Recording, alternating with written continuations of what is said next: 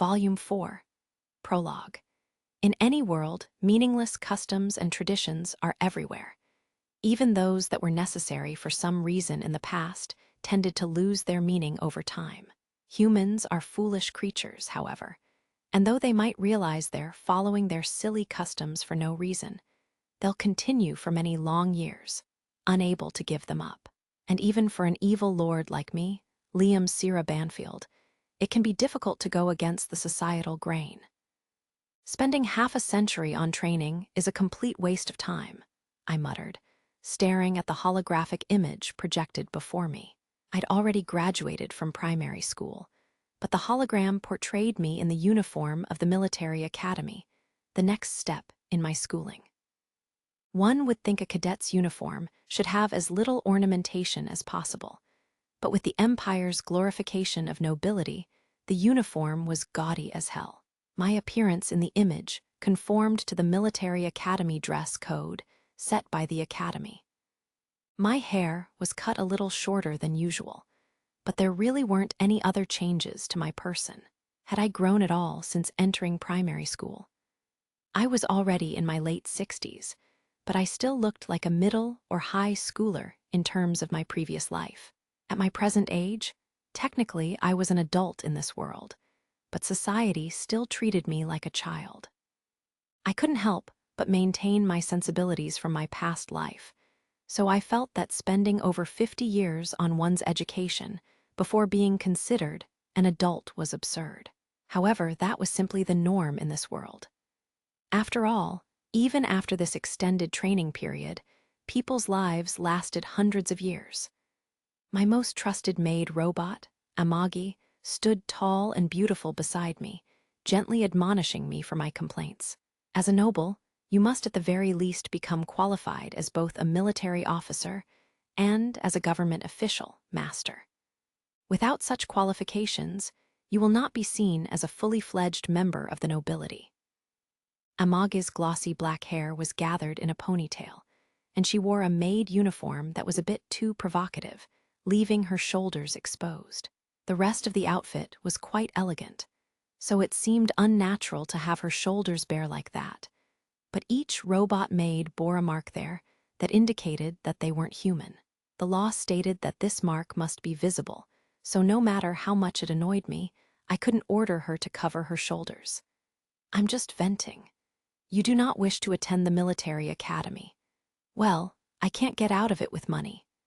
The worst part of my training would surely be my time serving in the military, when my life might actually be in danger. I would be stuck in the service for 6 years after graduating from the academy. Even nobility had to serve, and that meant the possibility of fighting battles and losing one's life. A harsh period awaited me there, one that apparently dominated the memories of most nobles who'd been through training. There were those who tried to worm their way out of it, but as Amagi stated, the Empire wouldn't accept you as a legitimate noble without going through military training. To me, though, throwing those who would never be expected to fight in the future due to their noble positions into the military was just stupid. Plus, actual career soldiers had to put up with spoiled noble brats in their ranks. However, money did tend to grease the wheels in this world. Anyway, how about we make some charitable contributions before my time in the military? Amagi, send the Imperial Army a message from House Banfield. Tell them to expect a generous donation this year. Also, if they have any equipment they're looking to get rid of, we'll buy it off them. The military was always upgrading its weaponry, replacing old equipment with new, so when they acquired updated tech, they sold their old hardware to the nobility. The military was always spending tons of money. However, there were plenty of times where their investments didn't bring returns, and their budgets were always getting cut, so they were always trying to make a little money back somehow. That was where nobles with deep pockets like me came in. The Imperial Army was ever eager to receive donations or sell their old equipment to the rich. If I happened to mention my military training when offering such financial assistance, they were sure to do whatever they could to make me comfortable during my time with them. Normally, nobles were expected to act as an upstanding example to everyone around them, so manipulation of that sort was frowned upon. But I was a villain, you see, so I would never hesitate to make use of whatever options and resources I had available to me. In fact, I preferred to use underhanded methods such as these. Amagi opened her mouth to say something, but checked herself and quickly moved to carry out my command. She only gave me a bit of a resigned look. As you wish, master. Money is everything in this world. With money, one can bend even morality to their will. If I have the means, I say why not enjoy my time in the military? Just as I was thinking to indulge in a loud, villainous laugh, someone arrived at my office's door, and Amagi gave them permission to enter. This was my mansion, my planet, and no one could stop me from enjoying my moment of gloating. But then Rosetta walked into the room. She asked, "Darling, have our uniforms for the military academy arrived? I must try mine on too." At the appearance of my beaming fiancé, I ended up spluttering instead of laughing. "Our Rosetta?" Her name was Rosetta Sere Claudia. The first feature that leapt out at you was her long, radiant blonde hair, which was styled into thick ringlets. With that blonde hair, her blue eyes, and a rather voluptuous figure for someone the same age as me, she was practically the ideal woman, as if she'd stepped right out of a painting. We'd met in primary school, and she was the first human woman I'd taken an interest in since my reincarnation. At first, she'd possessed a steel will and treated me coldly, as though I were completely beneath her notice. I became determined to break that will of hers, but by the time I managed to secure my engagement with her, she'd already fallen for me. It might sound odd for me to say this, but Rosetta was head over heels for me, and I had no idea why. If Rosetta had a tail, she'd probably be shaking it like crazy every time she was around me.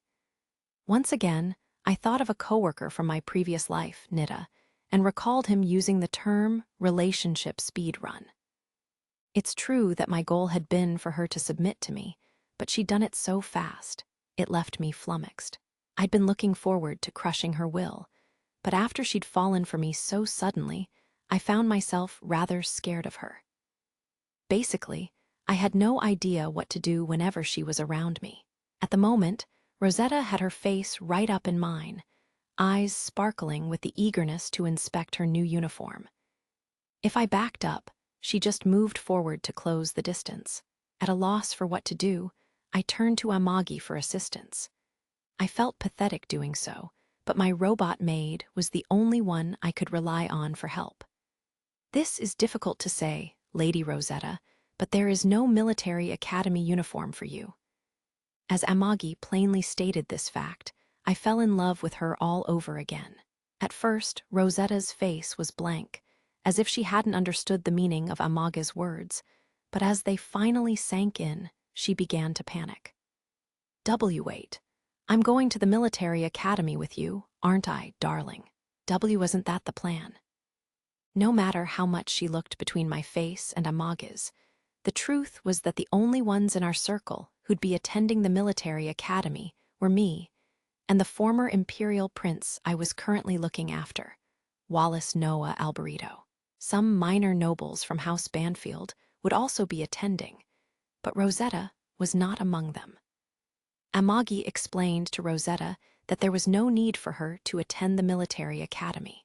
Master is the only one obligated to serve in the military. There are, of course, some couples who both serve, but that is not common. But I'd feel bad if only Darling had to attend.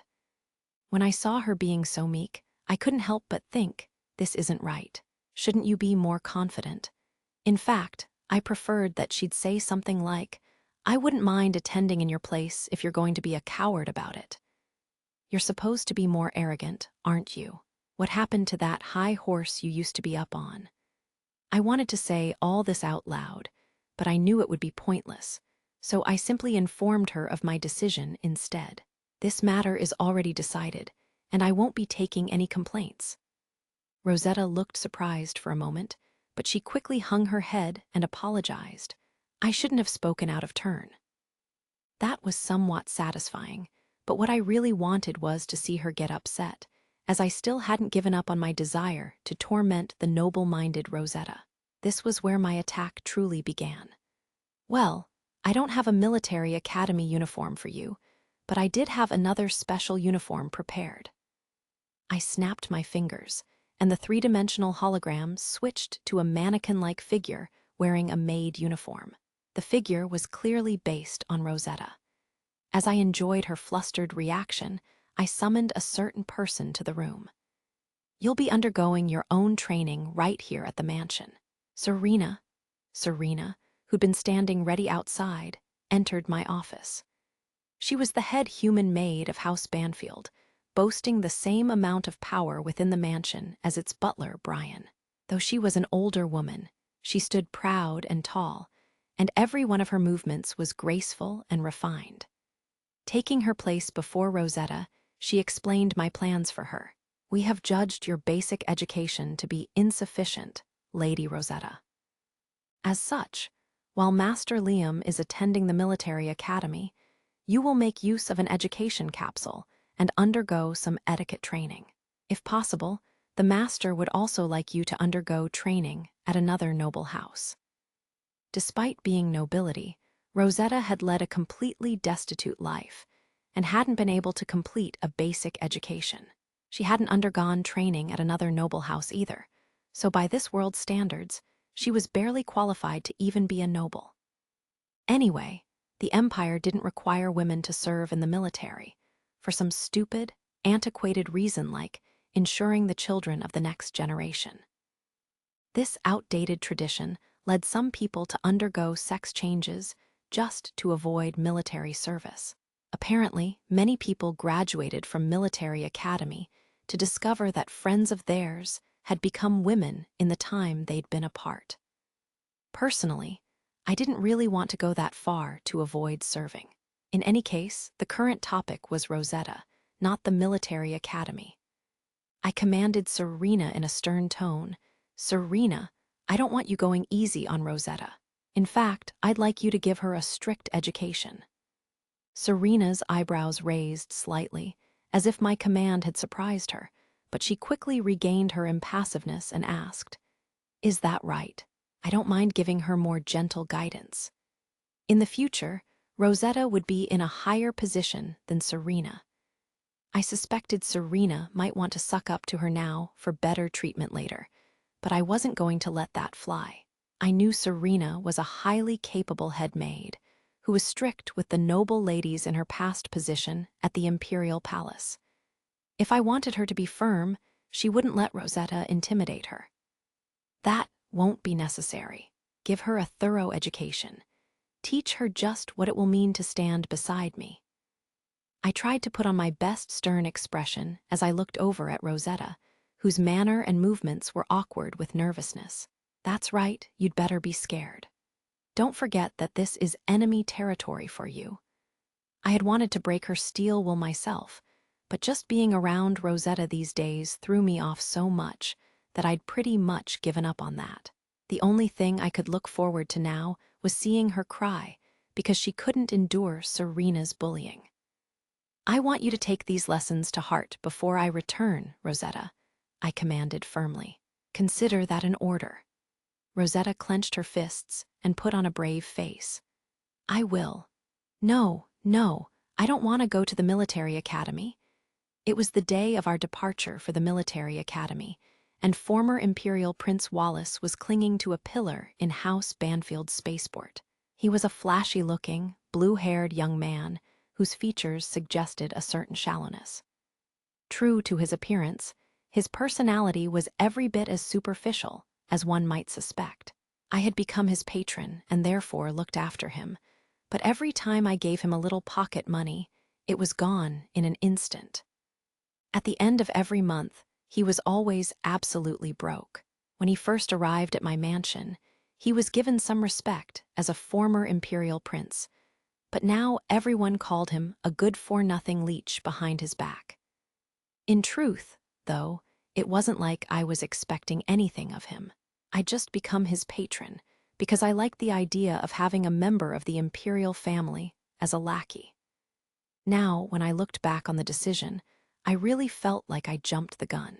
I couldn't just throw him out now that I'd taken him in, however, so I grabbed Wallace by the scruff of his neck and marched toward the ship.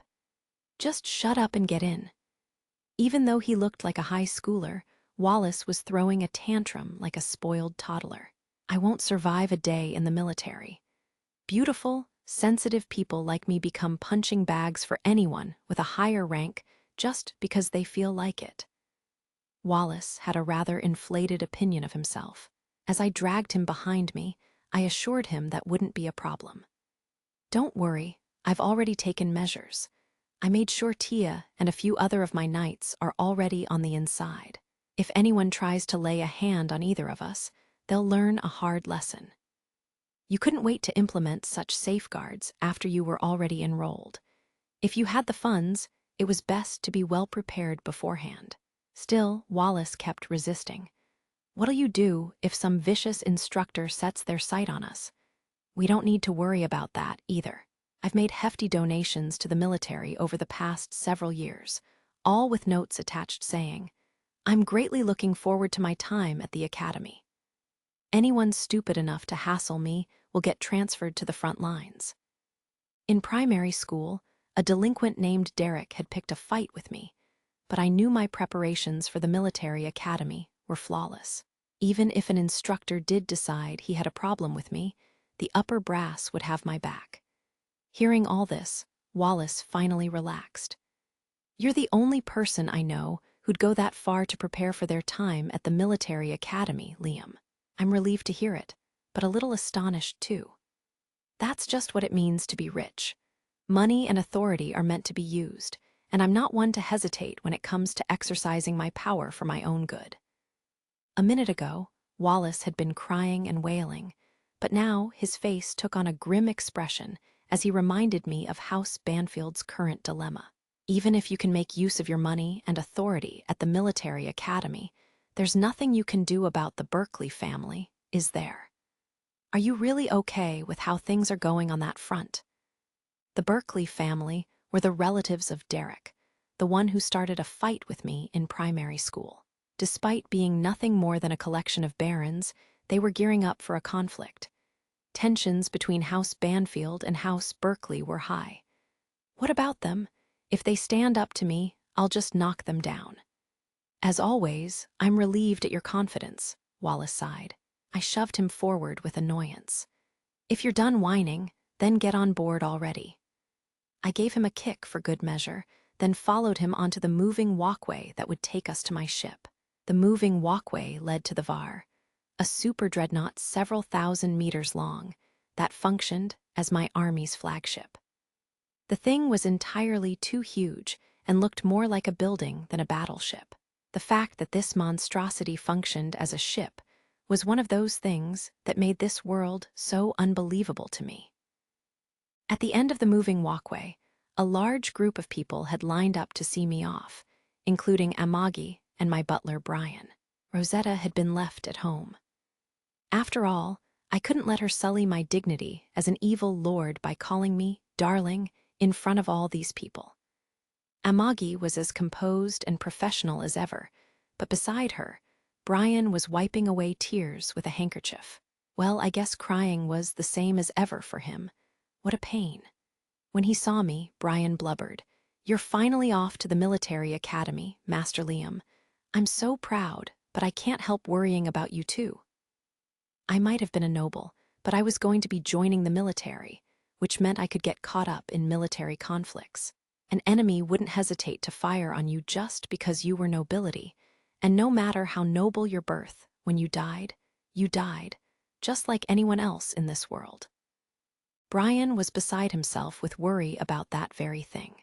To make things more dramatic, in his free hand, he clutched a framed picture of my great-grandfather. I wasn't the least bit happy, having a gray-haired old man crying over me this way. Cut it out already, and don't forget to keep an eye on Rosetta while I'm gone.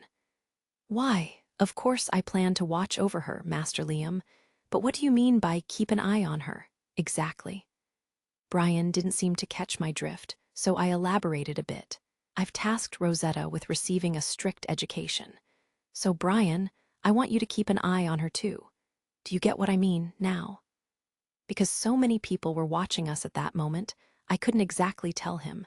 I want you to make sure Rosetta is thoroughly bullied. However, Brian had been by my side ever since I'd been reincarnated. He stood up straighter and nodded, finally understanding my meaning. Of course, sir. There were some areas that required improvement, but Brian was a fairly capable butler. He tended to get involved in strange things sometimes, but I enjoyed having subordinates I could rely on. Finally, I turned to Amagi. We'll be apart for a while again. I'll miss you. I took her hand. I didn't like leaving my territory, but the thing I hated most was not being able to see Amagi. She gave me a somewhat frustrated smile. You should save lines like that for your fiancé, Master. I too will be wishing for your safe return. Please take care of yourself. Don't worry. I'm sure some of this will be a pain, but a god of good fortune is always watching over me. I had to make sure to thank the unseen presence that I was sure still looked out for me, even now. While I talked with Amagi, Marie approached, no doubt to inform me that it was time to leave. Marie Marion, who would also be attending the military academy with Wallace and me, dropped to one knee and bowed her head. She was a female knight with striking lilac-colored hair, and she stood out even at House Banfield as a rather talented individual. She was probably just about as tough as Tia, who had some personality problems, but it was Marie's appearance that I valued most about her. She had an air to her like a sharp blade, and though she revealed some pathetic traits every once in a while, she was on the whole a very attractive female knight. I kept her at my side because it was only fitting for an evil lord to be served by beautiful women, after all. It's time, Lord Liam. Reluctant as I was to do it, I let go of Amagi's hand. Understood. Amagi, contact me right away if anything happens. As the crowd saw me off, I boarded the VAR. Because of the Empire's massive size, there were actually a number of military schools. But being the closest to the Imperial capital planet, the one known as the Imperial Military Academy was for the elite. Only those who had graduated primary school with the best grades, or the children of nobles who would carry the future of the Empire on their backs, were allowed to attend this particular institution. However, even a school such as this had its problem children. On the first day of class, cadets with questionable records were summoned to an indoor training facility. Among these was Marie.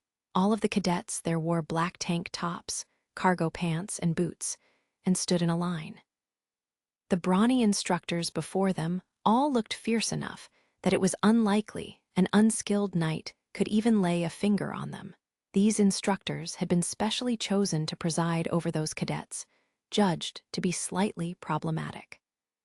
The fact that Marie and these other problem students were allowed to attend this elite academy at all was proof of their talents. Standing before the cadets, the voice of one of the instructors boomed out to them loudly, without the need of a megaphone. You kids with spots on your records aren't like the other cadets. Your training will be particularly rigorous, so you better be prepared to work your asses off if you want to earn the honor of serving in this military. The instructor zeroed in on Marie. Looks like we've already got somebody who thinks they're above the rules. Did you not read the regulations before you enlisted?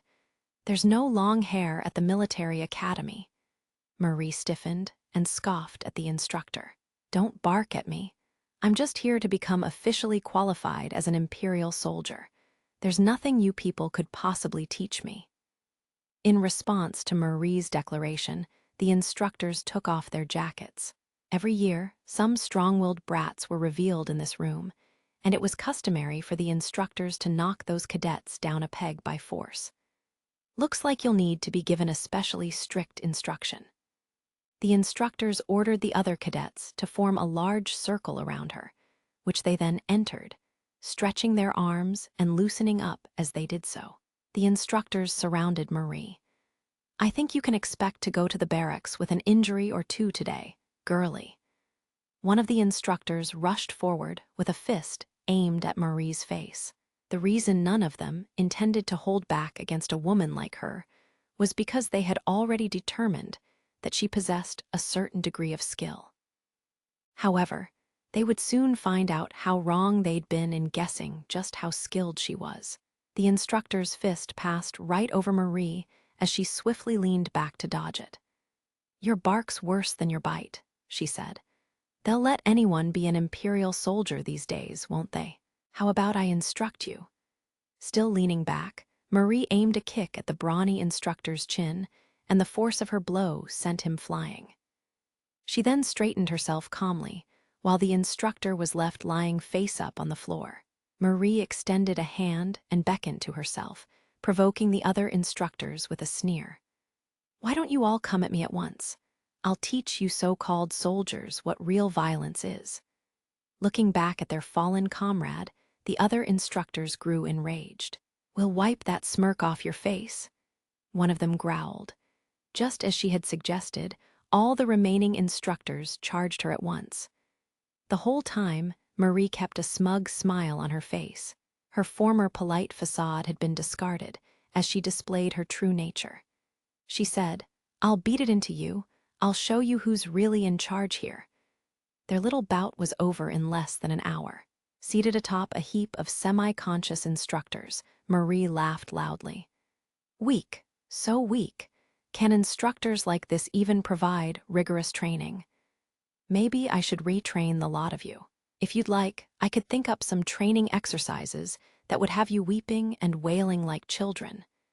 Marie looked down with scorn at the groaning instructors beneath her. "Honor, my ass. To me, what would be an honor is serving as House Banfield's. No, as Lord Liam's head knight. I have no loyalty to the Empire. All I have for the Empire is contempt." Marie despised the Empire that had betrayed her long ago. She was only attending the Imperial Military Academy in order to protect Liam, and to fulfill his desire to have Imperial knights for vassals. 2,000 years ago, Marie was an Imperial knight, but her qualifications were obsolete in the present age. In fact, her very identity had been erased from history, so she had to acquire all new qualifications in order to become an Imperial knight.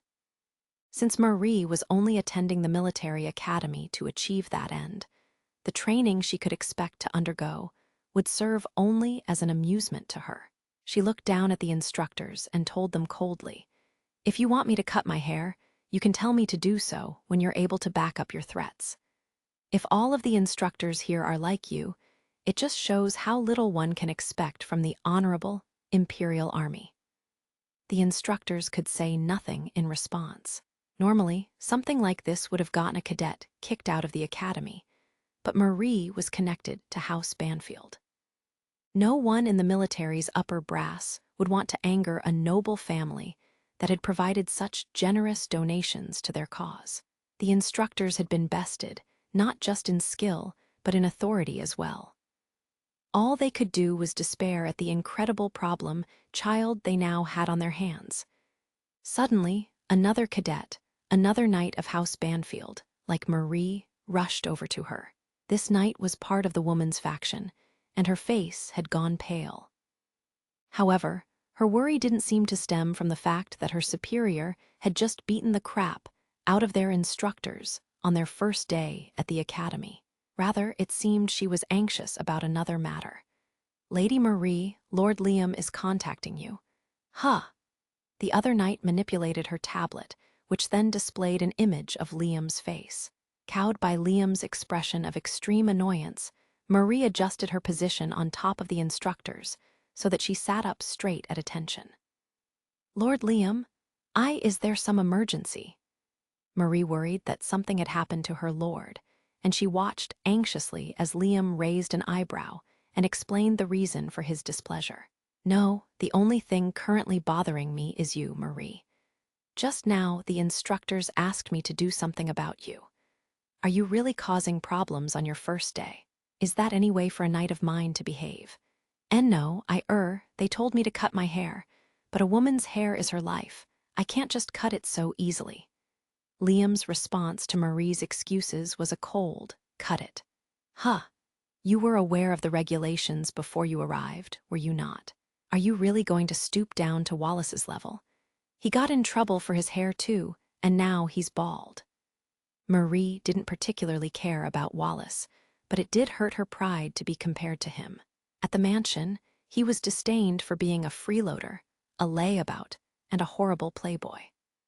Frankly, he had a lousy attitude about life, and Marie had seen Serena reprimanding him more than a few times. "I am not that bad, am I? Lord Liam, cut your hair, and don't cause any more trouble for me. Or are you saying I'm a fool for following regulations and cutting my own hair before I came here?" "Well, Marie?" Under Liam's glare, Marie hung her head.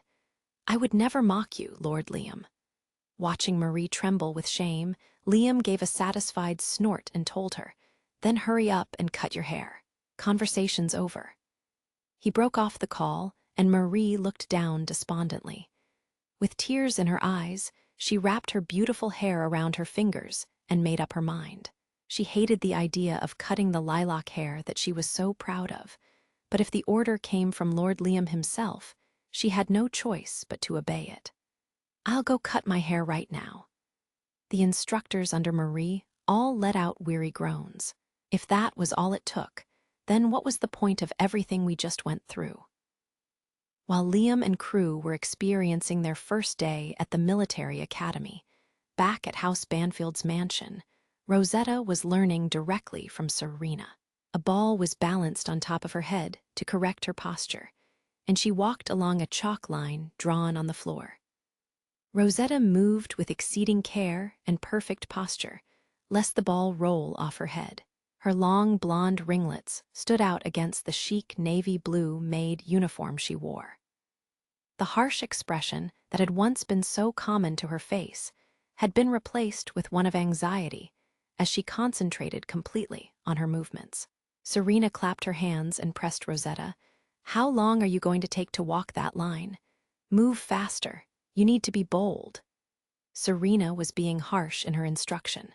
Rosetta would normally have stood above her in the mansion's hierarchy, but Liam had ordered the head maid to be strict, and she was honoring that order. Rosetta tried to move more quickly, and the ball promptly fell from her head. Watching it bounce off the floor, she started to cry. "I hate this." Serena just looked at her with utter exasperation. "How many times do I need to say this for you to understand? Rosetta, you must complete this training in order to become a wife worthy of Lord Liam." In the first place, Rosetta wasn't crying because of Serena's strict training. She had led an extremely painful life up until now, so she was easily able to bear Serena's harshness. What she couldn't bear was being apart from Liam. "I wanted to attend the military academy with Darling." That wasn't all. Rosetta hadn't even been allowed to see Liam off when he left. Or, to be more precise, she hadn't been able to see him off at all. "I can't believe Darling left while I was still in the education capsule. I couldn't even say goodbye." As Rosetta sobbed, Serena gave a little sigh and responded coolly, "There is no need for a future duchess to serve in the military. What you require right now, Rosetta, is the ability to manage a household. While Lord Liam tends to outside matters, someone has to run things here at the mansion, in his home territory. You do not need to wield a weapon to learn that role." If two people were to be married in the future, only one of them needed fulfill the obligation of serving time in the military. There were women who underwent a sex change in order to join the military, just as there were men who did the same and instead trained in domestic responsibilities. There were, of course, plenty of women who served in the military as they were, and thus the Imperial Army was made up of roughly 30% women.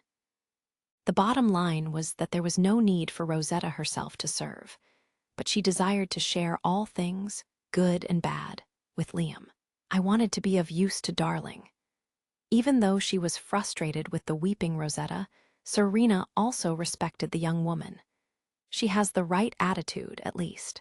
By the time she graduated from primary school, Rosetta's grades had risen to the low end of average. They had only expected her time in the education capsule to raise her grades to about mid-range average.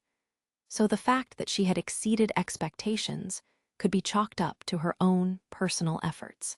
Serena actually rated Rosetta even more highly than that, but she was still troubled by the girl's less-than-refined personality.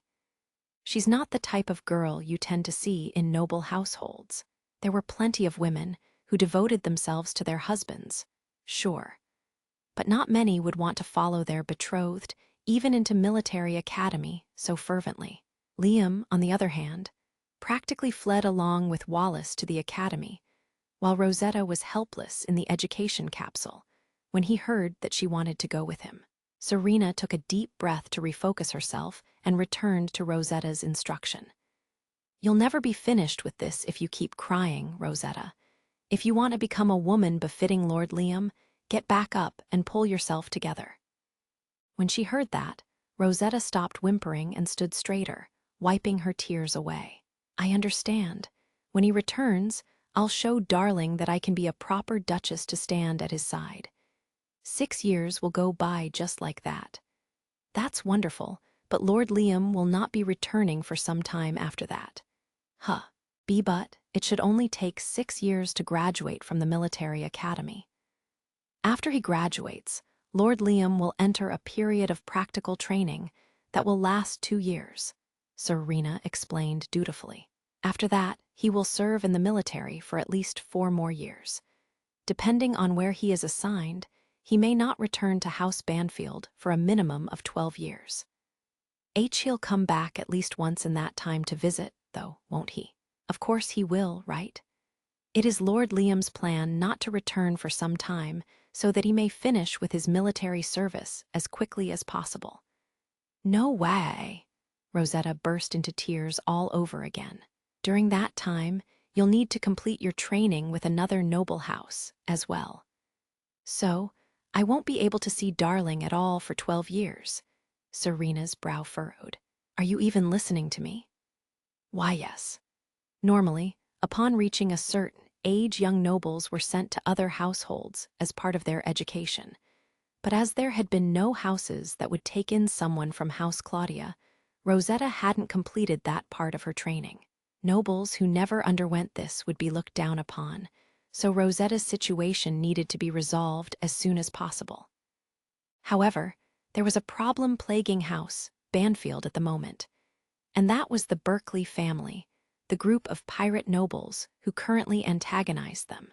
Serena thought to herself, while we're feuding with the Berkeley family, we'll have to choose where we send Lady Rosetta quite carefully. If they made the wrong choice in where to send her for training, something terrible might happen. If they unknowingly entrusted her to a house with ties to House Berkeley, she could be taken hostage. Lord Liam left Lady Rosetta at the mansion so she wouldn't prove a burden during his training, but leaving her here for the full 12 years makes for other problems. What do we do about this? Serena had much to think about regarding Rosetta's immediate future. Baron Berkeley's mansion was a grand building of extravagant design. Practically a city in itself, it spanned a wide area. In a large office almost too excessive for a baron, the boss of the Berkeley family, Casimilo, sat smoking a cigar. Blowing a plume of smoke from his mouth, he looked down at a man who cowered on the floor before him. This man was a noble who had opposed House Berkeley. Casimilo spoke to the noble in a mock tone of sadness. To not only speak poorly of other people, but directly interfere with House Berkeley, that's just not a nice thing to do. Casimilo's sons, who stood in attendance, smirked cruelly. Every one of the sons, who surrounded the man, on the floor, ruled over their own planets. As the Berkeley family was an organization made up of the baronies of Casimilo and his sons. Of course, his sons had only been able to become barons because Casimilo had parceled out his vast territory to them, so that they could appear as independent lords. In reality, however, Casimilo still stood at the top of their collective domains. In its entirety, their territory rivaled the domain of a duke, and therefore, Casimilo ruled over a vast number of planets, with over 100,000 ships at his command. In addition to all this, Casimilo also controlled a great many of the pirates spread throughout the empire. Small rogue bands and those pirates who made their way into Empire's territory from outside remained independent, but for the most part, the Empire's pirate population answered to the Berkeley family. Hence their moniker of pirate nobles. Many nobles had aligned themselves with Casimilo, but there were those who defied him as well, such as the man before him now. His face contorted with emotion, this man shouted at Casimilo, "Screw you! You were the one who sent all those pirates into my territory in the first place." Casimilo continued to smoke his cigar as he listened to the man's accusations. "Well, all you had to do was hand over what I wanted and walk away. Can't you understand the feelings of a man who wants to give one of his sons some independence?" Casimilo had obtained his vast domain by taking over the territories and peerage of other nobles to hand out to his sons, and the methods he utilized to achieve this were always forceful. "You'd kill my family just for that? Even destroy my house? You damn purrivate." The man jumped to his feet and lunged at Casimilo, but a number of his sons pulled out handguns and squeezed their triggers. The man dropped to the floor, a puddle of blood immediately spreading out around him. As his last act, though, he muttered the name of a noble who would stand against the Berkeley family. "Bastards, I hope House Banfield wipes out the whole lot of you." The noble expired, and Casimilo dropped his cigar, grinding it out under his heel. What a fool. He could have kept his life if he'd just done as we told him. "Does this mean I'm a baron now, Dad?" the son in question asked excitedly. Sure, of course. Just remember, though, I'll be the one managing your territory." Nevertheless, his son was elated to hear it. "Now I'm at the top of the family, too." Casimilo had no idea what this ecstatic son's name was, or where he stood among his many brothers in terms of age. He only made his sons barons because he figured he wouldn't have to worry as much about being betrayed, as opposed to making barons out of those who had no blood relation. He'd never had any love for his children and saw them merely as subordinates. Having now been assured of this particular son's independence and loyalty, Casimilo went on to consider the next order of business. "Now we're running low on elixirs. We need to squeeze a planet to replenish our supplies, but where would be a good location?" "I know a place," one of his sons spoke up. "There's this girl I've been going after, but her family said they wouldn't give her to a pirate noble. I've been wanting to get back at them for that." Elixirs were miraculous medicinal solutions, able to cure virtually any illness or injury. They were exceedingly rare and expensive items, and therefore difficult to come by. However, the Berkeley family was in possession of a means of mass-producing such elixirs. The so-called planetary development device. It was an ancient technology, originally used to revitalize ruined planets. But if misused, it could instead turn planets abundant with life into empty husks. In that scenario, elixirs were the byproduct of the process, synthesized from the massive loss of life on these destroyed planets. As the lanky son who had made this request stood there fiddling with his long hair, Casimilo easily made the decision to ruin an entire planet, thus killing off all its people and animal life, just to obtain some elixirs. "Well, if we wipe them all out, it won't exactly matter what they think, will it? See to it." "I will. I can keep the girl, though, right?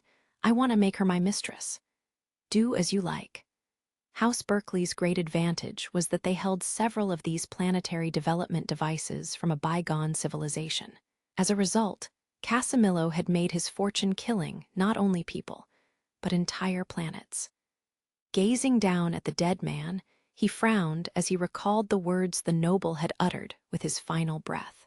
"Last but not least, what's going on with House Banfield right now?" The Berkeley family wielded great power in the Empire, and yet there was someone willing to go up against them. That someone was Liam Sierra Banfield. Casimilo's sons exchanged glances, hesitant to report what information they had. Seeing this, Casimilo pressed them. "Tell me."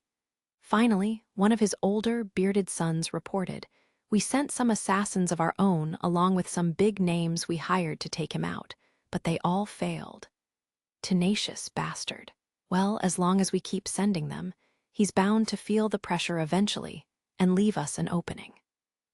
Outwardly, Casimilo appeared to take this report calmly, but one of his more perceptive sons knew he was actually more than aggravated by the news and stepped forward to suggest a change of plan. "Dad, that Liam prick's in the military academy now. I don't think the Imperial Army will appreciate it if we send any assassins after him there." Casimilo knew this already, but his pride had been wounded, and he felt he needed to make a show of force for that very reason. "And you want us to just sit back and wait years for him to complete his training? Listen up. Nobility is a business founded on reputation. Always has been. This punk takes us lightly, and you want us to just do nothing about it." Another of his sons suggested a different mode of attack. "Dad, House Banfield's in debt. I hear it's a pretty big amount, too." Before Liam's birth, House Banfield had been a poor, tiny territory out in the boonies, teetering on the verge of collapse, and it likely still was. No matter how much better Liam might have made things, surely they would still have a vast amount of debt on their shoulders. The debt his predecessors left him with? What of it? "He's borrowed from some companies where we have people behind the scenes. Why don't we make some persuasive suggestions that they collect on those debts right away?" Casimilo wasn't sure about this suggestion. He happened to know that Liam had been steadily repaying his debts. If the companies were involved with collect aggressively from this kid, who's diligently making his payments, we'll only lose trust with other clients. House Berkeley had their hands in a number of money-lending businesses, both for the profit and to get dirt on other houses. The money they made from this was nothing to sneeze at. And if the businesses lost clients because of a downturn in reputation, that would lead to significant losses to their profits. On the other hand, if they kept sending assassins after Liam and those assassins continued to fail, more and more houses would look down on the Berkeley family. "We'll just have to prepare ourselves for some losses if we want to crush that damned kid." In direct contrast to House Berkeley, Liam had been making a name for himself by destroying pirates left and right. Casimilo knew that one day it was inevitable he would have to face off against this noble with a reputation as a pirate hunter. "If I don't take him down now, I'll be the one in trouble in the future if he becomes even more prominent." Plenty of nobles resented House Berkeley, but had thus they far not opposed him. However, if they joined forces with Liam once he himself was a fully fledged noble, Casimilo would have a huge problem on his hands. Yes, he definitely wanted this taken care of before Liam finished with his education. "Very well. Spread a rumor that House Banfield is on the verge of collapse and won't be able to pay off the remainder of their debts." Hearing this, all the other moneylenders he's borrowed from should rush to collect as well.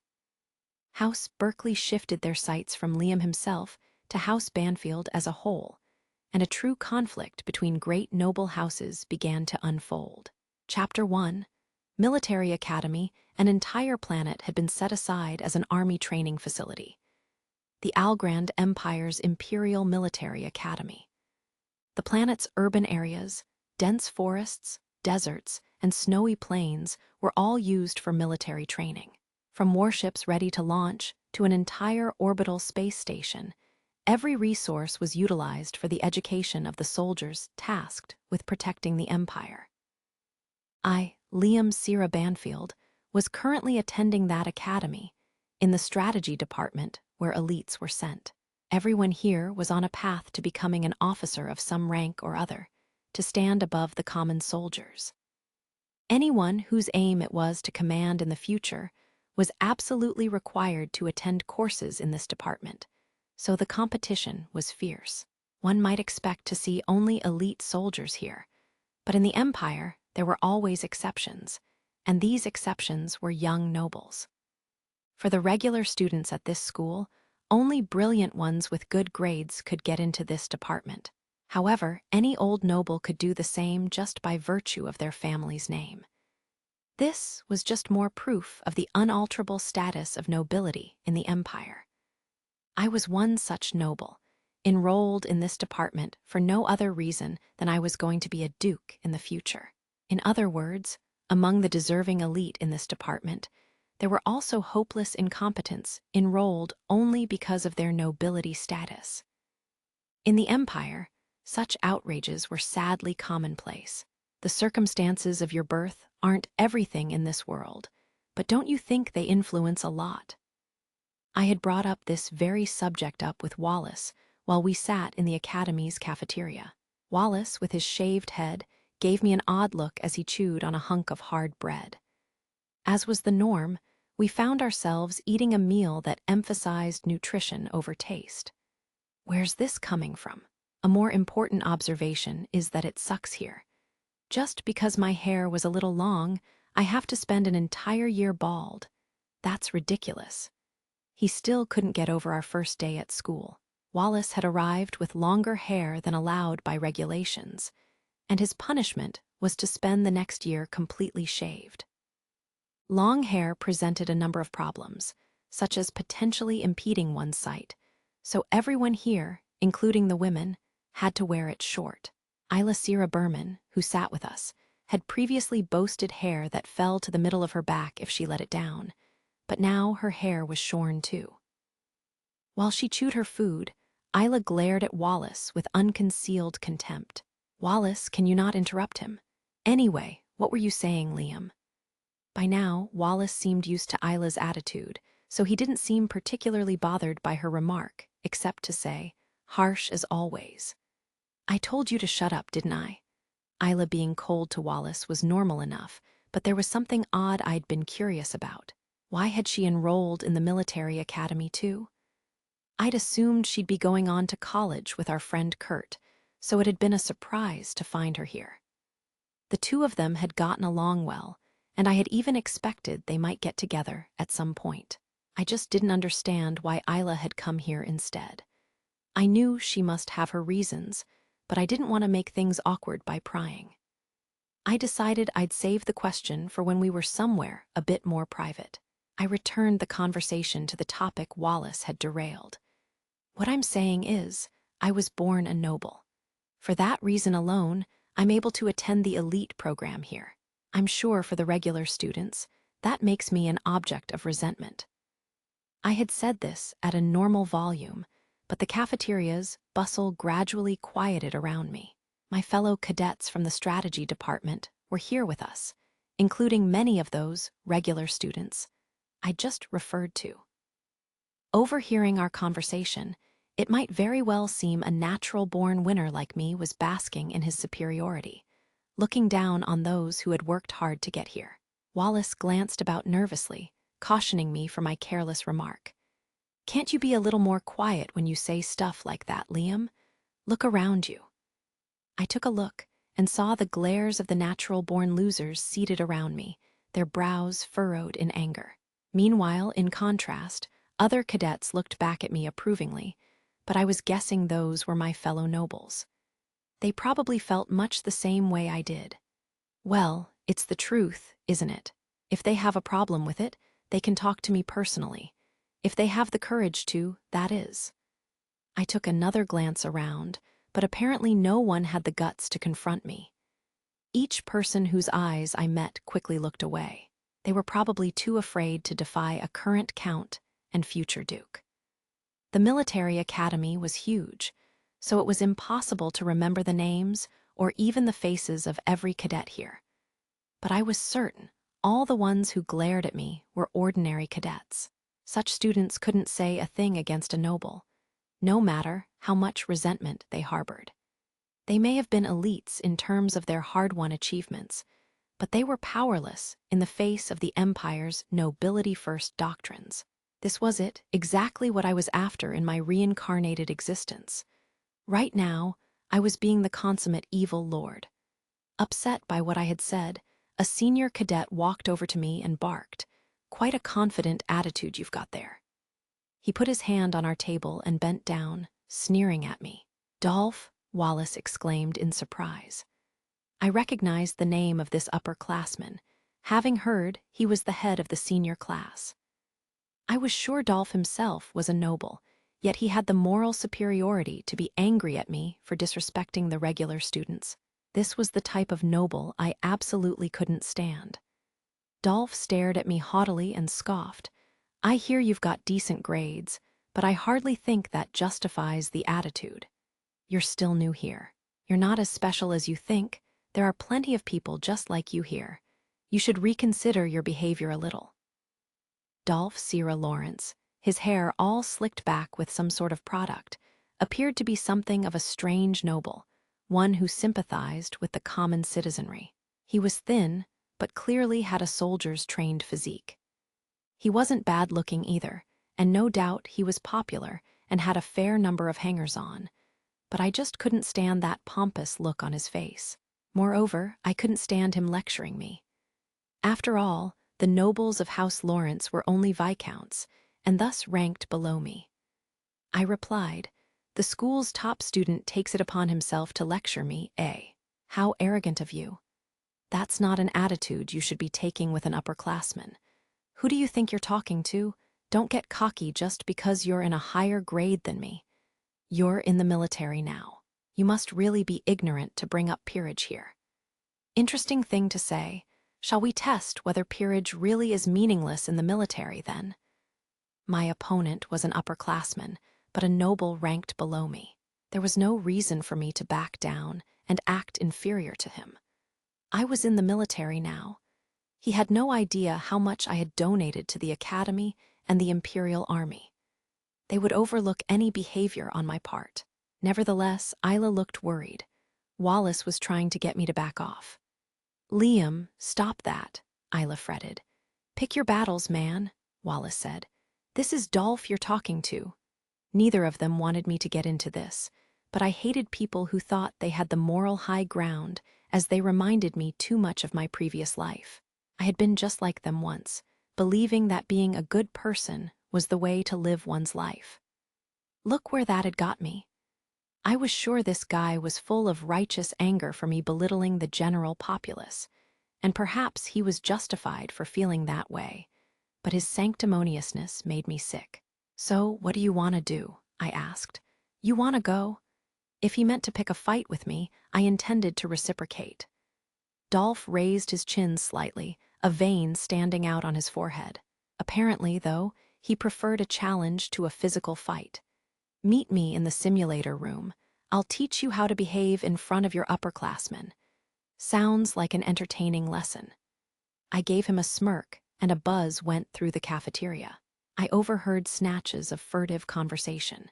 "Hey, Liam and Dolph are gonna go at it in the simulator. Those two. That'll be a good show." The excitement swept through the cafeteria, but Wallace only held his head in his hands. "Liam, why are you so?" With a resigned look on her face, Isla sighed. "You really don't change, do you?" Isla had known me since our time training at another noble house, so it came as no surprise to her that I wouldn't back down.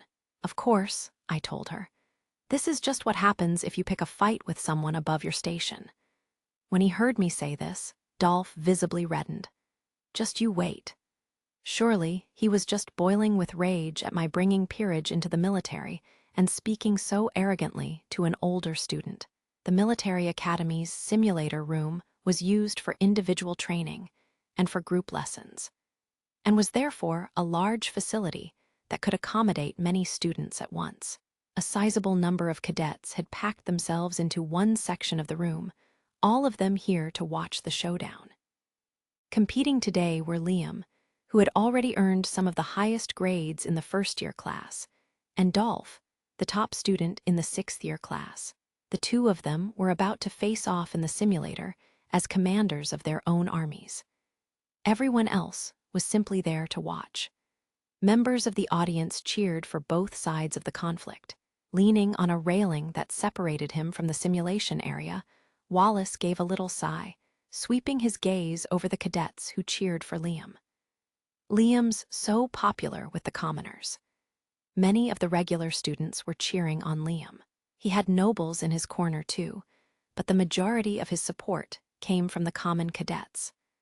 On the other side, numerous nobles who didn't care for Liam were cheering for Dolph. Standing next to Wallace, Isla commented as if this was totally obvious. Dolph's a typical noble's first type. He thinks your birth means everything and commoners are just tools to be used. There's no way he and Liam would get along. Dolph was the second son of House Lawrence, a noble from birth.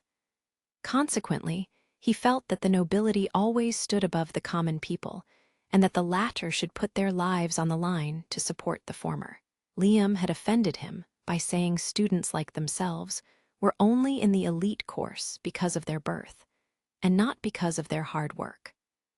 Wallace recalled shady rumors he'd heard about Dolph since arriving at the military academy. It's true Dolph is talented, but I've heard he uses dirty tactics too. I hope this doesn't get ugly.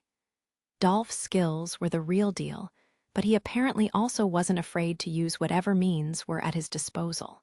This left Wallace worried for Liam. After all, they'd only just started school here, and he was up against a senior. The 5 years of experience Dolph had over Liam might not have seemed like much, but it could make all the difference. Despite Liam's talents, his opponent had held the top spot for his grade through his whole time at the military academy. Wallace couldn't imagine this would be an easy contest for his friend. Though his top student, status isn't without suspicion. There were rumors that Dolph was only at the top of his grade because he went around thwarting the competition. Some even said he'd get students expelled on false charges if they seemed like potential rivals, and that he partnered with dangerous people, and had the families of rivals taken hostage to force them to drop out. Allegedly, he collected dirt on people and forced them to intentionally get lower on their written and practical tests. Liam's moral fiber is impressive if he's picking fights with guys who don't care what they have to do to win, Wallace said. Even if Liam tended to say nasty things, Wallace felt his friend had a very keen sense of right and wrong, plus the skill to back up his principles. "Why don't you try learning from him a little?" Isla said to him coldly. "You know you're only in the strategy department because of all of his donations, don't you?" I know that. What about you, though? Did you get in purely based on skill?" "Don't lump me in with you. The instructor said I barely passed." "Barely, eh? Well, that's better than you." It was well known in the academy that Liam had gotten into the strategy department on merit, whereas Wallace had been told by the instructors that his grades wouldn't normally qualify him. He was admonished to follow Liam's example, proving to him that Liam had gotten in on his own skill. In other words, the regular cadets knew that while Liam was a noble, he had been accepted on his own merits, and on top of that, he seemed to have complaints about other nobles. At the military academy, Liam was a beacon of hope for ordinary students and a nuisance to the nobles. When the simulators started up, everything around those in attendance went dark.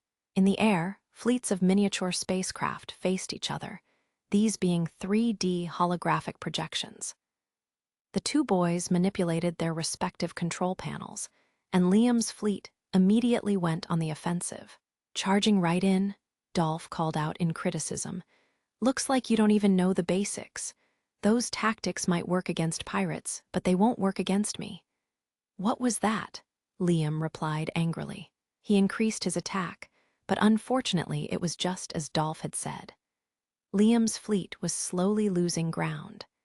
"If all you can do is charge forward like a wild boar, you're no match for me. Your formations suck too. You're not utilizing your fleet properly. If this is all you're capable of, you must have been fighting some really weak pirates to earn those medals of yours." In the simulator, a participant was able to customize their fleet. You weren't shown your opponent's fleet before combat began, so it was considered part of the training to predict what your opponent would come up with.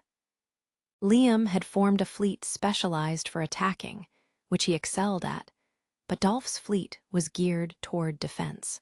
The situation was disadvantageous for Liam, and it made seem like Dolph had seen through Liam's strategy from the beginning.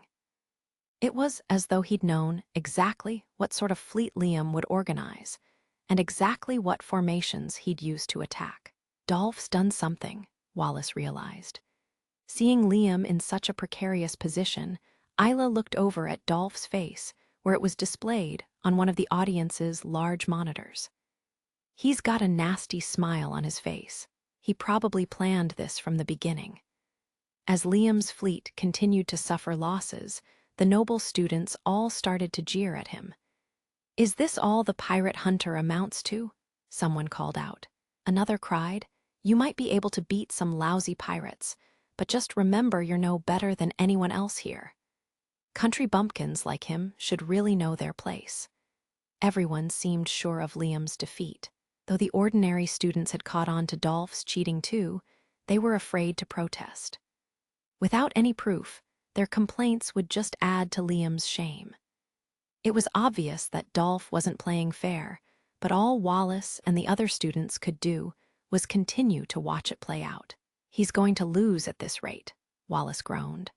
The number of Liam's forces had been depleted significantly. Isla was also sure he would lose. He can't turn this around, can he? The situation was so bad for Liam that even his friends had written off his chances, and so had all the regular students. Meanwhile, a figure watched over the battle, standing upside down on the ceiling.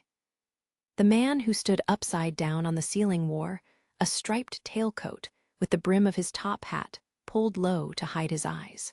Only his mouth was visible, curved in a smile. "I see that things have gotten interesting while I was stocking up on power at the capital planet." The guide watched over Liam and Dolph's confrontation. Having been thoroughly tortured by Liam in the past, he had been resting up in the imperial capital, feeding on despair to replenish his strength. He'd since gained back a bit of his depleted power, so he had come to check in on Liam. When he was this close to Liam, however, the boy's feelings of gratitude caused him pain.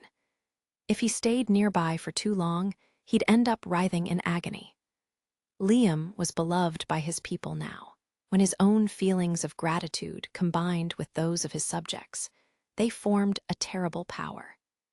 The guide could no longer ignore the power Liam was gaining, but it would be difficult now for him to make Liam unhappy by himself. That was why he was visiting at this moment. He wanted to see if he could come up with any fresh ideas to take Liam down, and as he watched Dolph, he hit upon one. The guide slowly descended from the ceiling, then moved toward Dolph. None of the students in attendance could perceive the mysterious figure as he walked past them and stood next to Dolph, who wore an ugly smile on his face, secure in his imminent victory. "This boy has plunged quite a few people into despair. Just my type."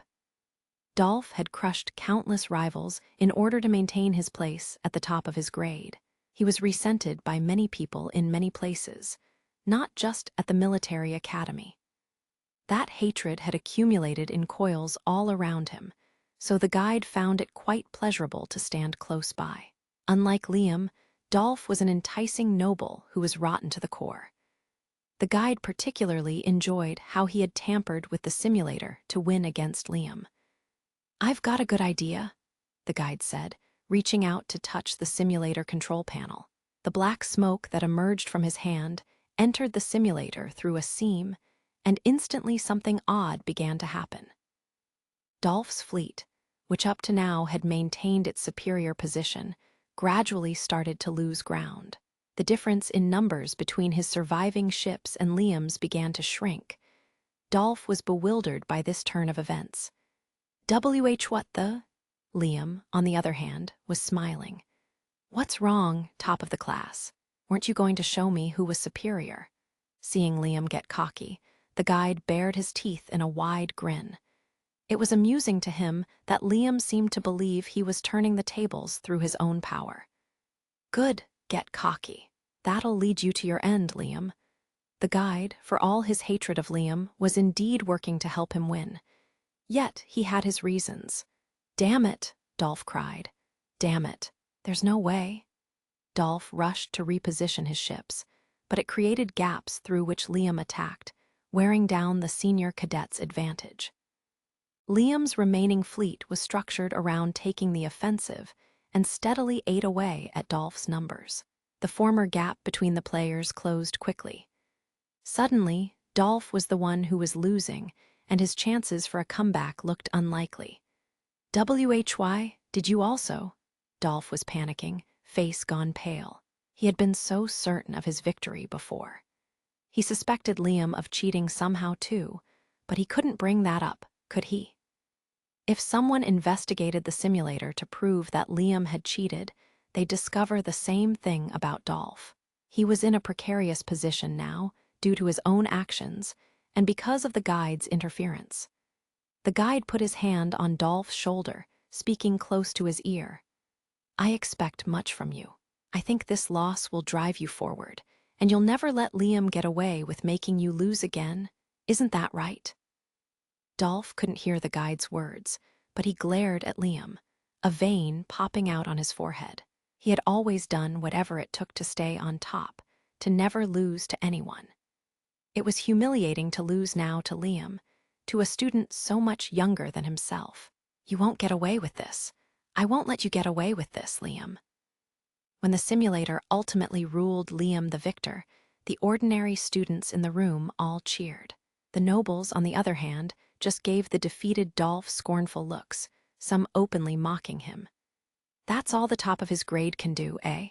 That's all a coward like him is capable of. Even while cheating, he couldn't beat Liam, huh?" It was all so humiliating, but the words that stung the most came from his opponent, Liam. Victorious, Liam spoke down to Dolph as if it was only natural that he had triumphed. "This is what happens when all you know is the simulator. You should experience real war sometime. I can teach you whatever you want, as your upperclassman in life, Cadet Dolph." Watching Liam gloat so mercilessly, the guide nodded in satisfaction. Dolph, on the other hand, was glaring at Liam with an incredible scowl on his face. "You bastard," he growled. The guide chuckled to himself. "That's right, let your hatred for Liam grow. Eventually, you'll take him down. I'll prepare the battlefield myself." The guide reflected on the previous short-sighted attempts he'd made against Liam when he'd been preoccupied with the pain the boy caused him. Rather than expend a great deal of energy trying to take Liam down himself, the guide decided to carefully orchestrate his demise. For now, he wanted to let Liam get a little full of himself, which was sure to cause the boy to let his guard down. When everything was in place and the right time came, he would get rid of Liam in one fell swoop. "Let that head of yours get bigger, Liam. I look forward to seeing your face when you lose everything." Just like that, the guide sank into the floor, vanishing. Dolph was left behind, grinding his teeth and glaring at Liam. "Just remember this," he snarled, "because I'm not gonna be forgetting today anytime soon." This was the moment when yet another person began despising Liam with all his heart. The day after he defeated Dolph in the simulator, Liam was surrounded by nobles in the strategy department's lecture hall. They'd all hated him until the day before, but they'd done an about-face and now tried to cozy up to him. That was real impressive, Liam. A senior, and Dolph no less, the top of the class. Just goes to show what someone who's seen real combat can do. The other students sang Liam's praises, and Liam didn't exactly disapprove. "Oh, I'm not that great. It's just that he was weak." No matter how humble he tried to appear, the nobles around Liam continued to compliment him. It was undisguised flattery. Watching the scene from a distance, Wallace grew fed up with these nobles who had so quickly changed their tune. They just want to cling to whoever's the strongest. Oh, what a fantastically honest bunch. Isla, also watching from afar, was just as exasperated as Wallace, but for her own reasons glared at the cadets closest to Liam. One of them put a hand on Liam's shoulder, and Isla's features contorted into something fearsome. "Damn adulterers, trying to get close to Liam." Wallace turned from the enraged Isla and checked on the regular students instead. They were all glowering at the nobles, bitter expressions on their faces. He figured they were probably just as disgusted with the nobles' change of attitude as he was. Just yesterday, They were making fun of him for being from the sticks. But now they've totally changed their tunes. Nobles that had been ignoring Liam before were now fawning all over him after his victory over Dolph. Wallace sighed. Reminds me of primary school. When he muttered this, Isla clasped her hands together beside him and reminisced aloud about her cherished memories. Things were so nice in primary school. Liam and Kurt got along so well, and they went everywhere together. I was so happy watching them. I can't believe Kurt had to go away to college first since he decided to become a soldier. It just sucks that they're apart now. Wallace noticed that there was no mention of him in all her reminiscing. Wait a second, I hung out with them too. Actually, they dragged me around everywhere and put me through a lot. Sorry, I don't remember that. Are you sure you graduated from primary school, Wallace? I did. I was there the whole time with you, including graduation. After primary school, Kurt had gone on to college because he was Baron Exner's heir. As a military family, they held off on attending military academy until the final stage of their education. From primary school, they advanced to college to become qualified as government officials. And then, after graduating from the military academy, they would simply remain in the military. It was more efficient and tailored to their futures. So, Kurt had left with a heavy heart to walk a different path than his companion. Isla thought, poor Kurt was so down when he realized he'd have to part with Liam, wasn't he? Kurt really had been dejected when he'd learned that Liam planned to attend the military academy first. She sighed. It would have been so fun if Kurt were here too. I could take or leave, Wallace. Hey, I don't want to be in the military, you know. I just came with Liam 'cause I had no other choice, since he said he wanted to get this over with. They both looked back at Liam, still being fawned over. He seemed to be enjoying himself, but the two of them felt a bit neglected at the sight. It's 10 years too soon for someone with no real combat experience to beat me, Liam said to the nobles gathered around him. Dolph chose the wrong person to go up against. The young nobles weren't quite sure what to say to that. Lives were long in this world, so the notion that Dolph would catch up to Liam in only 10 years' time seemed surprising. 10 years? Just 10 years? That's pretty fast. Isla laughed. He's cocky, but he keeps realistic expectations when it comes to his enemy's abilities. It's just like Liam. Wallace shrugged, but smiled with relief that things were as they should be. Liam will be Liam, I suppose. Then, into the lecture hall strode Marie, her long hair cut short. A stir went through the boys at the sudden appearance of such a beautiful woman, but the woman in question paid them no mind, pushing through the people surrounding Liam as if they weren't even there. Lord Liam, I just heard, Marie exclaimed in her sweetest voice, eyes sparkling as she stood before him with her hands clasped. Marie, Liam said stiffly, to acknowledge her. Not noticing his obvious displeasure, Marie began to passionately recount what she'd heard about his victory. To defeat a senior in a simulator battle. Of course, I wouldn't expect anything less, Lord Liam. I was so devastated that I couldn't witness your gallant battle myself that I ended up taking out my frustration on the instructors a bit. If you had just called for me, I would have been there as fast as I could. Hearing Marie admit her antics, both Wallace and Isla sighed deeply. Liam's sure got some eccentric nights, Wallace said. Taking out her frustrations on the instructors, that can't be good. It just makes it worse when you know how talented these knights are too. Liam looked unamused by Marie's sudden appearance and effusive praise. He knew she should be in another class. Oh yeah, that's too bad, Marie. Now why don't you hurry back to class? No, please let me extol your virtues a little longer, Lord Liam. I won't be satisfied until everyone around you knows just how wonderful you are. Marie's eyes were wild as she praised Liam so fervently that even the people hoping to become his lackeys were a little put off by it. After all, it should be common knowledge that you're incredible, Lord Liam. It's simple fact. Watching Marie gush this way, Wallace murmured, Yup, reminds me of our time in primary school. I liked a good yes man. My favorite kind of person was the one who was like a loyal dog, who would sing my praises no matter what I did. When Marie praised me to high heaven the way she did, though, I couldn't help but think that no, this isn't quite it. Marie had worked herself into a complete frenzy, her eyes glassy as she said things like, "You're a perfect being, Lord Liam." This was going so far that it was just creepy. My head knight Tia was just as bad. I could trip and fall flat on my face, and she'd probably say, "An exemplary show of grace, Lord Liam." It became so ridiculous that it began to sound to me like mockery. No matter how much they praised me, it just felt so pointless. "You're a truly amazing person, Lord Liam."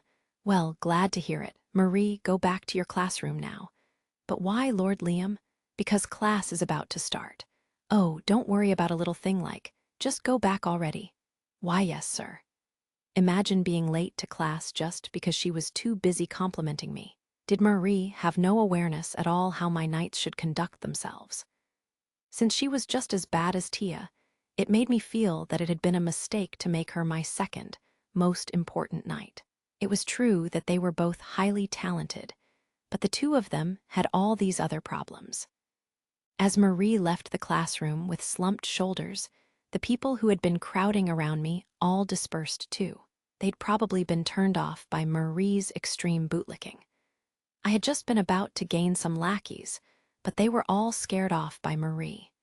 She really did seem to be more trouble than she was worth. She didn't know how to keep her sycophancy to a reasonable level and made me look foolish as a result. My good mood from earlier was totally ruined now. One of the cadets who had been crowding around Liam slipped out of the lecture hall nervously, as if fleeing. He was heading down the hallway when Marie, who was hiding around a nearby corner, called out to him. "Class is about to start, you know. Where do you think you're going?" The cadet's eyes went wide, and he pulled a knife from his pocket, lunging with it toward Marie. She grabbed his arm and quickly threw him to the floor, pinning him down. "And what were you planning to do with that knife, Want to tell me? Who ordered you to do what, exactly?" Well, spill it, let me go." The cadet struggled against her, so Marie grabbed one of his fingers and bent it back, a sunny smile on her face. "Ah!" Marie clucked her tongue, unimpressed by the student's attempt at stifling a scream. "Barely more than an amateur. Why did you get close to Lord Liam?" She broke another finger of his, but the cadet still didn't answer. He was continuing to struggle, trying to get away, when a man in black slowly began to rise from the floor. Marie wasn't surprised by this newcomer's appearance, but the cadet was clearly shaken by it. The man who had emerged from the floor was Cucury, the head of an organization that handled House Banfield's less savory business. His body was wrapped in a black cloak, and his face was covered by a mask. It was his job to protect Liam from the shadows, and he possessed an incredibly ominous aura. His voice was low, and he chuckled as he looked upon Marie and the cadet.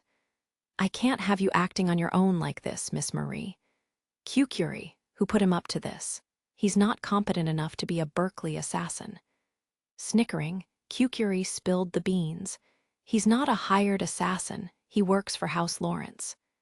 Hearing this, Marie snapped the bone in another one of the cadet's fingers. "Ah, Dolph, eh?" The disguised student's face twisted in agony. On top of the pain, he hadn't been able to hide his distress when his employer's name was revealed. Amused by the young man's reactions, Cucury shared the rest of the information he knew about him. Yes, this person was sent to the academy with a fake identity. His entire background is fabricated. He's one of the operatives planted here to help Dolph maintain his position as top student. I see. The phony student's main role was to collect information for Dolph to exploit and to spread rumors for his benefit. The man appeared to be involved in more violent business as well. But from Marie's and Cucury's perspectives, his abilities were sorely lacking. Cucury had purposely allowed him to remain free up to now, so the man was irritated that Marie had taken it upon herself to apprehend him. You know, I was observing this one to find out just what sort of information he was collecting on Master Liam. He approached Lord Liam with ill intent. For that alone, he deserves death, does he not? Kukuri shrugged. He agreed in part, but still disapproved of the interference in his job. I understand what you mean, but as I said, he isn't a professional assassin, so I was leaving him alone for the time being. There's no going back now, though. Let's reveal his identity and hand him over to the military. Oh, you don't want to kill him? Well, we could, but then Dolph's misdeeds might never come to light. We'll always have the option to kill him later. Marie released the man, and Kukuri took hold of him instead, pinning his arms behind his back. Together, they began to sink into the floor. Terrified by this mysterious process, the man tried to scream, but Kukuri covered his mouth so he couldn't call for help. Marie watched until no trace was left of them, then finally headed on toward her own classroom. Lord Liam has plenty of enemies here too, she mused. At the military academy, Marie and Kukuri took care of all of the assassins that dared to get close to Liam. A few weeks later, Dolph was in an enraged state. While Liam had gained followers, Dolph had lost his.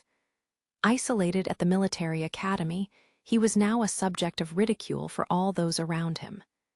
Damn it, how dare they treat me like this? He fumed. This is all because of my incompetent men. By this time, all of the operatives Dolph had snuck into the academy had been caught. They were immediately expelled, and naturally, there had been calls for Dolph to take responsibility for their actions as well.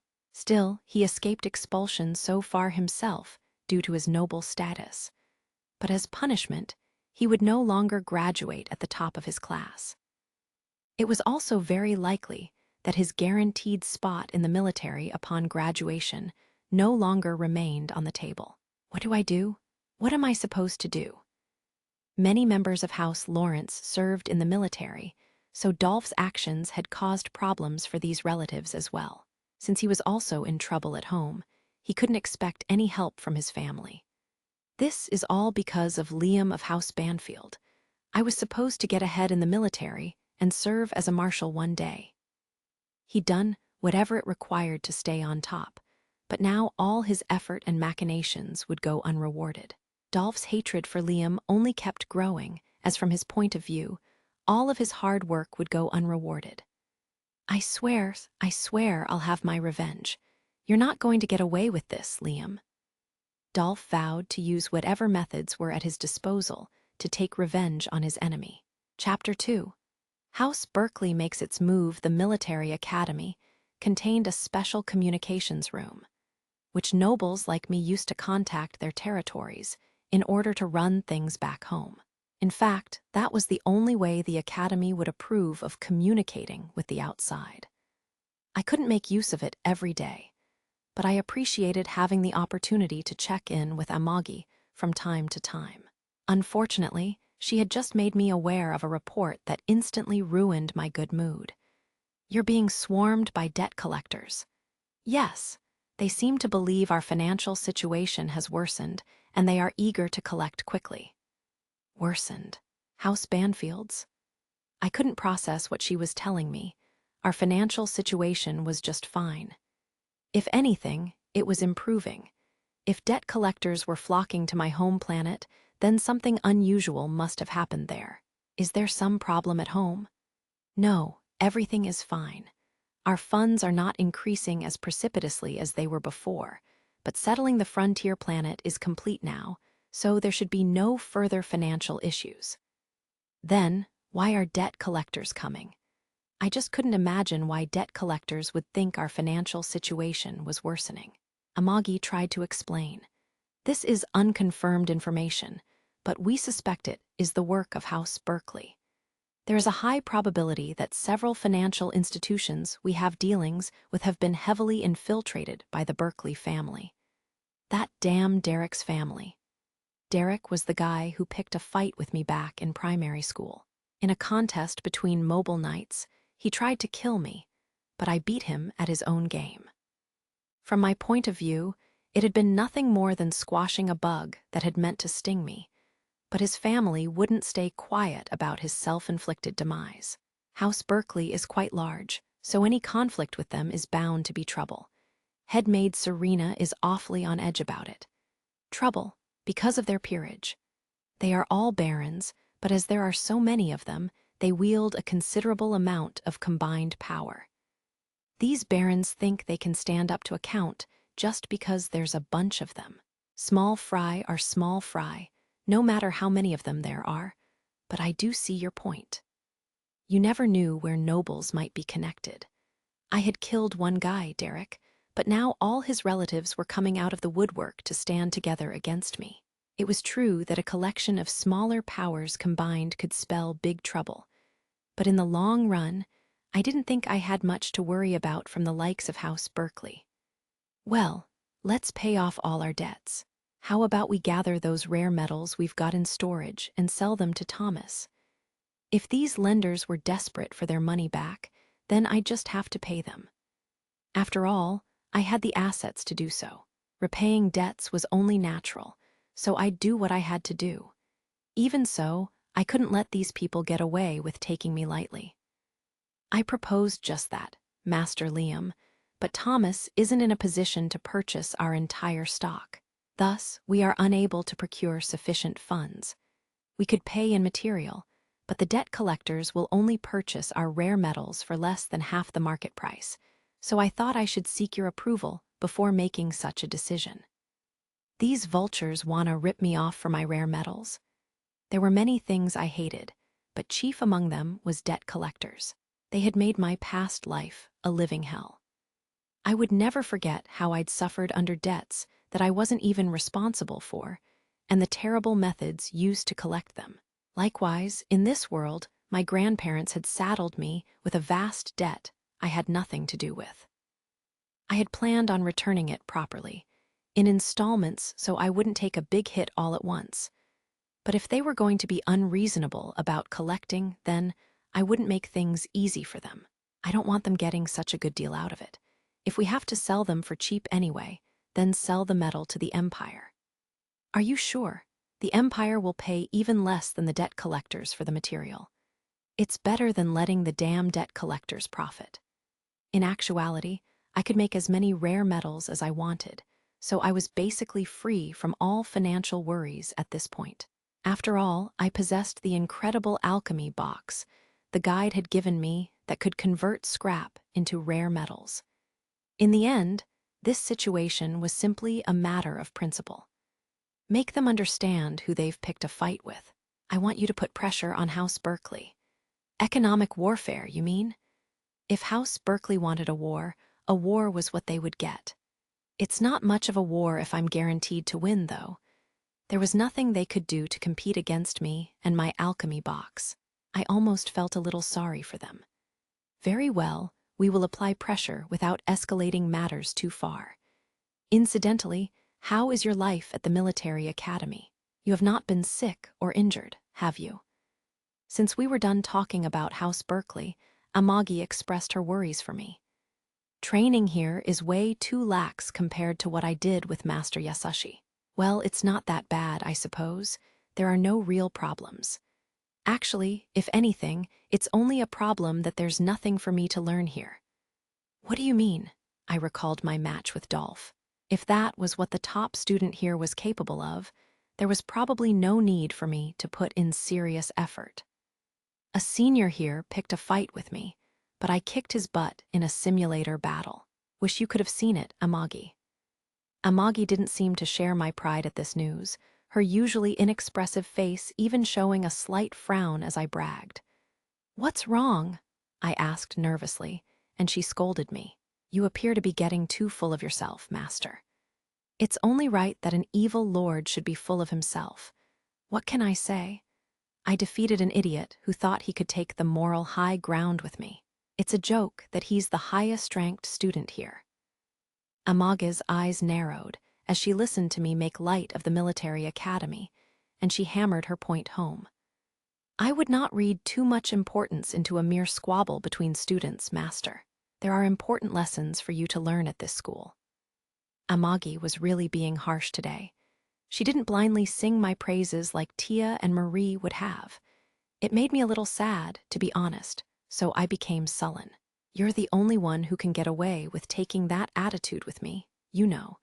If anyone else talked to me like that, I'd have their head. I am merely giving what I judge to be valuable counsel. You may remove my head whenever you wish to do so. Remove Amage's head? Never. She shouldn't even joke about that. I raised my hands in surrender. I'll take your counsel to heart, so don't be mad. I am not angry. By the way, how's Rosetta? Was the troublesome girl who'd hoped to attend military academy with me minding her manners at home. I was curious to hear how things were going with her, even if she was something of an afterthought compared to Amagi. As you wished, Lady Rosetta is receiving strict lessons on etiquette from Serena. We will send her to another house for training at some point, but we cannot be hasty while we are in conflict with House Berkeley. Ugh, I'm sick of hearing that name, I said. I felt like everywhere I went, I heard the name Berkeley. It must have been as common a surname as something like Tanaka in the Empire. Well, I'm not really concerned about Rosetta, but it would harm my reputation if the Berkeleys managed to do something to her. So yes, be careful where you send her. Not for her sake, as I say, it's just because I have to protect my own name. I made sure to emphasize my point, and Amagi bowed her head to me. Understood. Very well, master, we will speak again later. The call ended, and I stood up from my seat and stretched. Well, if Amagi insists, I guess I'll take my studies a little more seriously. The next day in class, we were taught the basics of fleet warfare. It was material I'd already covered during my time in an education capsule, but it felt different hearing it in person from an instructor. The teacher went on and on about modern warfare from his place behind the podium. In a fleet battle, the more ships there are in a formation, the longer the period of maneuvering before actual contact is made will be.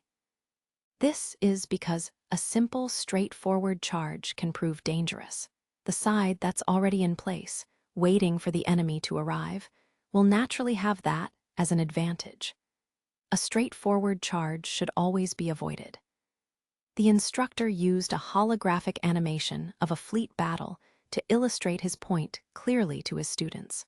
The ships lying in wait took out the vanguard of the charging fleet, which sent the rearguard into a panic and brought about their swift defeat.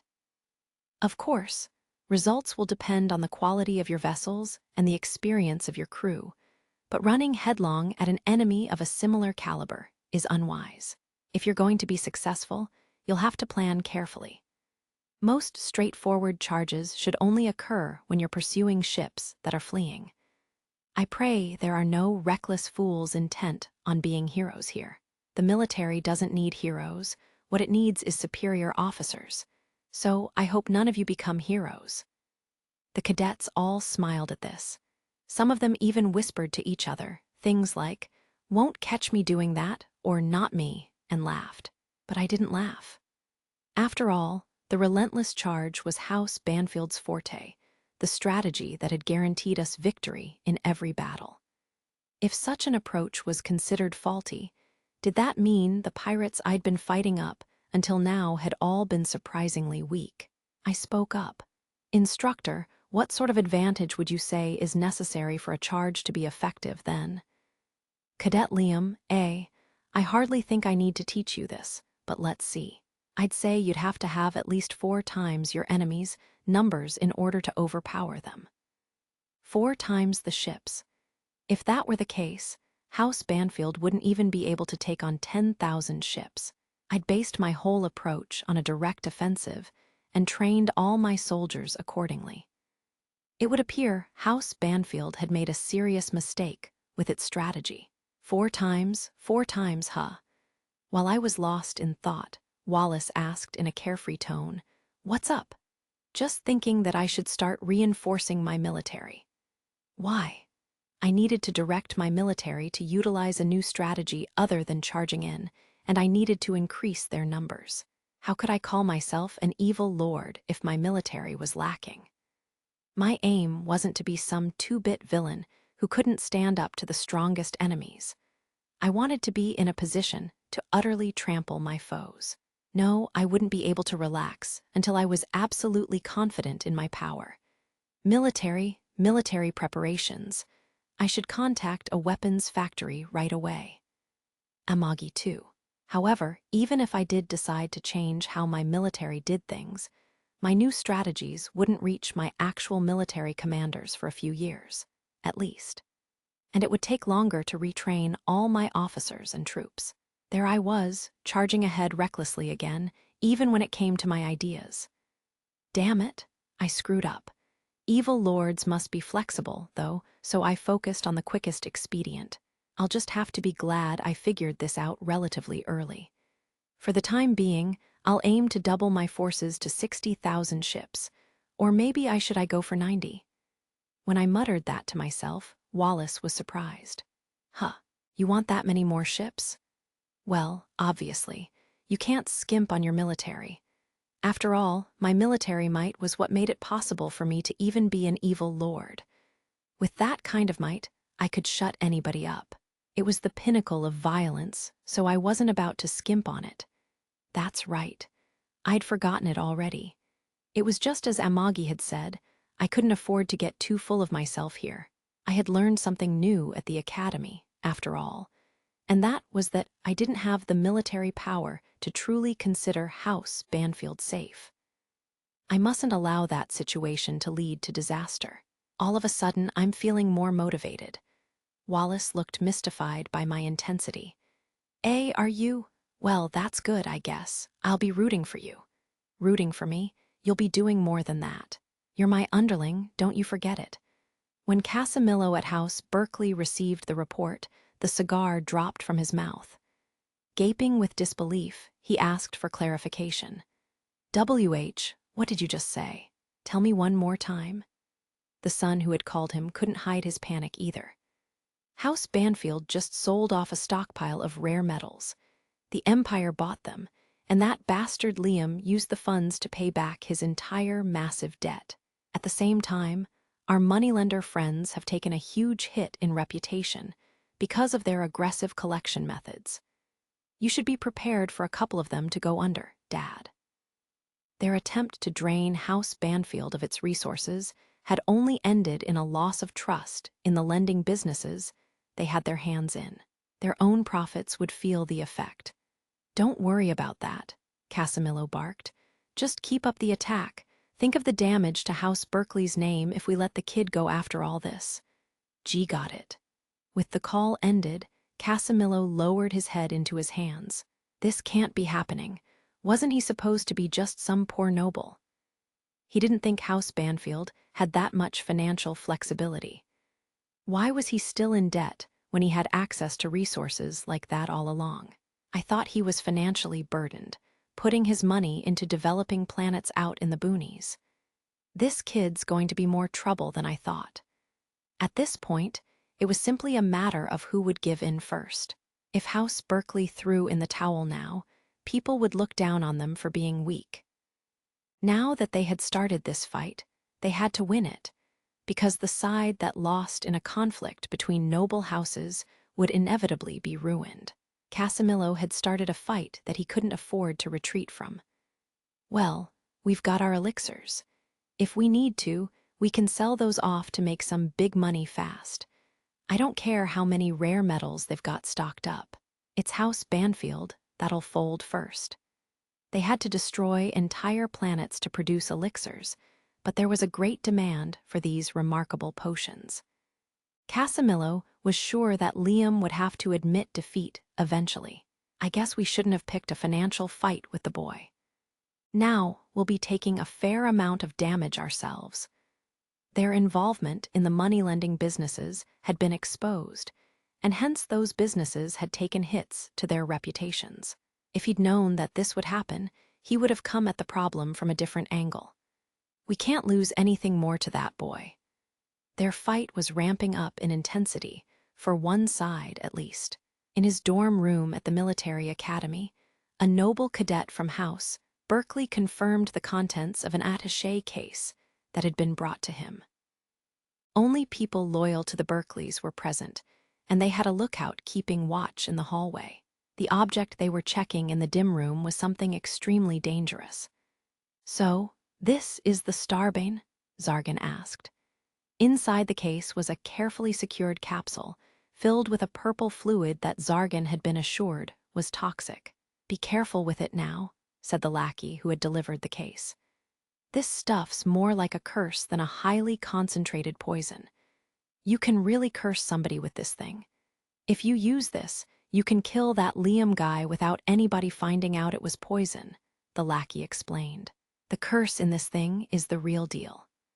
After all, it's the distilled grudge of an entire planet that was burned to a shell." Produced through the destruction of a planet, Starbane was a liquid composed from the tormented energies of all that world's extinguished creatures. Anyone who consumed it would be cursed and would die in agony. The only way to avoid death was to counteract the Starbane with an elixir, and if you didn't already have one on hand, you wouldn't be able to act quickly enough to treat it. Once a certain amount of time had passed, even an elixir would be ineffective, and the victim's fate would be sealed. Zargan, who was also Casimilo's grandson, snickered maliciously. "Grandfather, my dad, and my uncles are all cowards. I'll kill Liam with this and become a top member of the family." The lackey sucked up to the confident Zargan. "Don't forget what I did for you when you do." "I won't. Where'd you get this, anyway?" Smirking, the underling brought up an unexpected name. "You heard of the Planetary Restoration Group?" "Yeah, they're a charity organization, though, aren't they?" "On the surface. See, they claim to be doing philanthropy, but actually, they harvest materials like this from destroyed planets. They don't really restore much of anything." The group engaged in the minimal restoration of environmentally damaged planets where possible, but they didn't put any serious effort into it. Instead, they made massive profits dealing in more nefarious ventures. "Well, not like I really care. So, we just get Liam to consume this. The curse won't spread from him, will it?" "Not if you know how to administer it. We already bribed one of the cooks in the cafeteria. Liam will die writhing in agony, with the curses of an entire planet weighing down on him." "Heh, heh, heh. Then today's his last day in this world." A woman walked down a hallway of the Imperial Military Academy. This was Tia, Christiana Letta Rosebrea, a female knight with green eyes and blonde hair cut short per academy requirements. She held the position of Liam's head knight. Tia was at the military academy for the same reason Marie was, to obtain the official qualifications necessary to serve as a knight of the Empire. It was a bit strange for his two top knights to be attending military academy at the same time, but there were a couple of reasons for that. For one thing, with only Liam's authority granting them their status as knights. To the rest of the Empire, the two women would be viewed as vassals, inferior to proper imperial knights. If they gained the necessary qualifications to be considered imperial knights, however, it would also grant additional prestige to Liam, being proof of the quality of the people who served him. Then, there was the most important reason. Tia and Marie didn't trust one another. As she walked down the hallway with other knight candidates for House Banfield, Tia inquired about the current situation. "How's our scouting going?" "Not very well," one of the others reported. "Most of the cadets have come here to join the Imperial Army." While she was here, Tia maintained her leadership role over the other knight candidates that had been sent with her. To prevent anything from happening to Liam while he attended the academy, students from House Banfield had been inserted into every grade level. Plus, while managing the people who already worked for House Banfield, Tia was also scouting for new talent to join their ranks. "I pity the fools who don't even want to find out what a joy it is to serve Lord Liam." As Tia spoke those words with the utmost devoutness, the knight candidates around her all nodded in agreement. It showed just how much the knights of House Banfield revered Liam. House Banfield's top knight suddenly received an urgent communication on her tablet. "Lady Tia, what is it? The military police just took Lord Liam away." "Huh, Tia was speechless for a moment at this unexpected report, but she quickly collected herself and requested further information. What's that supposed to mean? A cadet passed away in the cafeteria. It was jargon of House Berkeley. The military police took Lord Liam in for questioning as a witness. The light faded from Tia's eyes as she snarled, and that fossil Marie, who was supposed to be guarding him.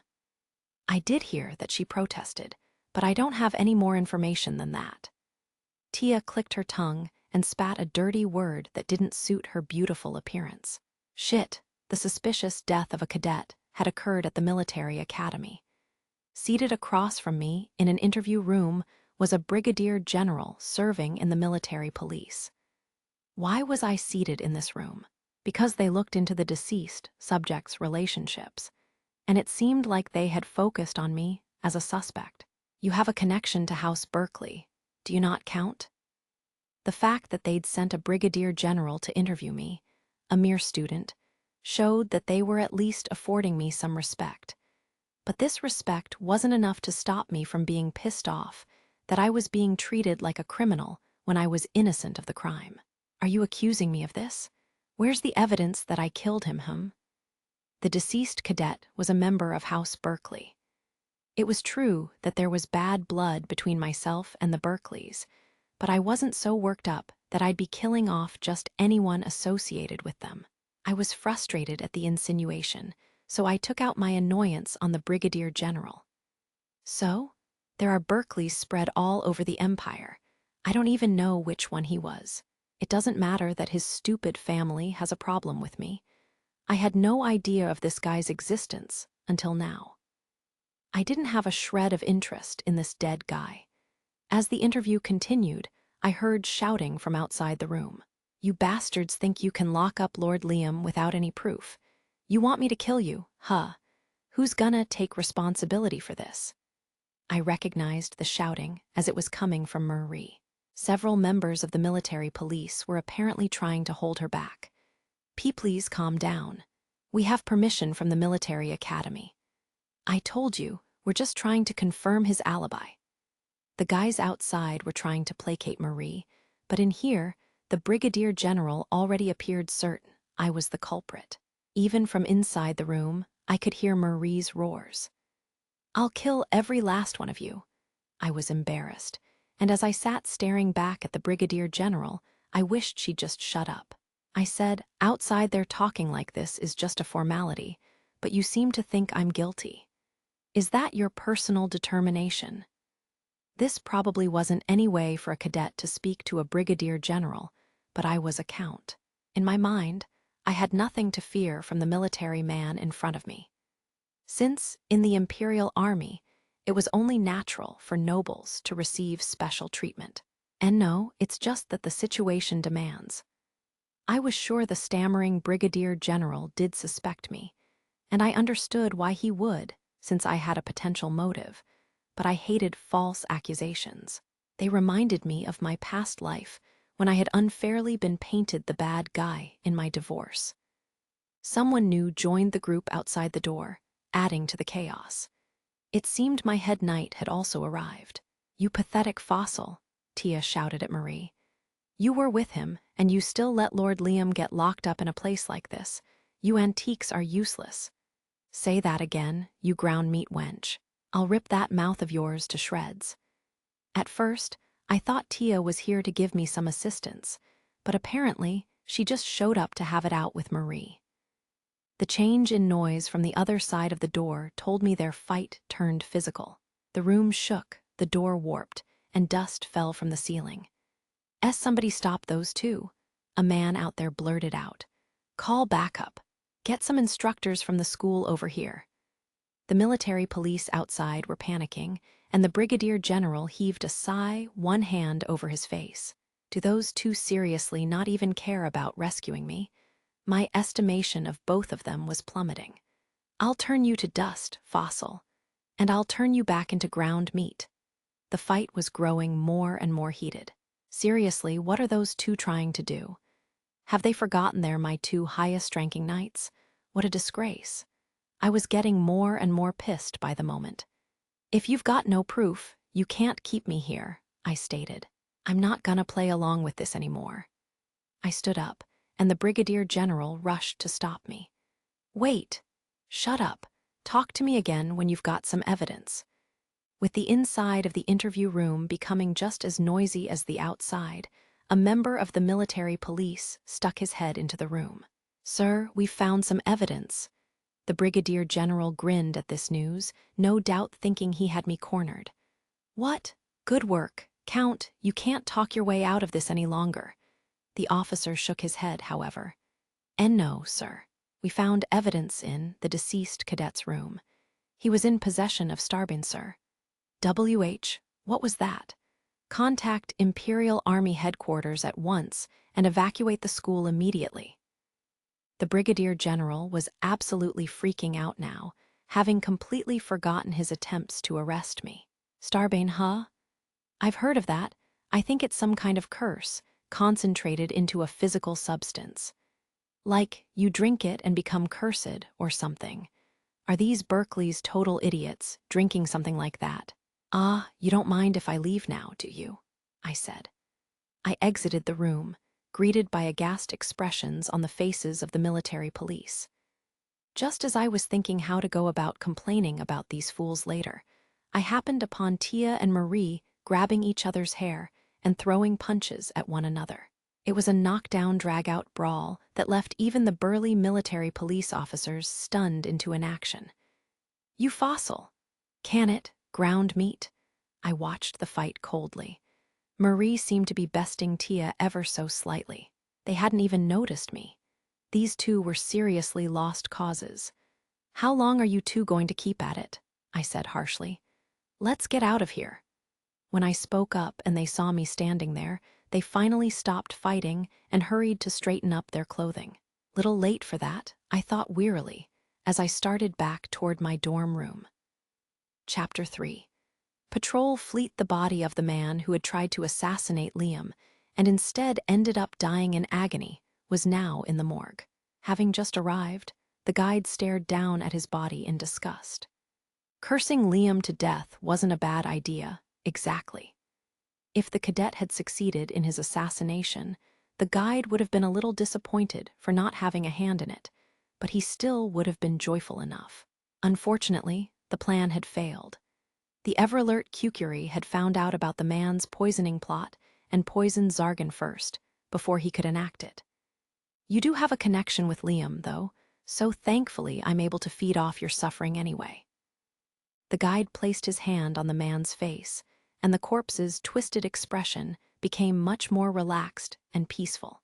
Due to his strong connection with Liam, the guide had found to his frustration that he was no longer able to efficiently extract negative emotions from anyone who lacked a connection to Liam.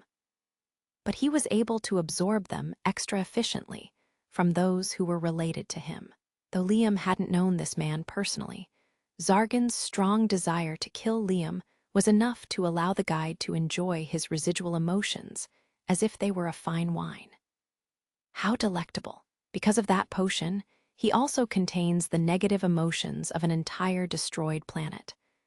"Well, child, you were a fool, but you have provided a great deal of sustenance for me."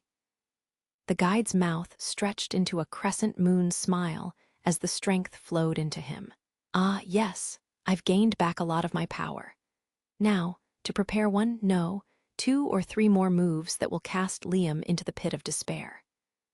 Liam was the first person who had ever caused him to suffer this much, so the guide had vowed not to cut any corners in obtaining his revenge.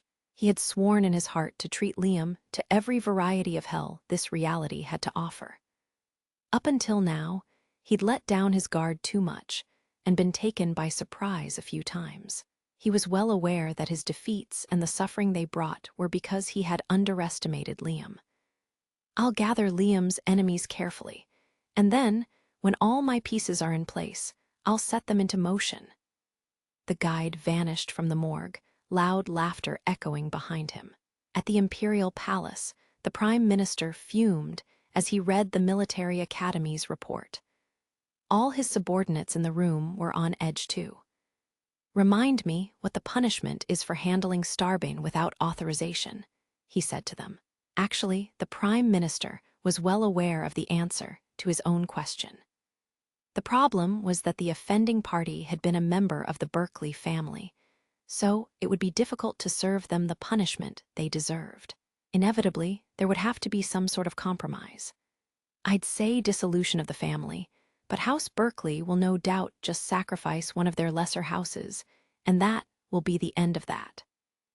House Berkeley presented themselves as a coalition of small baronies, but in reality, they were one big house on the scale of a dukedom, since outwardly they were nothing but a bunch of barons. They could get out of any punishment simply by pinning everything on one baron and cutting him off like a lizard's tail. Nothing would ever point to the true head of House Berkeley, Casimilo himself. How had House Berkeley been able to achieve this advantageous arrangement? For one thing, they provided a stable supply of elixirs to the empire. They'd used elixirs to gain favor with the previous emperor, and had maintained that relationship ever since by offering their aid whenever it was called for. Because of this, their crimes had been buried several times in the past. By the time people caught on to their true nature, they'd become too big to deal with, and this was why they were one of the current Prime Minister's greatest headaches now. If only His Majesty would sever his connection to them. At this point, cutting ties with House Berkeley would lead to significant problems within the empire, which was an indication of just how much influence they had. "The punishment won't even touch Casimilo," he sighed. "No, sir. And in any case, the empire still depends on him to provide elixirs." How frustrating. One of the reasons the Prime Minister had such high hopes for Liam was that Liam had the potential to overturn this state of affairs on his own, without the empire itself having to seem involved. If the empire itself made a move, the problem could easily be solved as well, but it was too large, and they could only make their move slowly.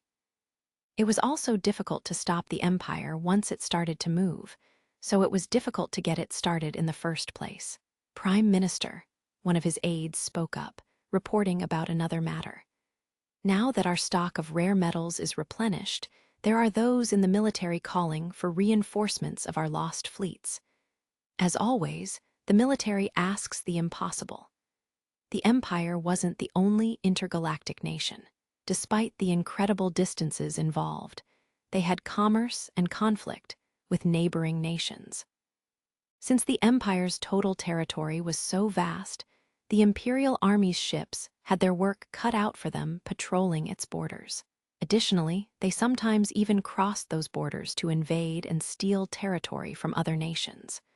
Whatever the cause, they were always at war somewhere.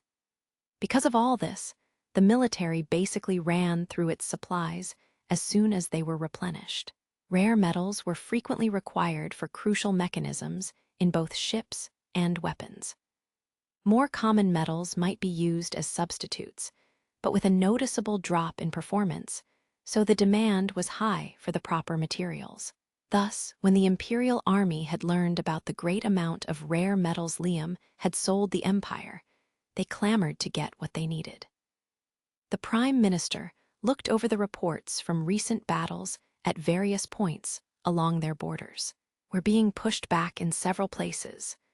Too many battles were being waged for them all to command his attention. The most he could concern himself with at any given time was whether they were winning or losing overall.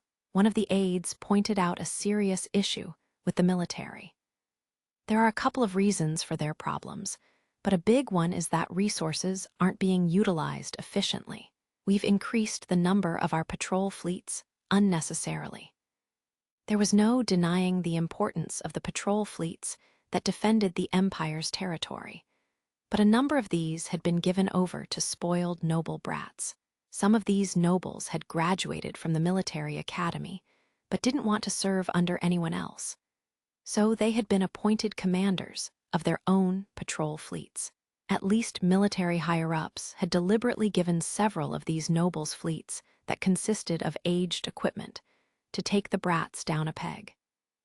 In any case, As a result of this indulgence, there were more patrol fleets than were necessary.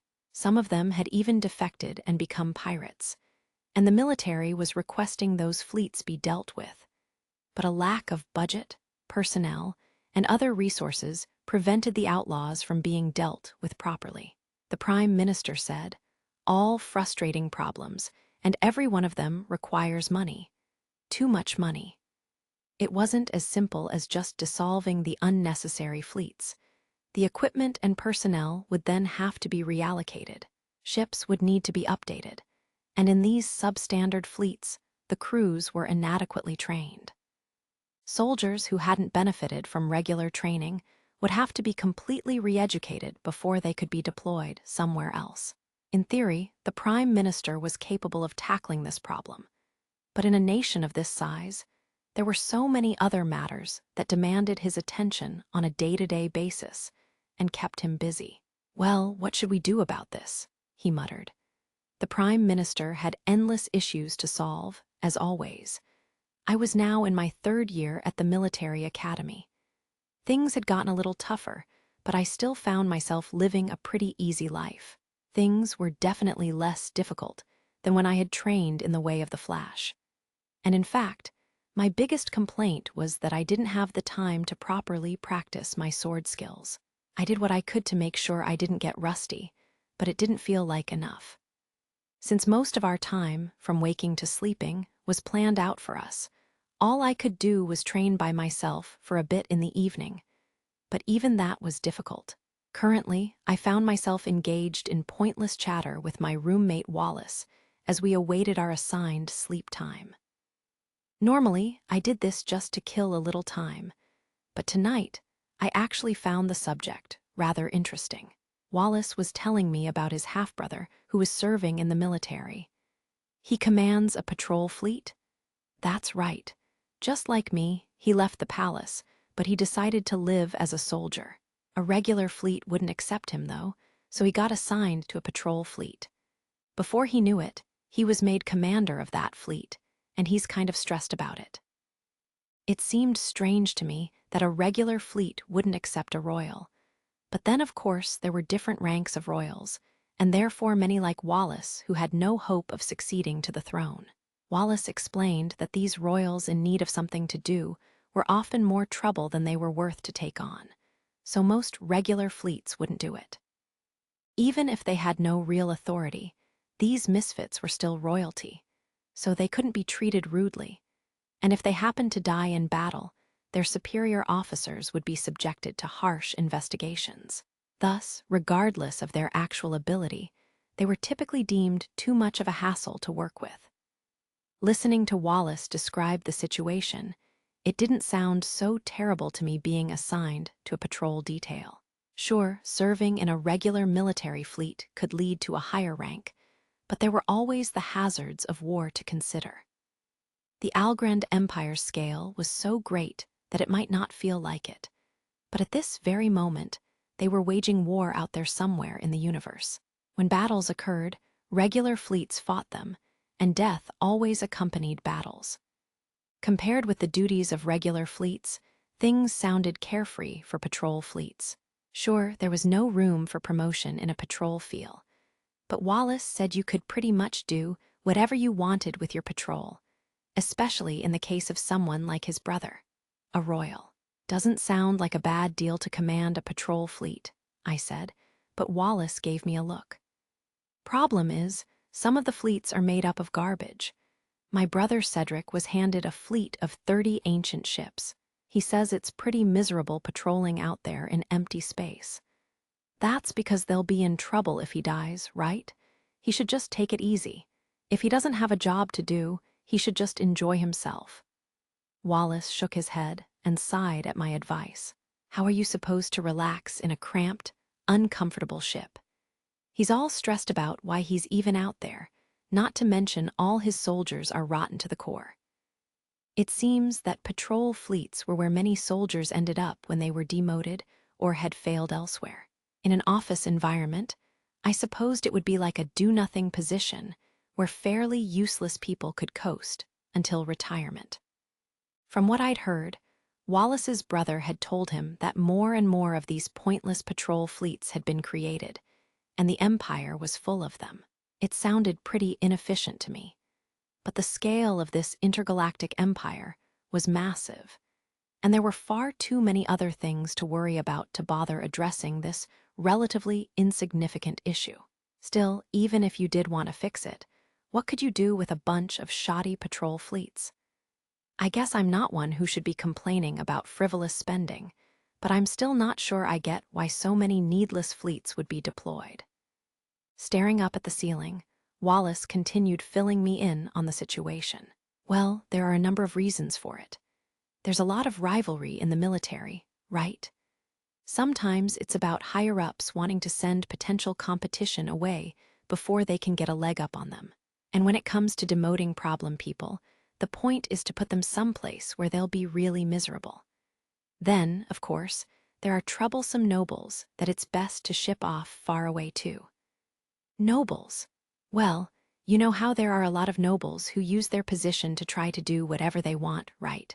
In the military, that can lead to many deaths, so they just send these nobles off to command patrol fleets. That's why there are more and more of them. Reorganizing the whole patrol fleet situation would just be a massive project now, so they just kind of leave things as they are. So in the end, Wallace's brother had been relegated to a patrol fleet because he was considered one of those troublesome nobles. I asked, "It costs money to maintain these unnecessary fleets, though, doesn't it?" "Well, they pretty much just resupply them every so often and otherwise leave them to themselves. Also, it's not like they don't serve any purpose whatsoever. They're good for additional visibility, as a deterrent. It wouldn't be good if pirate bases were established in places where there wasn't any patrolling." I saw that various factors were responsible for maintaining this supremely wasteful state of affairs. I couldn't say I was too fond of frivolous spending like this.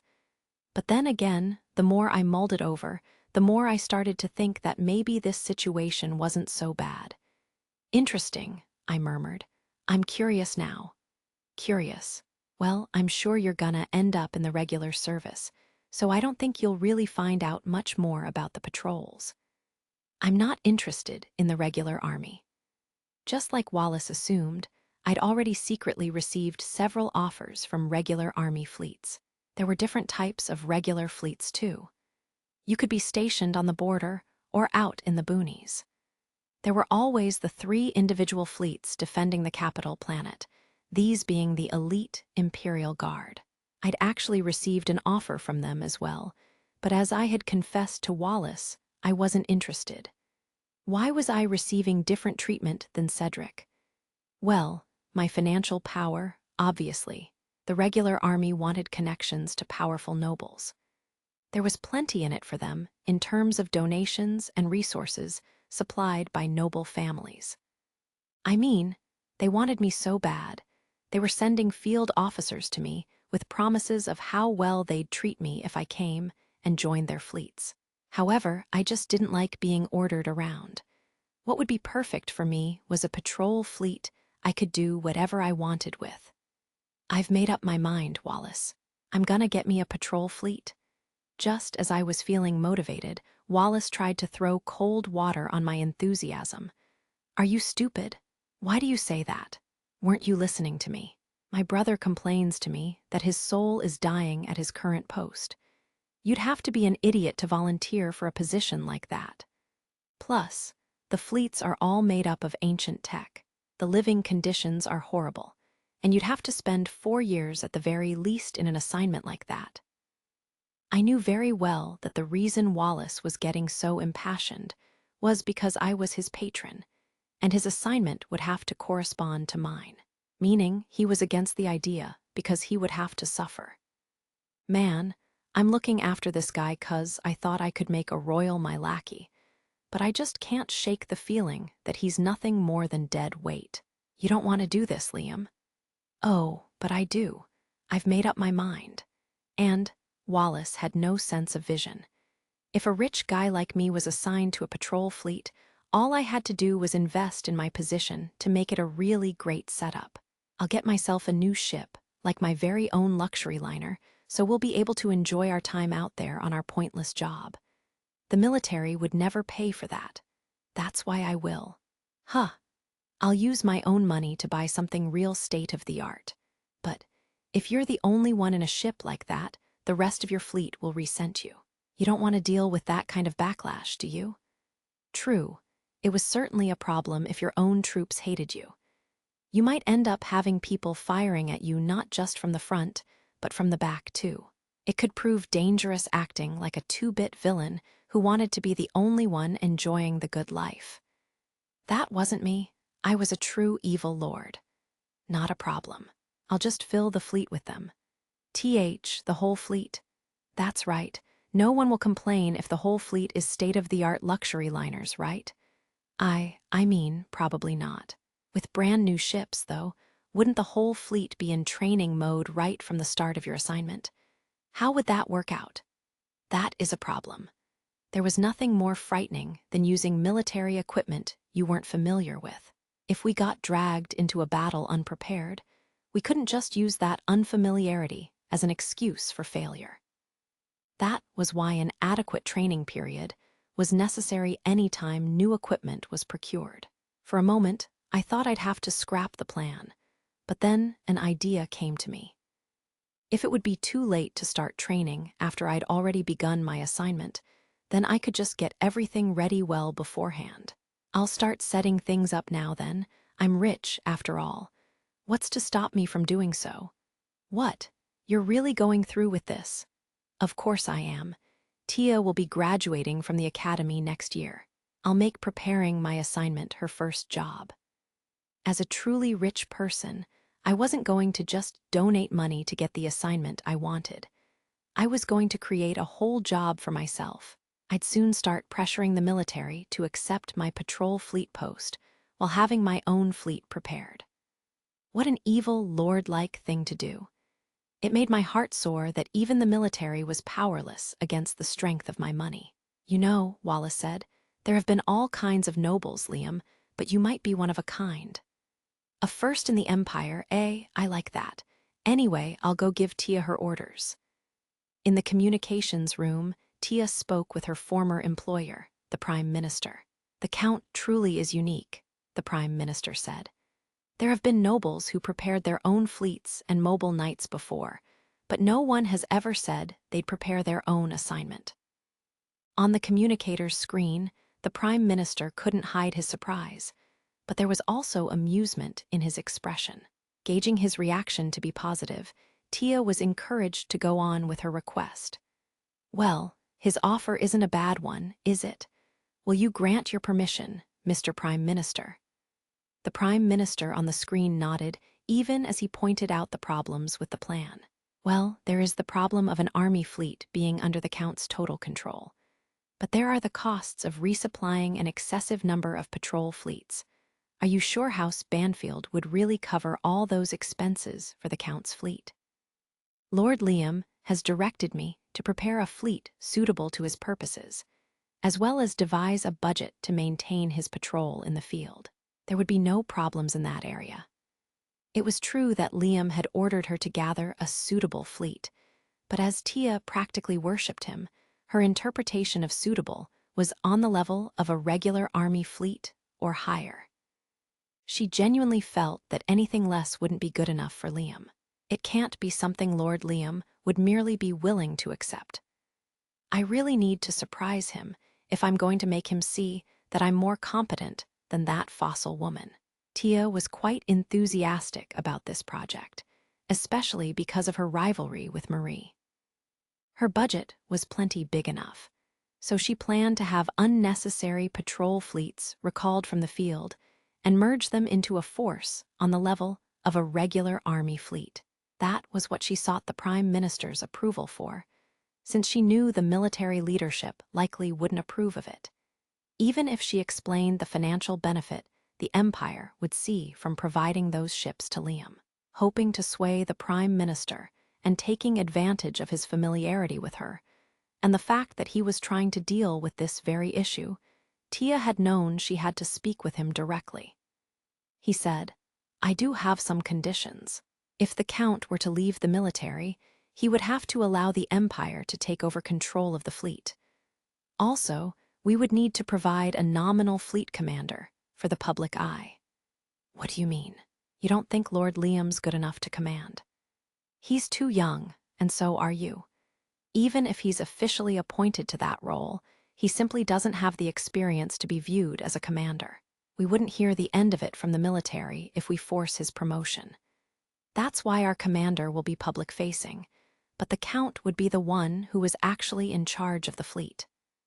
So, Liam would provide the fleet and even manage it, but all of its achievements would go to the Empire. Tia wasn't happy with these conditions, but she accepted them in order to carry out Liam's orders. In truth, even she knew that what Liam was proposing was absurd, and that she wouldn't be able to negotiate beyond a certain point. We have a lot of costs to bear for insufficient rewards, but this is probably the best deal we can get. Understood, sir. I shall inform Lord Liam. It was a wonderful suggestion. Tell the Count he'll be helping solve two of the Empire's big problems. The call ended, and Tia psyched herself up. I need to put together a fleet that's truly worthy of Lord Liam. In 2 years, I'll gather up these wasteful patrols, and their personnel will need retraining. I have to get the new fleet ready too. Everything has to be ready by the time Lord Liam is officially assigned to his post. Tia was a person who was quick to show her flaws, but her strengths were still very impressive and the real deal. A fleet good enough for Lord Liam, and I'll be there, serving him at his side. Tia pressed her hands to her cheeks, an entranced look on her face. Meanwhile, House Berkeley was making its own moves. Damn it! Casimillo's worries were only growing with each new report he received. None of his strategies had produced fruit during his years-long economic battle with Liam. The reason was simple.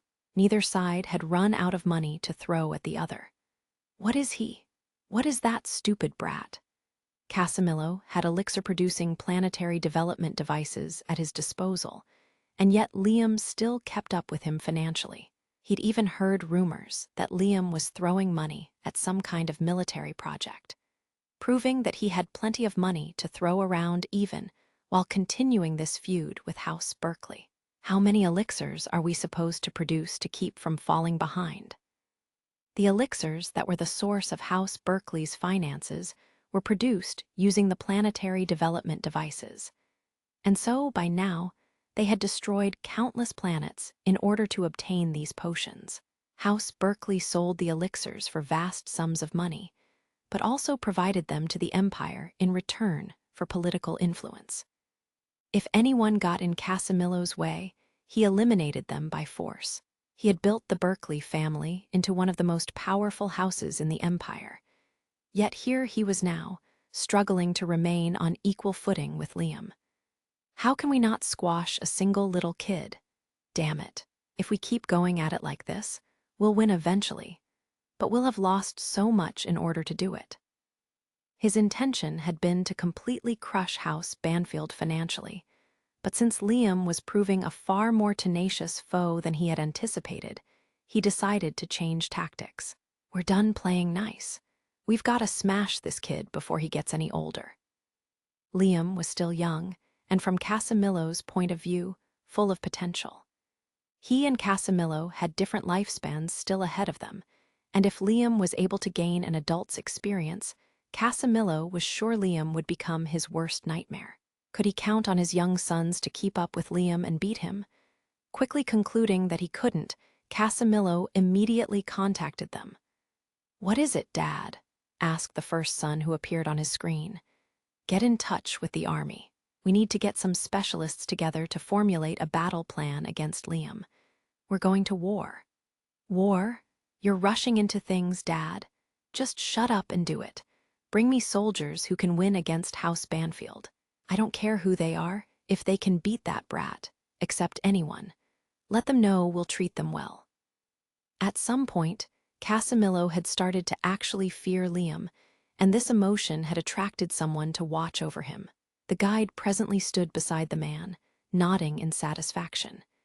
Having made his way all the way here after hearing about House Berkeley's feud with Liam, the guide applauded Casimilo. Wonderful. You're right to have judged Liam a threat. The guide felt that Casimilo was just his type of villain, and liked that he had more military power than Liam to boot. In addition to his over 100,000 ships, Casimilo was allied with pirates and other corrupt nobles. Through these associations, he had hundreds of thousands of ships at his disposal. Though Liam was expanding his forces, he didn't even have 50,000 ships at his disposal. The guide knew that Liam was satisfied with his current roster of 30,000 ships in his fleet. It was proof that he was getting cocky after all of his victories. The guide chuckled sinisterly, imagining Liam's future defeat. You keep that guard down, Liam. Oh, you're definitely strong, but you're not invincible. Casimilo had great military power, and he also had many allies. On the other hand, Liam had just a slightly above average number of high-quality ships. He had some allies of his own, but nowhere near as many, and he couldn't muster them as quickly as Casimilo could. The guide was sure that his chance to finally ruin Liam was right before his eyes. Casimilo, you can do this. I'll support you with everything I have. Black smoke emerged from the guide, reaching out to coil around Casimilo's body. As he watched this, the guide spread his arms wide. All sorts of people who are eager to take down Liam will soon gather to you. The Empire's villains will join forces to destroy Liam, and you will lead them and make them your power. The guide had worked various manipulations so that Liam's numerous enemies would be drawn to Casimilo. With all of the boss' new allies, the gap between his and Liam's military might would just continue to widen. Up against a sufficient number of enemies, even Liam's high-quality troops would be overwhelmed. The guide indulged himself, imagining Liam's misery when he met his terrible defeat. I've got other seeds I've been waiting to sprout too. I don't know if Yasushi can be nudged to join in, but what about that woman? There was a woman who had sworn revenge against Liam, Eulisia Morrisil. She was a former lieutenant of the 3rd Weapons Factory who had returned to the military for retraining in the Special Forces. In her heart, Eulisia harbored a grudge against Liam. I'll make sure she's at Liam's side one day, just as she wants. It'd be enjoyable to see Liam get backstabbed by her too, after all. A situation Liam wouldn't be able to escape, no matter how much he struggled, was slowly brewing. Watching it all come together, the guide was absolutely euphoric.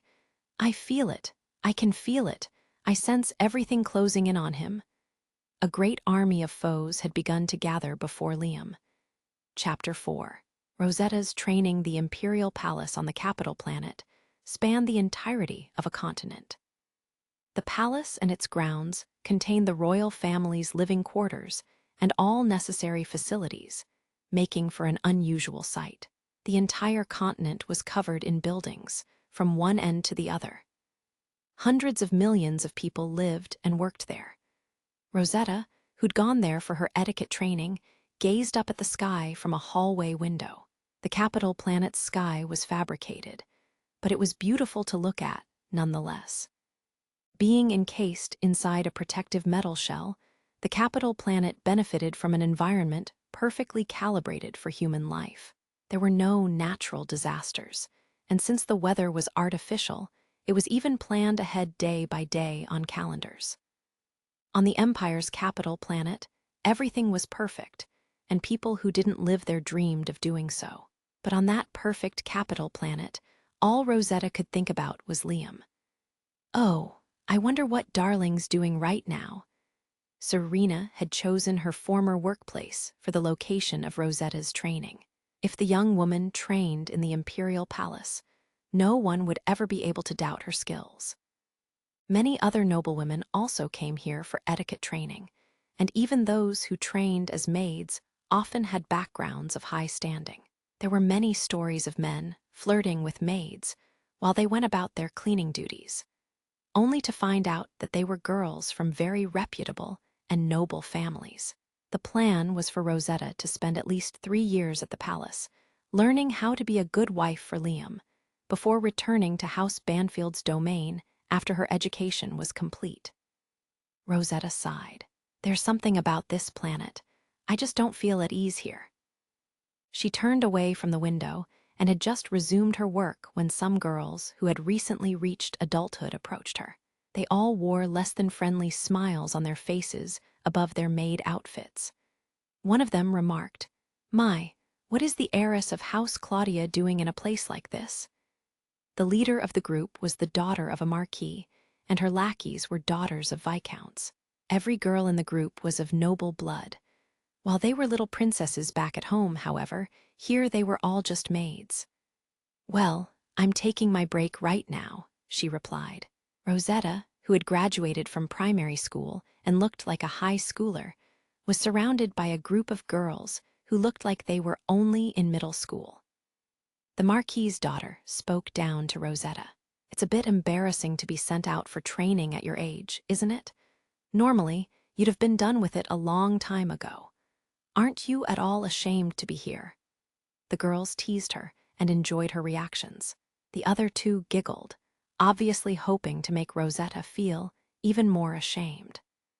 Most of the girls here for etiquette training had only just reached adulthood, so it was indeed uncommon to see girls of Rosetta's age pursuing the same. "I have my reasons. I hope you'll understand." Rosetta was trying to respond in a civil manner, but the Marquis's daughter crossed her arms, unsatisfied. "What's with that attitude?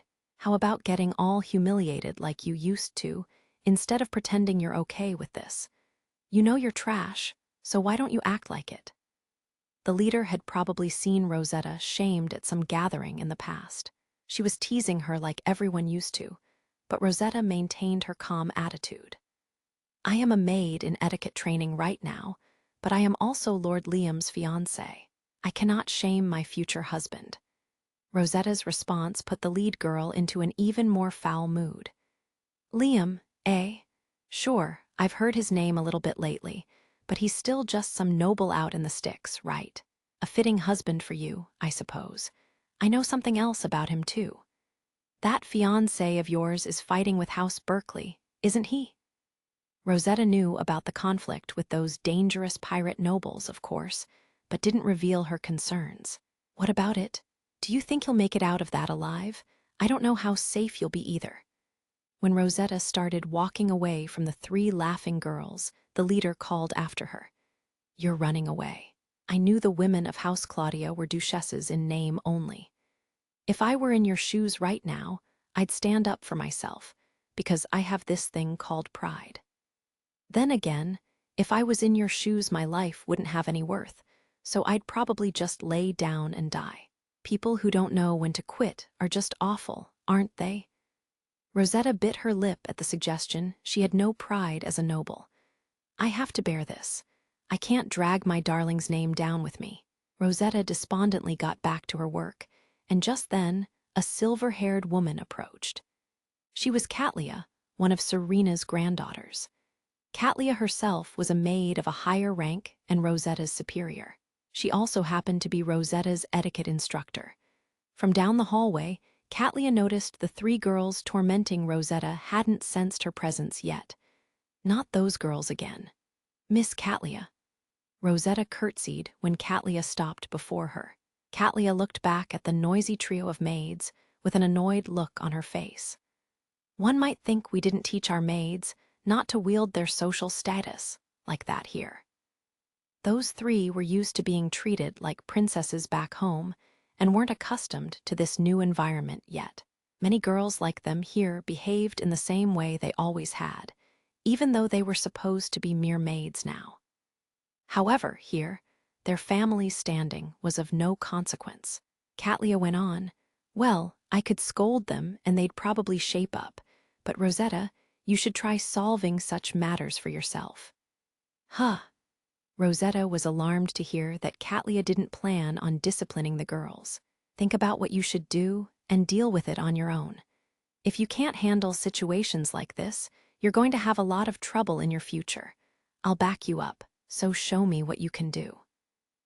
As she watched Catlia walk away, Rosetta pondered what to do about the three girls. Am I being tested right now? There were several ways she could go about shutting the girls up. The situation would be solved in an instant if she relied on Liam's influence, and she could even get back at them that way. Though if she had to go running for help like that, would she be a fitting duchess for Liam? I can't exploit Darling's power. If I did that, I'd be just like them. And really, I can't seek revenge against children who haven't even graduated from primary school. That would be like a high schooler getting back at a middle schooler. Even if there was a reason for it, she knew what society would think and how it would reflect on Liam. She couldn't harm Liam's reputation. In that case, I'll just do as Darling would. I'll face them head on. I'll do such good work here that everyone will have to see me as the perfect maid. Optimistic, Rosetta had made up her mind to be the best maid she could. With neither Liam nor Rosetta around, Brian had become lonely back at House Banfield's mansion. During his breaks, he kept sighing over and over, and Serena was growing annoyed every time she saw this. Stop being so depressing. Even Lady Rosetta is gone now. She always brightened things up here. I'm lonely without them here. And Master Liam is still away at the military academy. It's like there's no life left in the mansion. It's nice and quiet now. Once it gets busy again, you'll long for days like this. Brian was worried about Rosetta. He was worried about Liam too, but he had faith that Liam could make it through any problems he had on his own. Rosetta, however, was a different story. Is Lady Rosetta well? I left her with my granddaughter, Catlia, and I have every faith in her. Lady Rosetta will be fine. Catlia had Serena's stamp of approval as a person Rosetta could be left with.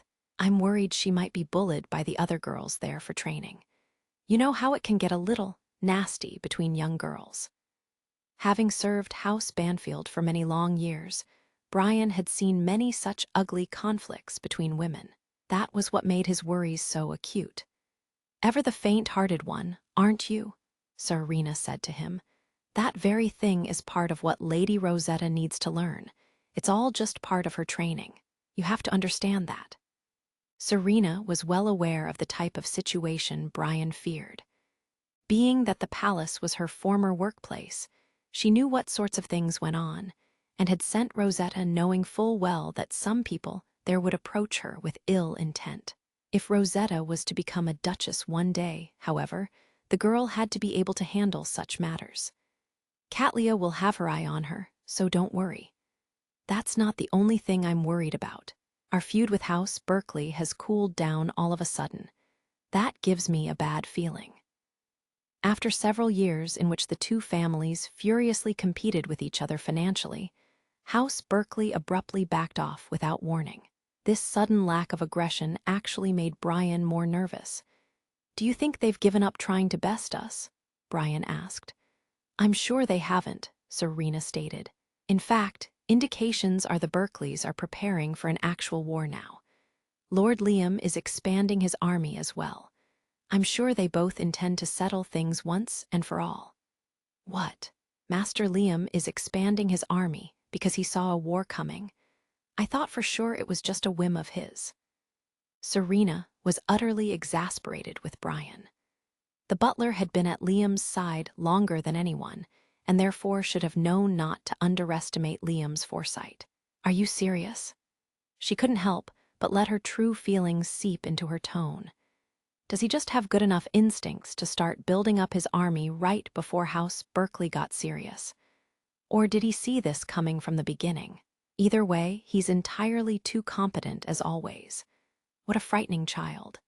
In the future, Rosetta would have a tough time standing at the side of such an imposing person, Serena mused. Meanwhile, having graduated at the top of her class, Tia had become a lieutenant. She should have gone on to a period of practical training next, but she'd been exempted under special circumstances, so she could work on the reorganization of the Empire's patrol fleets. To this end, she'd been given her own office, where she was busily putting together a fleet worthy of Liam. There's a discrepancy with the number of ships and personnel in the 4,989th Patrol Fleet. According to the documents she presently studied, the fleet in question should have consisted of 30 ships, but some of them must have defected, because now there were only 10. Correspondingly, there were fewer personnel than there should be, as well. These last 10 ships aren't even in good enough condition to reuse. They haven't been maintained in the slightest. At least, we can remove the weapon systems, but the soldiers' morale and training levels are so low that I don't know what to do with them. As Tia pondered the problem, a female knight who had graduated from the academy and finished her practical training stood beside her. Tia considered her a close comrade who had been with her through tough times. Tia continued, "I don't think we can expect much from any of this." "I see." From their investigation of the patrol fleets, they had found that roughly 60% of the soldiers assigned to them wanted to leave the army.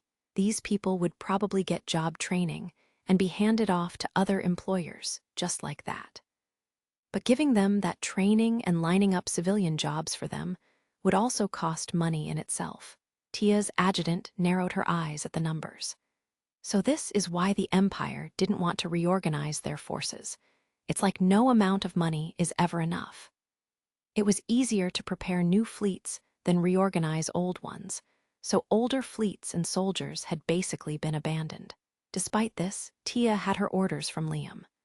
"Our mission is to make these resources usable. Lord Liam has given us an ample budget to do that job, so we'll figure it out." If they wanted to make use of soldiers with poor morale and inadequate training, the first thing they had to do was let them have a break. Then they could be retrained and outfitted with new equipment. Liam had given them enough of a budget to build several fleets, but the problem was he hadn't given them much time to work with. Still, Tia smiled. "These orders were given to us, not that fossil woman. We'll do this, whatever it takes." Her adjutant held her head up high. "Yes, ma'am. I wonder what Lord Liam is thinking, though. We're in the middle of a conflict with House Berkeley. Preparing patrol fleets that won't contribute to our main fighting force doesn't seem logical."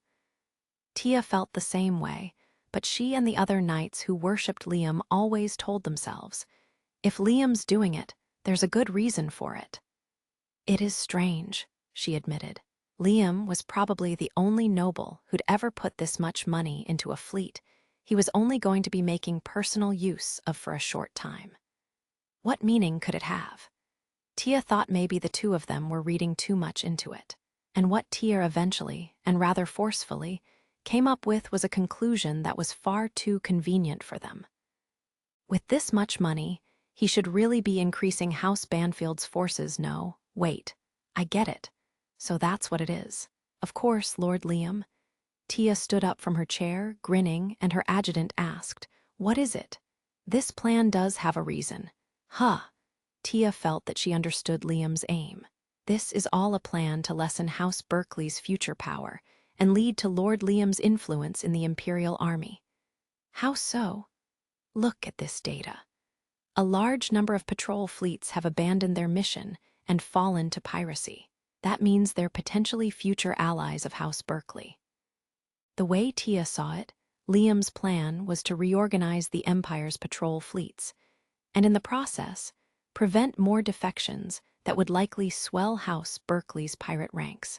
And as a result of this, the fleets put together by Liam would have inevitable ties to House Banfield. If he laid the right groundwork now, the Empire would likely assist him in future conflicts he had with House Berkeley. House Banfield alone has limited forces to draw on against Berkeley's greater fleets, but the Empire will back Lord Liam with reinforcements if he does this for them. It's a brilliant move. Tia's adjutant gaped in surprise at Tia's fantastical thinking. I never imagined he was thinking that far ahead. Having come to this conclusion, Tia double-checked the budget she had to work with. With this amount, we can put together a really solid force. And Lord Liam will be able to maintain his influence in the army in the future. We've got to give this our all. Tia was even more motivated now. Deeply impressed by Liam's far-reaching designs, she felt her devotion to him soar to even greater heights. We'll get rid of those garbage pirate nobles and will even clean up some of the waste inside the Empire. Oh, Lord Liam is so high-minded. Her adjutant agreed wholeheartedly. He's truly a peerless, wise ruler, isn't he? For a few moments the two of them basked in their feelings with flushed cheeks. The adjutant remembered something she felt that she should make Tia aware of. Lady Tia, I wasn't sure if I should report this to you or not. What is it? There's actually a comic series being produced about Lord Liam right now. Oh, on the capital planet? Well, that's wonderful. I'll have to check it out. That's strange, though. I should have heard about it already, considering how much I try to keep on top of news about Lord Liam. Well, it seems to be going around in rather secret circles. Oh my, that just makes me more excited to read it. Tia looked at her adjutant expectantly, suspecting she already had a copy of this comic herself. Her eyes sparkled with girlish excitement. I don't know if you're going to like what you see.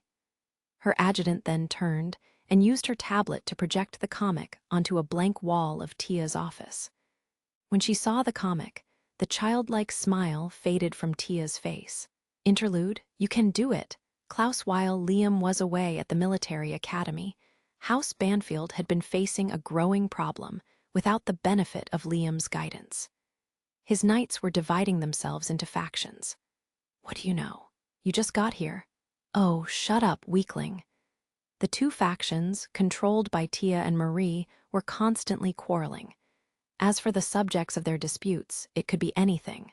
Which faction's ships would be embarking first on practice maneuvers, whose ships would be using which ports, and so on. Today, once again, the knights of both factions were glaring at each other as they shared a port on a military base that had been established on a repurposed resource planet. Meanwhile, stealing his way through the groups was a knight who wasn't affiliated with either faction. The man's name was Klaus Cyramont. He had a tired appearance and looked to be in his 30s, but he too was a knight of House Banfield. He entered into service several years earlier, but had kept his distance from both factions all this time. All my coworkers are so hot-headed. It's tiresome, he sighed in relief when he was finally by himself, far away from the other quarreling knights. They were a little quieter when Lord Liam was around, and neither one of the group's leaders are here, so there's no one to rein them in either. Then again, if those two were here, it would probably be even worse. As was to be expected, Liam had a huge influence over House Banfield. His orders were everything, and once his people had them, obeying them was all they concerned themselves with. Both factions were more subdued when Liam was around, because they were too busy doing his bidding. Of course, the knights would still glower at each other and maybe provoke one another, staying one step away from violence at all times, but it had never been this extreme. At this point, someone could draw their weapon at any moment. Lord Liam won't be back for a while, so I don't know what's going to happen before then. Klaus's shoulders were heavy as he thought about the future when he suddenly heard quarreling voices from yet another direction. Apparently, the factions were arguing over which group should have to go investigate some suspicious ships that had been sighted. You guys can handle a simple mission like that, can't you? One of Tia's crew said. It's perfect for you fossils. You mean it's perfect for you lot, with your pirate grudge, one of Marie's knights spat. Or are you too scared to go since you might get captured again? Coming upon this tense scene, Klaus sighed yet again. Both factions wanted to rack up achievements out in the field to score points with Liam. So they tried to force any missions that seemed like simple busywork onto the other group. Klaus steeled himself as he approached the feuding knights. He said, I'll take that mission then. With their sharp gazes all redirected at Klaus now, the opposing groups managed to regain some of their calm. Because the man made sure to always remain a neutral party, he was able to interact with both sides as nothing more than a coworker. You, Sir Klaus. Well, if that's the case. He just saved your skins, pirate haters. We'll leave it to you then, Sir Klaus, the chief of busywork. Watching the knights of both factions wander off in opposite directions, Klaus was able to relax a bit again. He let out one last sigh. Chief of busy work, eh? Fitting, I guess. Klaus smiled in self-derision. Everyone around him treated him as a convenient tool to take care of all the work they didn't want to do. Thanks to that, neither faction saw him as an enemy, but it also meant that all the work he ended up doing was troublesome and didn't help his reputation any. Investigating suspicious ship traffic typically wasn't very interesting, though it might lead to various headaches. Since that sort of work was all he did, people didn't think very highly of him. Still, Klaus wasn't particularly bothered by this, especially when he remembered the house that he used to serve. Doing boring work will still gain you some points in the long run and eventually lead to better pay, he muttered to himself. This is heaven compared to before, when all my achievements were being stolen while my reputation and pay kept dropping. Being the chief of busy work is fine with me. While his colleagues might jokingly dismiss him, Klaus was ultimately satisfied with his current situation. He stretched out his back, then set about getting himself ready for this little mission. Now, to go investigate. People also forced busy work on him at his whole job before he had come to serve House Banfield. He knew he was being taken advantage of, but then again, he didn't have much ambition in the first place. Klaus was just the sort of knight who was satisfied with the circumstances he found himself in. Chapter 5. Practical training things had seemed busy lately for the Imperial Army. The military academy had set up re-education and retraining facilities on another planet, which had been operating at full capacity for the past few years. The activity wasn't confined to just that planet, though, as things were similarly busy at many other of the Empire's facilities. A rumor was going around the Academy that the Empire was planning some sort of big operation. At present, I was a senior at the Academy, in my 6th year. Tia had graduated before me, so I had given her the funds to put together my own patrol fleet. I was curious about her progress. I looked forward to the big reveal of what kind of fleet she'd assembled, but frankly, I was pretty sure I'd given her way too much money to do it. I didn't even remember how much I gave her. Then again, what was the point of riches if you only let them pile up? It was a waste to let my riches sit around doing nothing, so I had just thrown whatever at her. It's going up again now. A portion of the tax revenue from my domain went into my pocket, but the amount was so huge it made me dizzy to think about it. The amount in my account increased way faster than I could use it, so there was almost no point. Hell, I was thinking I was probably failing as an evil lord if I couldn't think of a way to spend my money. While I was lost in these thoughts, Wallace appeared and immediately launched into a plea for cash. Liam, gimme some allowance. I just did that last week, didn't I? I used it up already. I had to go out and treat my underclassmen. It pissed me off that Wallace could boast so openly about goofing off. He regularly broke curfew, going out for drinks with his underclassmen and meeting girls. And it was all on my dime. Why should I give you more money to fool around with? 'Cause you're my patron. W8, please, don't hit me. En nuo. I stood up threateningly, and Wallace covered his head with both arms. You don't have to get so mad. It pisses me off that you're the only one having fun here. Well, why don't you goof off too, Liam? If I could, I would, damn it. Of course I wanted to go out and party too, but I couldn't forget what had happened to Peter Sirapedak when we had both trained at House Razel. What the hell kind of SDI causes your junior to explode anyway? The viruses in this world are way too scary. Even for an evil lord, that type of thing was terrifying.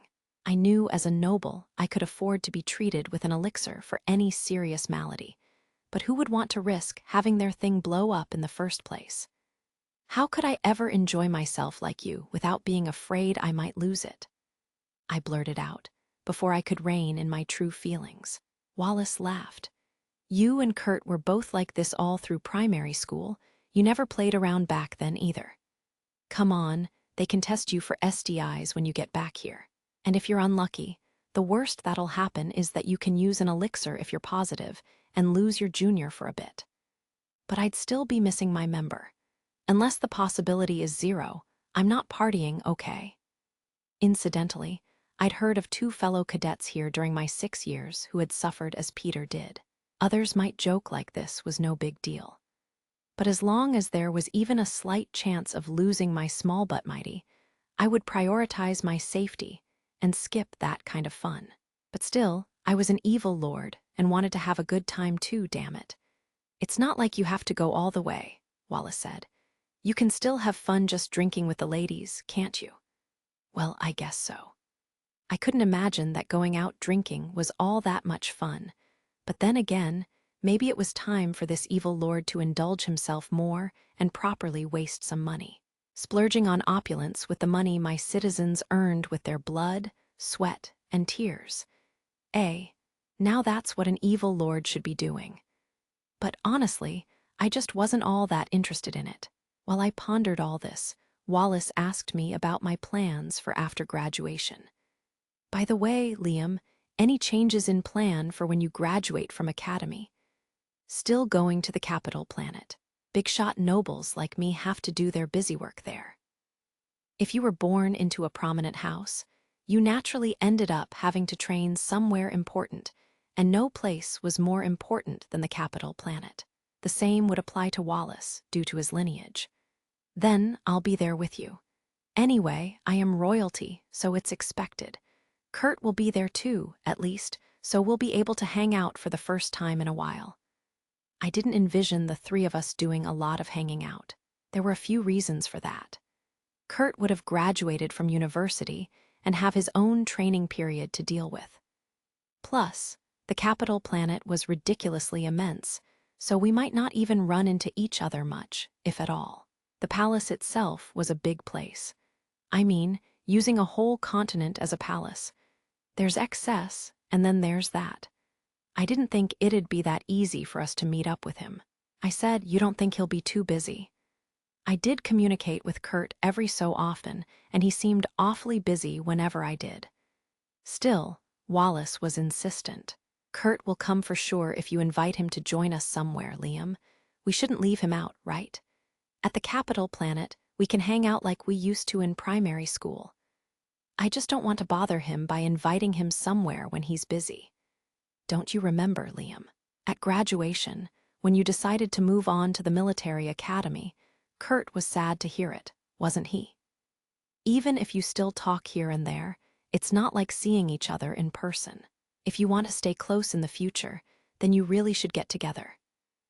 Thinking back on our graduation from primary school, I remembered that Kurt was crying, wasn't he? It wasn't like that was our final farewell or anything. That guy was simply too dramatic. Guess I'll reach out to him when the time comes then. You should. Kurt will be really sad if you don't. Oh yeah, and Rosetta will be on the capital planet too, right? My heart grew heavy when he brought up Rosetta. I knew she was on the capital planet too, but I didn't think we'd be running into each other again quite so soon. I thought I might have been able to get away with not seeing her for another 6 years or so. What should I reach out to her to? What do you mean what? Why wouldn't you? She's your fiancée, isn't she? After my talk with Wallace, I started to feel just a little anxious about my forthcoming life on the capital planet. After his conversation with Liam, Wallace snuck away from the academy to a secret meeting with a certain girl. Yet this wasn't a romantic tryst, and Wallace's face was tense with anxiety. The girl who sat waiting for him on a bench below the streetlights was Isla, who wore a displeased expression on her face. She made a show of checking the time and criticized Wallace exaggeratedly. I can't believe you. 15 minutes late. What do you want from me? I have my own life. I don't care about your life. You kept your promise though, right? Of course I did. Wallace puffed his chest and proceeded to tell Isla what he'd accomplished. I pushed Liam to invite Kurt out when he gets to the capital planet. It was hard work getting him to agree because he was all worried about how busy Kurt will be. Wallace shook his head, as if to emphasize how difficult the effort had been. Isla looked away and smiled widely, eyes sparkling. So the 2 of them will be able to hang out again. Ah, Leah Kerr really is the ultimate, supreme pairing. I knew the two of them had to part, but I couldn't stand Wallace taking Liam away from Kurt. Isla boldly expressed her feelings with no regard for Wallace's presence right in front of her. It wasn't worth it to her to keep up appearances before him. Meanwhile, Wallace looked on in disgust. Those two aren't actually like that, you know. I know that, but staying true to your one true pairing is just what a fan does. No matter what? What a terrible fan. I feel sorry for Liam and Kurt. Ignoring Wallace's exasperated expression, Isla rambled about how much she'd suffered at the military academy. I'm sure you wouldn't understand. Do you know how close I came to breaking at the academy? Just because those two went to different schools, there's a comic now that has you stealing Liam from Kurt. And I hate to admit it, but it's hot. The plot of the comic was that Liam and Kurt had headed down different paths, and though they continued to think of each other, they became involved with different men. The comic had aroused Isla, but then she'd sunk into self-loathing because of her guilt. I can't understand how someone would dirty their hands with such heresy when they're that good at art. Wallace didn't even know how to react to Isla's impassioned words. If they would draw a pure love story between Liam and Kurt, I said I'd pay them 3 times the reward. I really did. You did? Yeah, but you know what they said. They only draw what they believe in. I have to admit their pride impressed me, but I would have cheered them on forever if they hadn't stained their hands with this horrible plotline. It's sickening to me to get off on a different pairing. Isla groaned in self-disgust. Being unfaithful to my own OTP, I'm a failure of a fan.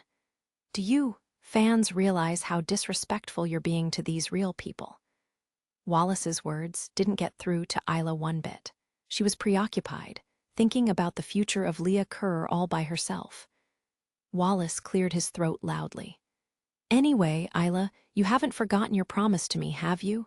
Disgusted by Wallace's smirk, Isla answered irritably. Yeah. A mixer with some girls, right? I just can't believe you. Well, duh. My patron is Liam, you know. I've got to make the most of having a rich guy on my side.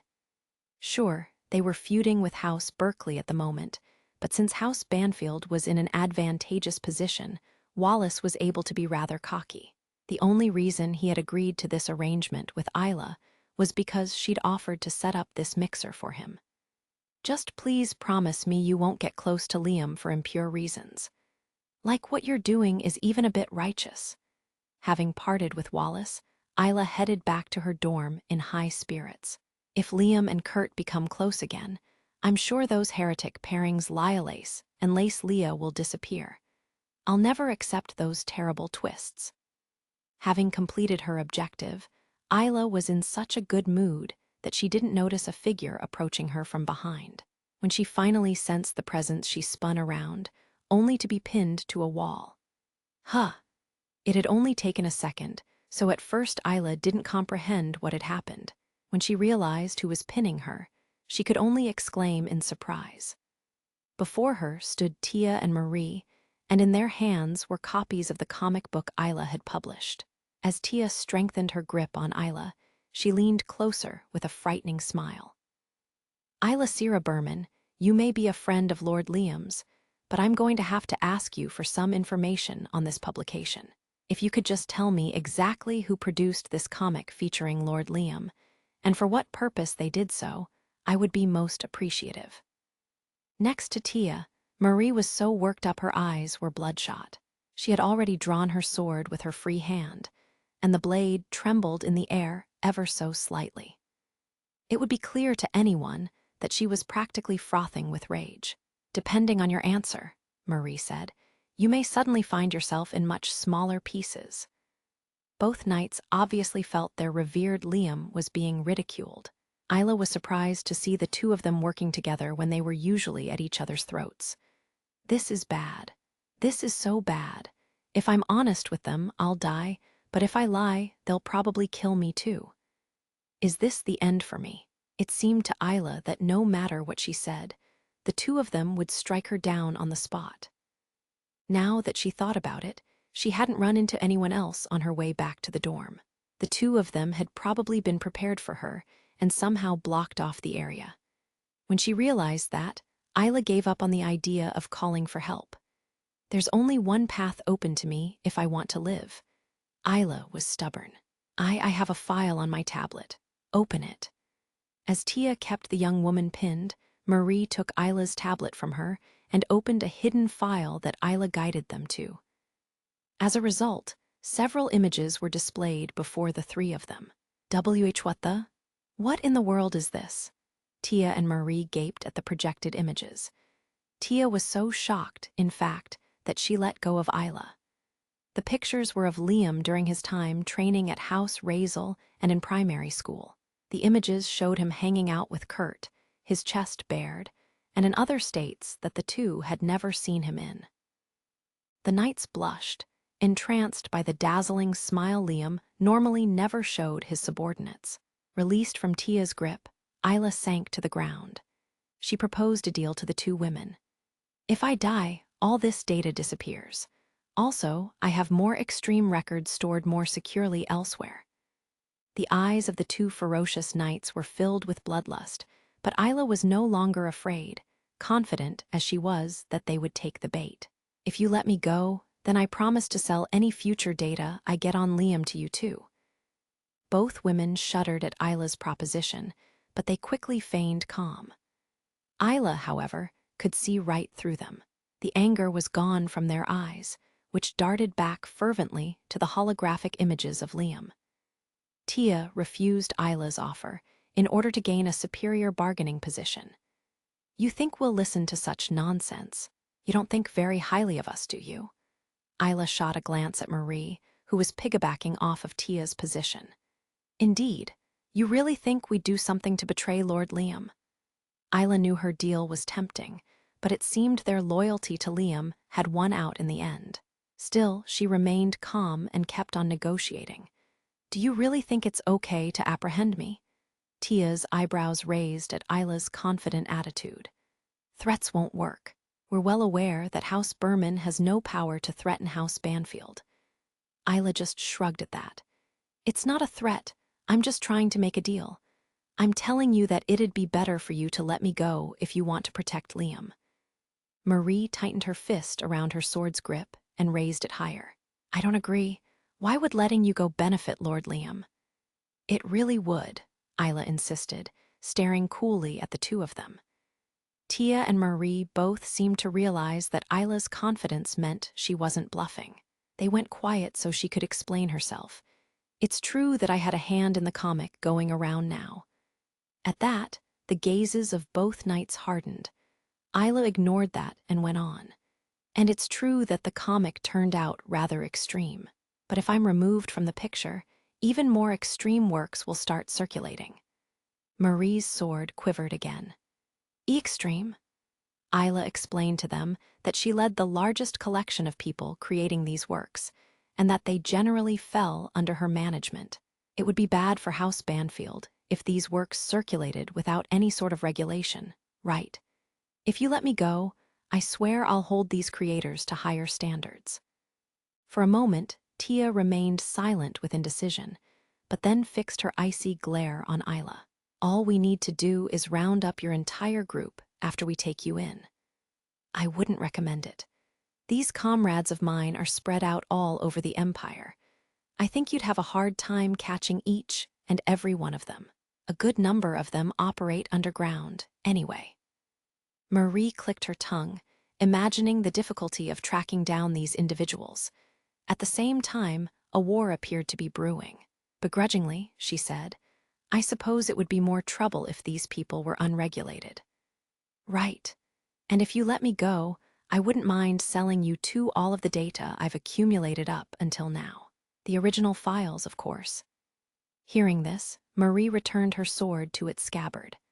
How cocky you are. But if we kill you, there's a chance these allies of yours will run rampant. Preventing that is our duty as Lord Liam's retainers. Yes, that's right, it's our duty. It sounded to Isla like Marie was trying to convince herself of this, so she took advantage of the knight's indecision. That's right. At this point, there's nothing else that can be done about this. How about you, Miss Tia? Don't you think it's best to let me go too? Tia shoved past Marie and began bargaining with Isla. Sell all your data to me. I'll make sure everything is fine. I'll give you enough money so you can spend the rest of your life in comfort. Trust me, I'll collect it from the knights in my faction. We can give you more than you could possibly need.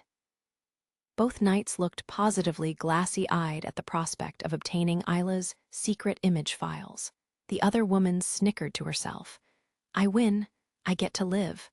What? She said. Oh, I couldn't do that. I want us to get along in the future, so I'll sell them to you for a reasonable price. Anyway, you'll let me go, right? And you'll let me collect all sorts of new data from now on too, won't you?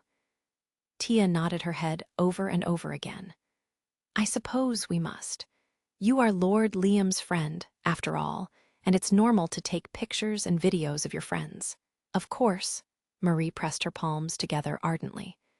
I do hope you'll continue to be a good friend to Lord Liam from now on. Isla smiled. And I hope we'll be friends too. Around this same time, Rosetta was greeting new young ladies who had come to train at the Imperial Palace on the capital planet as their senior. She explained to them how they must conduct themselves henceforth.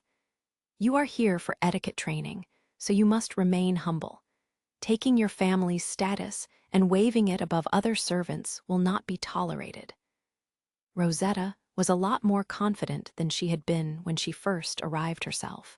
Yes, ma'am, the new girls replied nervously. Rosetta smiled to help them relax.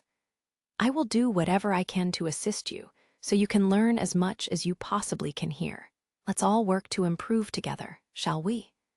It was imperative that a senior student earn good marks as an educator when she took on juniors to train. Otherwise, she would never be able to move on to the role of an actual teacher.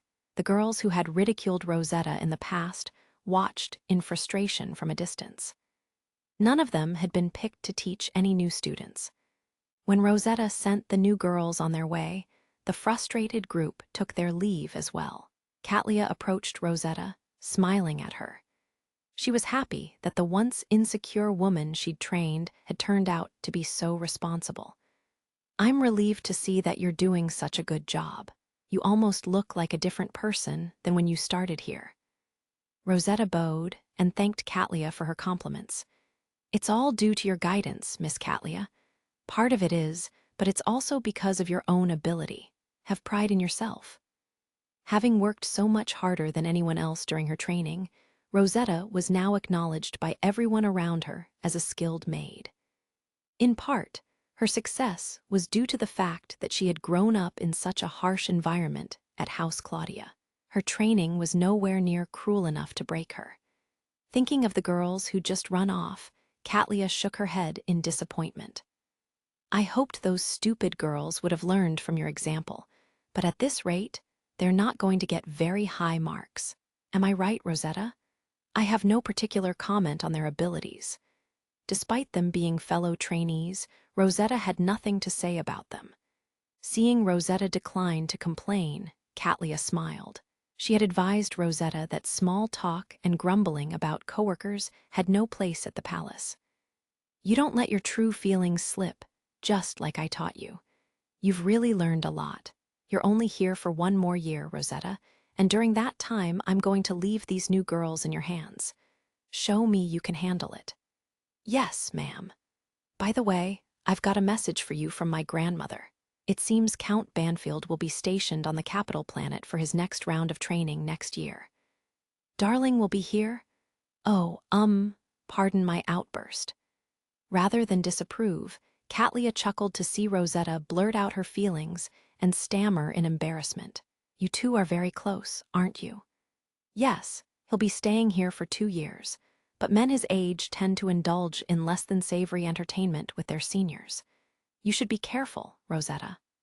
Lord Liam would never amuse himself in such ways. Well, men who don't allow themselves to relax tend to get too worked up, and serious people tend to take their failures much more seriously. You'll have to keep a tight hold on his reins, Rosetta, but don't smother him too much.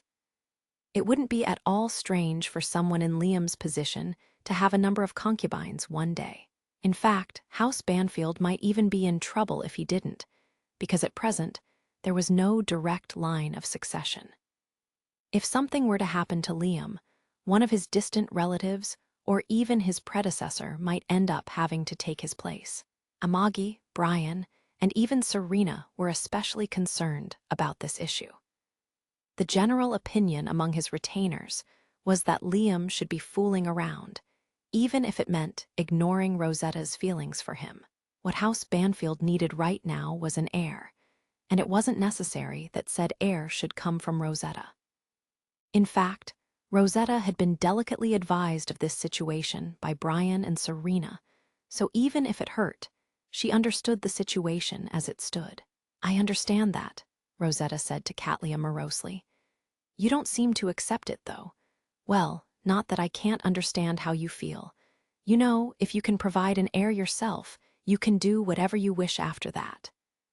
Many noblewomen freely pursued romance after they gave birth to an heir. Both Liam's grandmother and mother had formed families with the other men they truly loved after fulfilling their duty to give their husbands an heir. For Rosetta, though, this concept held zero appeal. "Lord Liam is the only one for me." "I envy that you can say that," Catlia remarked, and then returned to her work. On the capital planet, a luxury hotel with a long history was being remodeled with great haste. Thomas Henfrey, who had come to supervise the construction, surveyed the exposed walls and workers operating machinery as he stood beside the hotel's manager. The manager gave Thomas a status report. "We're working as fast as we can, but I still don't think we'll make it by next year." The hotel might once have been a high-class establishment, but in recent years, it had fallen into a sorry state and had barely been doing any business. During that period, it had caught the eye of Liam's personal merchant. Thomas was the head of the Henfrey Company, a merchant who traveled the stars. With his plump body, the man looked gentle at first glance, but his eyes were sharp. "Worst-case scenario, I don't mind if the parts of the building Lord Liam won't see take a little longer. How's the staff training going?" When Thomas came across the hotel, it was barely functioning as a business. "We tried rehiring some people who used to work here, but we couldn't get all of them. We're training the new hires as best as we can, but without any on-the-job experience for them. Just please get them ready as fast as you can. Once Lord Liam graduates from the military academy, this will be his home base for a while." "Yes, sir." The manager's eyes were deathly serious, and his response was firm, showing his dedication to seeing this project through. It wasn't actually the hotel's fault that guests had been driven away, causing its finances to plummet. The problems had actually originated with a single guest. This guest had gone on a drunken rampage, upsetting other visitors, and the hotel had no recourse but to throw the belligerent guest out. It was only later that they learned the man had been a noble.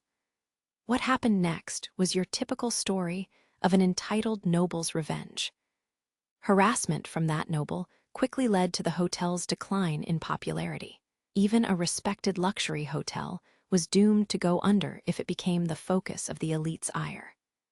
Conversely, though, if the hotel could ally itself with another noble, it would be able to turn its fortunes around. Incidentally, the manager asked Thomas, "Are you sure I should pick the people who'll be serving Lord Liam simply on the basis of ability? Shouldn't their appearance also be taken into consideration?" The manager was concerned about giving Liam the opportunity to partake in the staff, if he felt so inclined. Thomas smiled and shook his head. "Lord Liam has no interest even in the servants at his own mansion. It has nothing to do with his preferences. He's just very strict with himself. He'll think more highly of you if you put only competent workers at his side, rather than people for the purposes you're thinking of." In Thomas's mind, Liam was an extremely virtuous noble. The manager was impressed by what Thomas related. "I've seen many nobles here on the capital planet, but Lord Liam sounds truly admirable." In good spirits, Thomas spoke more on the subject of Liam. "He has a bit of a sailor's mouth, but the man is truly compassionate. He shows no mercy to his enemies, but he's very generous to his allies. I don't think you have anything to worry about here. If you and your staff simply perform your jobs well, Lord Liam will show his appreciation." The manager stood up straighter and held his head high. "You can count on us." Things were in motion on the capital planet to prepare for Liam's arrival upon graduation. Thomas stood contemplating all these preparations with a sense of satisfaction when one of his employees came running toward him. "Mr. Henfrey, sir." "What is it?" "WL, some capital planet merchants wish to meet with you." "What? Who are they?" It was unusual for capital planet merchants to want to meet with a backwater merchant like Thomas. Normally, he would be the one trying to set up meetings with such people. Mr. Elliot of the Clave firm and Miss Patris of the Newlands Company. They both wish to arrange a meeting with you. Thomas's eyes widened. Those are big names. The Clave firm was one of the foremost merchant companies on the capital planet and was a personal merchant for the Empire. And while the Newlands Company had its main store on this world, they also did business all throughout the domain. They both operated on a completely different scale than Thomas's Henfrey Company. It was the same as if the CEOs of two nationwide companies wanted to meet with a store owner who had only a few locations out in the middle of nowhere. The manager had also heard of these famous merchants and couldn't hide his surprise. These were two household names, and they wanted to meet with him. "I can only think of one thing they'd want to talk about," Thomas mused. As he couldn't well refuse, Thomas prepared for his meetings. For the next phase of my training, I was assigned to a logistics department on the capital planet. Not only did we handle the distribution of personnel and supplies, but there were all sorts of other managerial duties to be dealt with. Frankly, the work was pretty boring. I didn't think it was a suitable position for someone who had graduated with exemplary grades and earned the rank of lieutenant. Of course, those exemplary grades of mine were partly fabricated, since I heard that nobles got bonus marks just for being nobles. The only reason I was made a lieutenant was because of my ancestry, too. So why was I working in logistics? Because if I scaled enough mountains of paperwork here, I would automatically be promoted to captain in a year. In 2 years, I supposed I'd be a major. Nobles moved up through the ranks just by sitting safely in the rear doing desk work. What a wonderful world this was indeed. Then, when I moved on to my official post, I could spend 4 years lazing about with the patrol fleet Tia had prepared for me, and that would be it. I'd be completely done with my military training, and all I'd have left to do was spend some time at university, followed by a stint of more busy work as a government official. Nobles enjoyed a nice little fast track through life without having to put in much effort while watching everyone else struggle. Sitting back and living this life, I was the very picture of an evil lord. At my new post, I still resided in the barracks as I was in training, but on my days off, I could get away to a hotel here on the capital planet. I spent every day working regular hours, enjoyed my evenings, and returned to the barracks to rest. It was truly felt good sneering at the elite military types, slaving away at their busy posts. My place of work was a drab building that didn't get any natural light.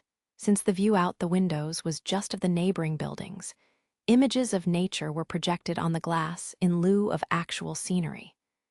It was an unpopular, cheaply made structure, but my personal workspace was spacious and comfortable enough.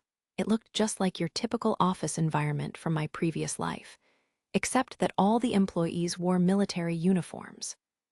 Beside me, I saw Wallace working with a dissatisfied look on his face, and beyond him, I spotted Isla being instructed in some task by one of our seniors.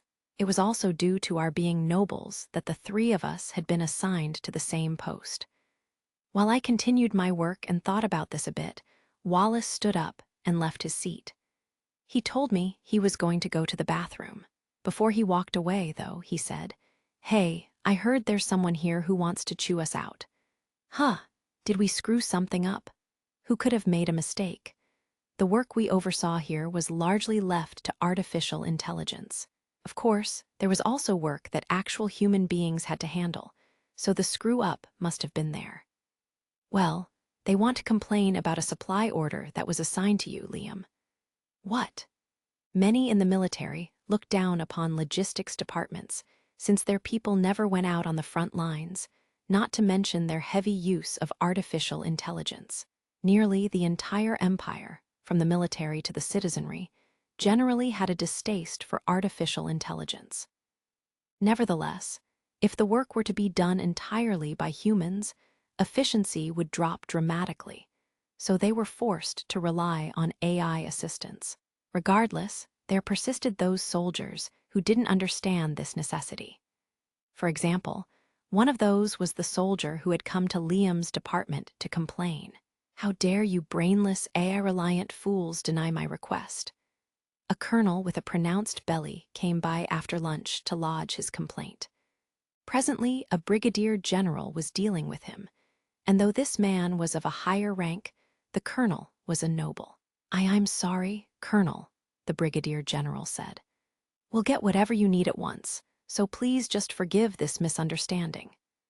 Because of the prevalent attitude toward AI and the logistics department, nobles barging in here to haughtily make demands was practically an everyday occurrence.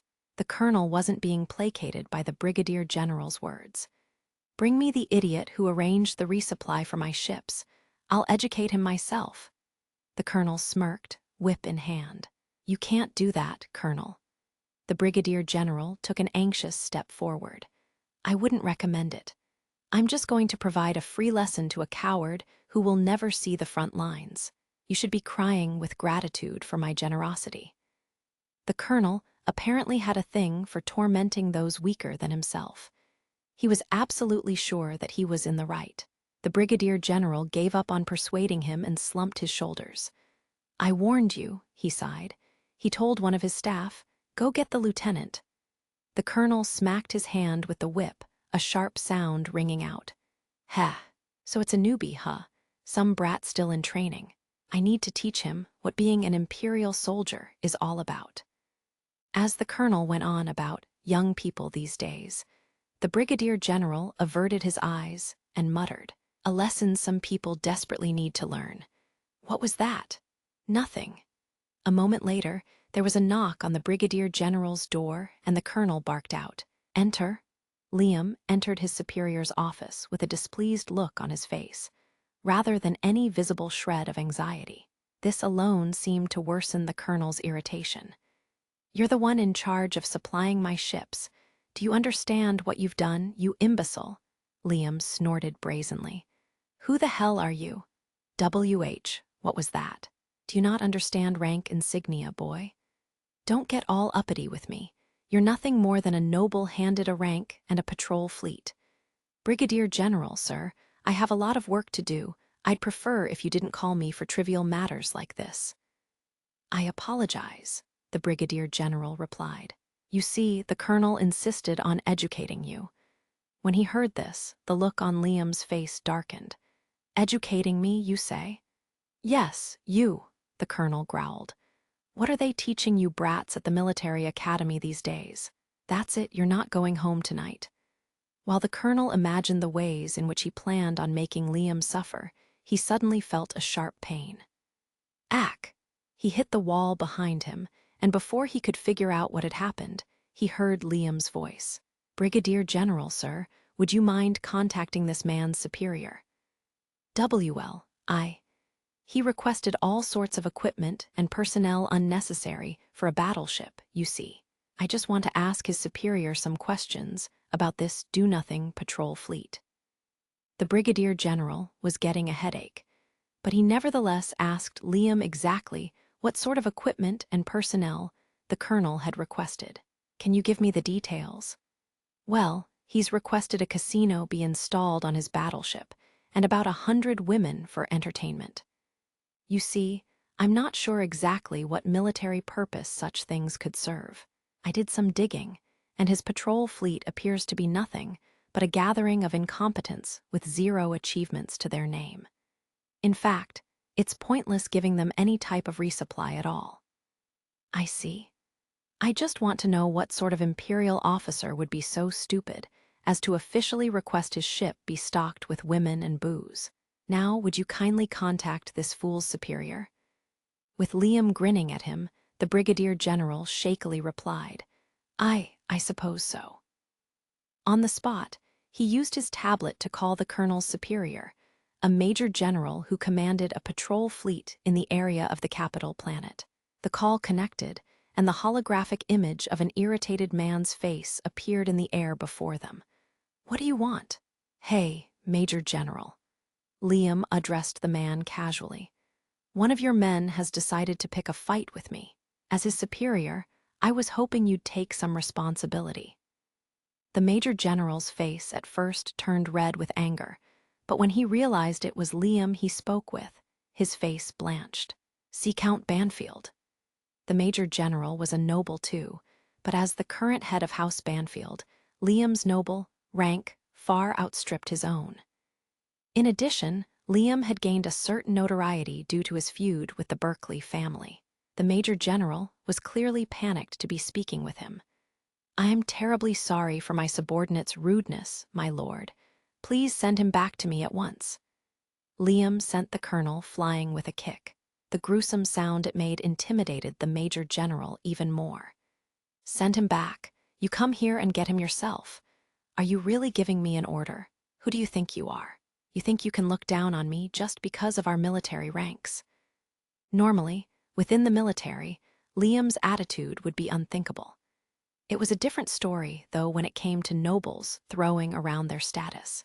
That meant that even if someone was of a lower military rank, if they were a higher-ranked noble, the lesser-ranked person had no choice but to obey them. Oh, of course, my lord. I'll be right there as fast as I can. Hurry it up. And another thing, the supply orders your people send me are full of nonsense. Tell them not to put items on their orders. That'll waste my time. Got it? I want to go home on time every day. Do you understand that? The Major General wasn't sure what to say to that. Basically, Liam was denying his men entertainment and all other luxuries. If you've got a complaint, I'll listen. Go on, what is it? Though he said he would listen, Liam would likely deny whatever the Major General requested. No matter what reasons he listed, he had to know Liam was in the right here and wouldn't be swayed, so the Major General simply gave up. And nothing, my lord. Giving fleets special treatment outside of regular regulations took extra time and effort. Liam didn't like that. I like a guy who knows his place. Now come and get your incompetent subordinate. Yes, my lord. The Major General ended the call. Having now learned that Liam was a ruling count with a significant amount of power, the colonel trembled in terror. Well, you've got a lesson to teach me now, do you? Liam said to him. That's fortunate, because I was worrying about losing my edge, doing all that desk work. This should make for some good exercise, eh? The colonel hurriedly stood up and saluted Liam. I am so very sorry for my behavior, my lord. He finally acknowledged that Liam was in a higher position than him, but just a little bit too late. Liam laid his hand on the man's shoulder, and the colonel flinched. I applaud the about-face, but I'm not a lenient enough man to let you off the hook that easily. So, until your boss comes to get you, how about I educate you? That's a good deal, right? It's okay, you can weep with happiness. Liam dragged the trembling colonel from the room by his lapel. The Brigadier General watched them go, smiling from the stress relief that came with the sight. It was the right choice, recruiting Lord Liam. He was glad that his department's work went so much more smoothly now that they had the young man. Far too many military people looked down on logistics and made unreasonable supply requests from them. For that reason, the Brigadier General had wanted a noble with some influence on his side. If it had been a corrupt or less powerful noble, like someone from House Berkeley, they likely wouldn't want the position or would even hope to exploit it to their advantage. However, a diligent noble like Liam wouldn't allow any misuse of the system.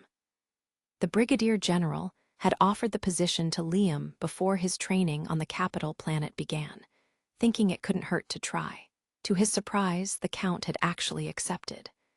Not only that, but Liam was putting in even more effort than the Brigadier General had expected from him. It'll be nice if we get fewer unreasonable demands from now on, with Liam in our corner. I still can't believe we ended up with such a hardworking noble. Even as the Brigadier General was grateful for the Count's work ethic, he just couldn't understand why. As for Marie's training assignment, she had been made a soldier on the front lines. Damn that ground meat woman. Outfitted in a powered suit, she jumped from a transport craft, cursing Tia under her breath. The suit had no parachute, but it deployed a barrier just before she landed, which absorbed the impact. Finding herself in a dense jungle, Marie cautiously surveyed her surroundings. "You all right, Marie? I heard you shout something," said a voice inside her helmet. "Everything's fine," she responded curtly, and the commanding officer she communicated with didn't pry further. "Got it. Then infiltrate the enemy's hideout and rescue those hostages.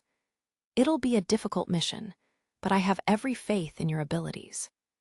Having been given a completely outrageous mission to raid an enemy base and rescue a number of hostages all on her own, Marie thought, how dare Tia assign me here? When I get back, I'm gonna separate that ground meat woman's head from her shoulders. The reason she'd been assigned to this special ops unit was because Tia had secretly pulled some strings.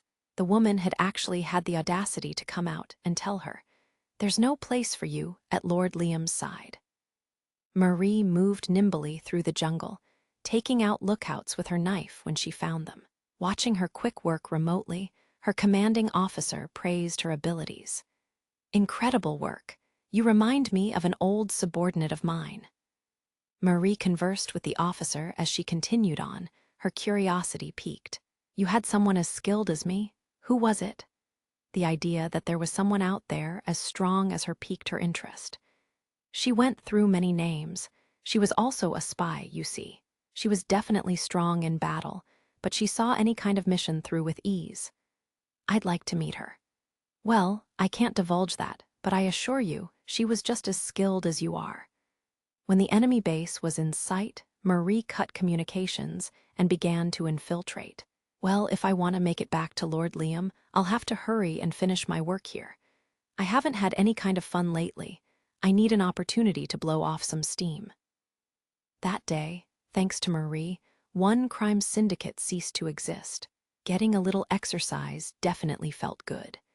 After slapping the colonel around a bit, I was in a much better mood. And I still get to go home on time today. While I was congratulating myself for another job well done, Wallace came up to me with a tired look on his face. "You really care a lot about going home on time, don't you, Liam? You think that's okay? There are a bunch of people who have to stay late." The senior officers who still had work to do were giving us looks as we prepared to leave. Standing with Wallace and me, Isla looked like she felt awkward too. "We kinda stand out, don't we?" she said. I didn't care one bit. My own work was finished, and that was that. "Overtime is overrated," I declared. One of the other workers left his desk to approach me. "You're not gonna help us out?" he asked. "We'd be done in no time if you did, you know." I told him to do his own work and shoved him aside. What value was there in helping out my coworkers? Fostering a spirit of cooperation, each individual helping support everyone else's weight. Pointless. What's even the value in it? In my past life, I had worked hard for the good of my company, for the good of my coworkers, and it hadn't done a thing for me. Work was meant to be finished on time, so you could go home and have time enough to rest. As long as you did the work, your salary was paid, and that should be enough. Of course, they'd always want more from you, but if it wouldn't do you any good, there was no point putting in the extra effort. Oh, they might thank you for working hard, but very seldom would you actually be rewarded for your efforts. That was why in this life, I made sure to only do what I was paid for, and nothing extra. "No matter what anyone says," I said, "I won't do more than I need to. If anyone wants me to put in overtime, then they'd better stack up some gold bars and bow their head to me when they ask." I said my piece, and Isla shrugged. Yeesh, there's Liam's love of gold again. Yep, I don't deny it. Now come on, let's get out of here. I led the two of them out of our place of work, and outside the building we found a large limousine waiting. Well, that's fancy, I said. Is somebody important coming outside or something? The elegant limousine confused me. There weren't many nobles working in this unpopular building, so the car must have belonged to a visitor. Then again, I couldn't think of a reason a rich person would have to visit our workplace. Was it some big-shot noble here to lodge a complaint? While I was wondering all this, Wallace noticed something. Isn't it here for you, Liam? What? I approached the vehicle, and a door immediately opened. Out from the car stepped Rosetta, dressed casually. It was my first time seeing her in quite a while, and she looked a little bit more mature. Darling, she exclaimed. Rosetta? I felt the impulse to dodge her as she threw herself at me, but she'd probably fall to the ground if I did, so I could only catch her in my arms. WH, what are you doing here? I stammered. You're done with your work for the day, aren't you? My training is done too, so I'm staying at the hotel now. I came to get you so we could spend some time together. When Wallace and Isla heard this, they slipped right into the limousine. Hey, that's nice of you, Wallace said. We'll take you up on that ride then. Hey, Liam, it's crazy in here. There's booze and snacks, and it's all the good stuff. Isla gushed. The upholstery in here is amazing. I rushed to try to stop them, but was too late because they already hopped right in. Hey, weren't we going out today? Wallace was already munching snacks. We can do that at the hotel, can't we? I'm broke anyway, so one place is as good as another so long as I don't have to pay. Damn you. I knew Wallace wasn't going to be any help, so I looked to Isla instead. Her eyes were glued to the snacks in the limousine. Is it okay to eat these, Rosetta? Standing with me outside the limo, Rosetta smiled at Isla. Of course. Yay, come on, Liam, get in. I was curious where you were living anyway. I want to see it. You're not gonna be any help either. Rosetta looked up at me with sorrowful eyes. You were about to go out, darling. You have to spend time with your coworkers. That makes sense, I understand. I won't insist, then. Why did I feel guilty looking at Rosetta all of a sudden? And I was just gonna go tour some bars with Wallace and Isla. It wasn't a work thing. And no, I was just gonna go drinking with these two. It was nothing important. For some reason, I answered truthfully and sealed off my own escape route. Really? Then let's go to the hotel. There are so many different kinds of restaurants there. I never get sick of them. Oh, and I've heard they already have all sorts of alcohol in stock just for you, darling. Oh, yeah. When I'd first met her, I'd thought of Rosetta as a level-headed woman with an unbending steel will. But as soon as she became engaged to me, she'd ended up like this. I'd expected her to be upset about the engagement I myself had pursued, so it was a letdown that I couldn't have any fun tormenting her with it. Becoming her darling was an uncomfortable surprise. In an attempt at small talk, I asked Rosetta about her life at the hotel and what she was doing there. I'm studying capital planet culture with some other noble girls who are here now. It's a lot of fun. Was it like a young wife attending cooking classes? That did sound fun. I supposed not that I had the least bit of interest in her studies or cooking classes. Rosetta's expression darkened. Also, darling, you have some visitors. Visitors? More visitors, eh? I just hope it's not like that colonel from earlier. After Liam left, two of his coworkers leaned closer in their chairs to talk about him. They were both veterans of the department, having worked there for decades. During that time, plenty of nobles had come to work in logistics for their training periods, so these two had a collection of them to compare Liam to. Why does he come to work normally and do everything that's expected of him? They were actually surprised that Liam was working as diligently as he was. It makes no sense. You expect a noble to come in late and leave early. Most of them don't even come to work in the first place, and they don't do anything except goof off when they do show up. Many nobles had come and gone from logistics for their training periods. The thing was, most of them didn't actually appear for their shifts, and just did whatever they wanted instead.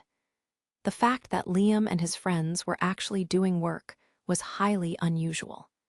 "Hey, did you see the Brigadier General? He went home on time, humming to himself.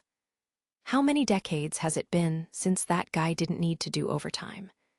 The two logistics clerks were in awe of Liam, after being put through hell by the unreasonable behavior of nobles up until now. We don't even hear a peep of complaint from patrol fleets nowadays. The education he gives them really seems to be helping. Count Banfield really is as diligent as people say, isn't he? Diligent, hardworking, and doesn't throw his position or influence around. I guess nobles like him really do exist. Oh, Liam could be violent with those like the patrol fleet colonel who visited today, but he never raised a hand against the people he worked with regularly. Because of all this, most of his colleagues considered him to be an exemplary noble. I thought it was just a rumor, but he really is a wise ruler, isn't he? Man, I'm jealous of the people who live under House Banfield. Chapter 6. Empire Merchants' MY luxurious lounge on one of the hotel's upper levels had a nice, quiet feel. Sure, I liked more showy places too, but this was actually the sort of environment I preferred living in. It had been the right choice letting Thomas arrange my living quarters on the capital planet. The amount of money that had been sunk into renovating this place was fitting for an evil lord like me. Satisfied with my base of operations, I sat on a couch with the two people Thomas had arranged for me to meet sitting across from me. One had been introduced as Elliot, the young president of the Clave firm. He was a blond man with his hair parted to the side, and he wore a suit. In appearance, he resembled someone in his early 20s, and his actual age was fairly young for this world. He wore a good-natured smile on his face. "Thank you so much for meeting with us today," he said. Next to him was a board member of the Newlands Company, named Patris. She was a beautiful woman with red hair and green eyes, wearing a suit that showed off her ample bosom. Was this an attempt to seduce me? There was no doubt in my mind that many men would be easily swayed by the sight. The alluring woman tried to butter me up. "We're so pleased we could meet with a future duke like you, Lord Liam. You're well known, even here on the capital planet." Despite her flattery, I didn't particularly like this type of woman. She reminded me too much of my wife in my previous life. Flashy women like her just didn't agree with me. I glanced at Thomas, who looked humbled sitting beside the two powerful merchants. "Lord Liam, your guests wanted to meet with you in the hope of becoming personal merchants to House Banfield." These two big names on the capital planet came all this way to see me, just to ask if they could join my team of personal merchants. Each of them had bigger companies than Thomas's firm, so they would both probably come in handy. "My personal merchants, eh?" "Yes," Elliot said, smiling. "We would love to be of use to you, Lord Liam. The Clave firm personally serves the Imperial House. Our company has a long history, with many great accomplishments to our name. I'm sure we would be very useful to you." Next to him, Patris thrust out her chest, not about to be overshadowed. "True, the Clave firm stands out among the merchants here on the capital planet, but the Newlands Company does business throughout the Empire. We support many other ruling lords, so we could surely support you as well, Lord Liam." I liked people who flattered me, but you knew there was always a catch. I never trusted anyone who claimed they just wanted to help me. Pure goodwill? That had no meaning when it came to the almighty dollar. Thomas is already my personal merchant. Do you understand that his company is important to me? Thomas was clearly flustered when I named him. "Come on, if you're an evil merchant, be a little more confident, Thomas." "Of course we do," Elliot said, gesturing with animation. "We would never try to drive the Henfrey Company out of business. We only encourage you to make use of the Clave firm's services as well." Patris expressed the same stance. "The Newlands Company doesn't wish for exclusivity either. We would be happy if you continued to patronize the Henfrey Company as well." The two of them smiled as they discussed their plans with me.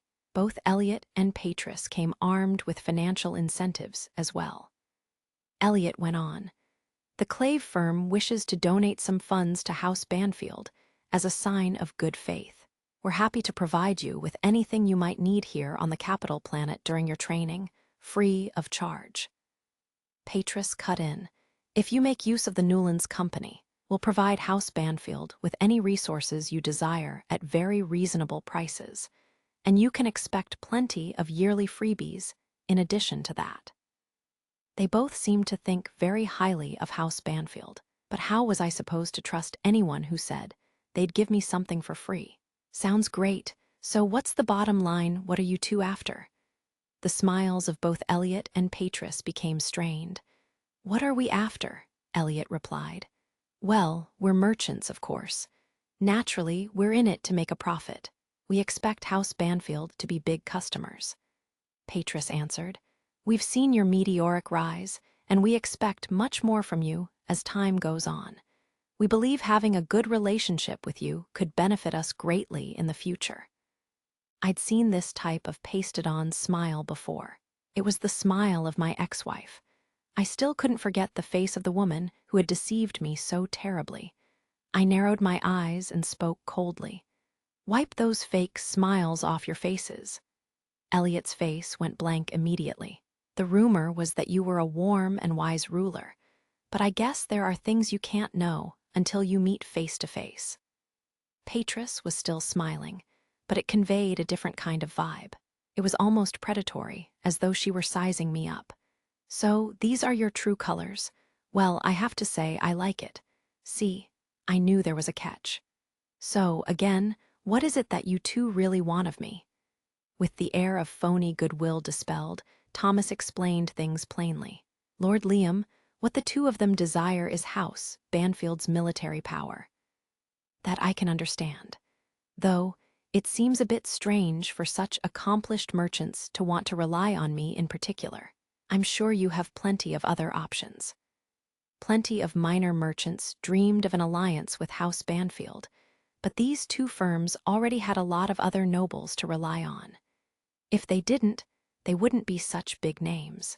The Clave firm served the imperial house directly, meaning they could rely on the imperial army itself to back them.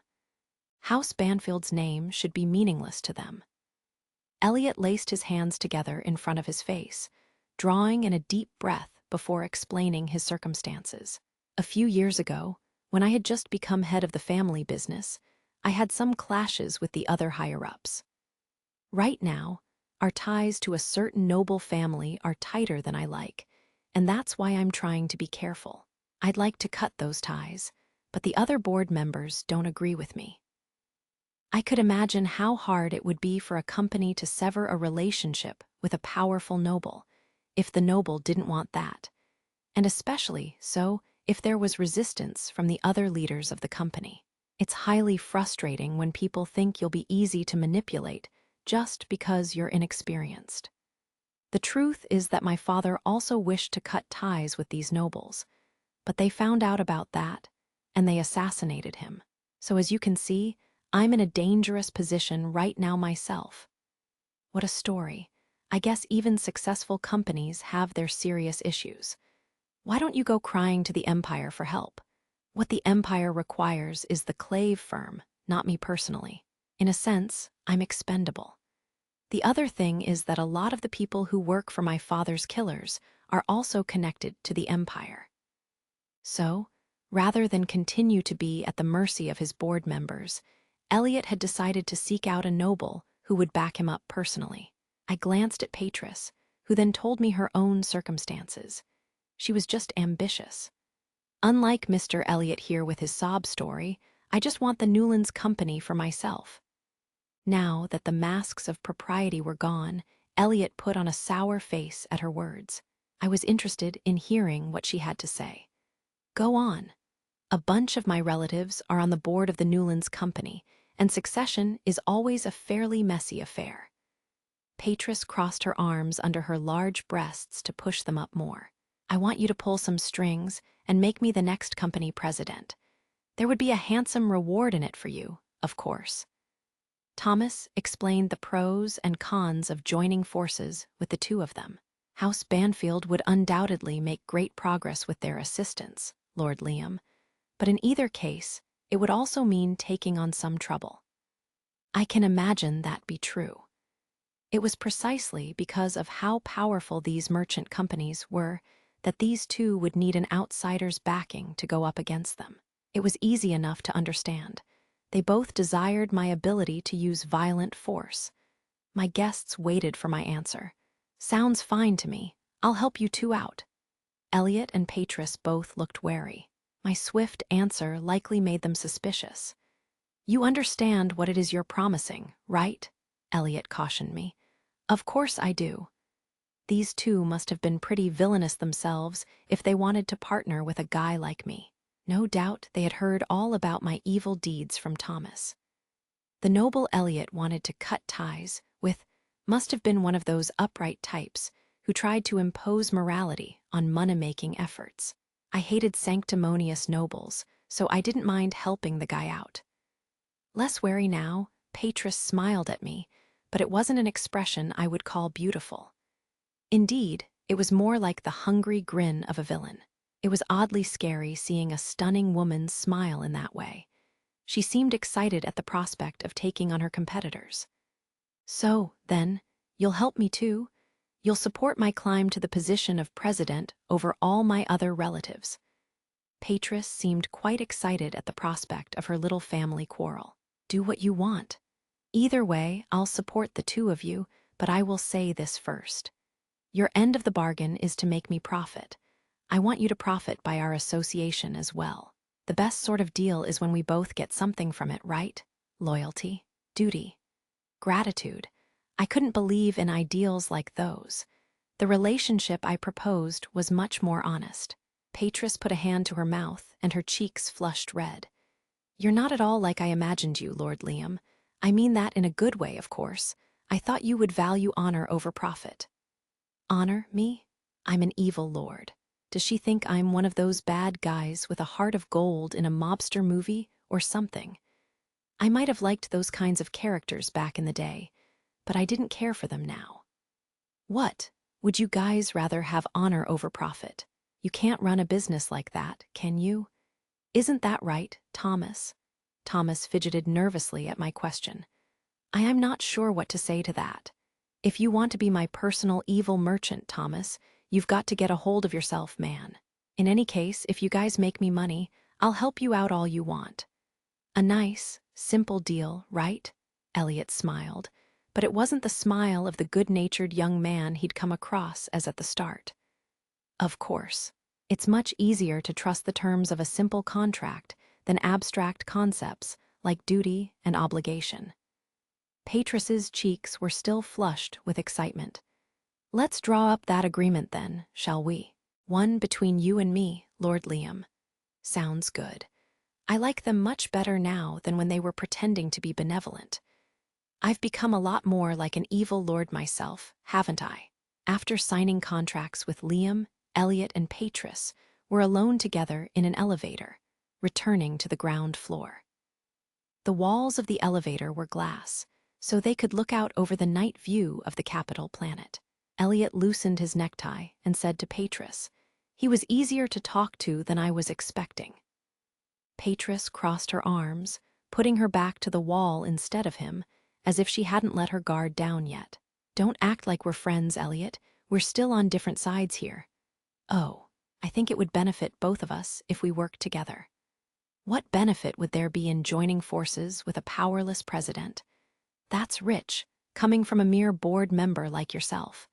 At least I'm not some little boy who came crying to House Banfield because he's so scared of House Berkeley.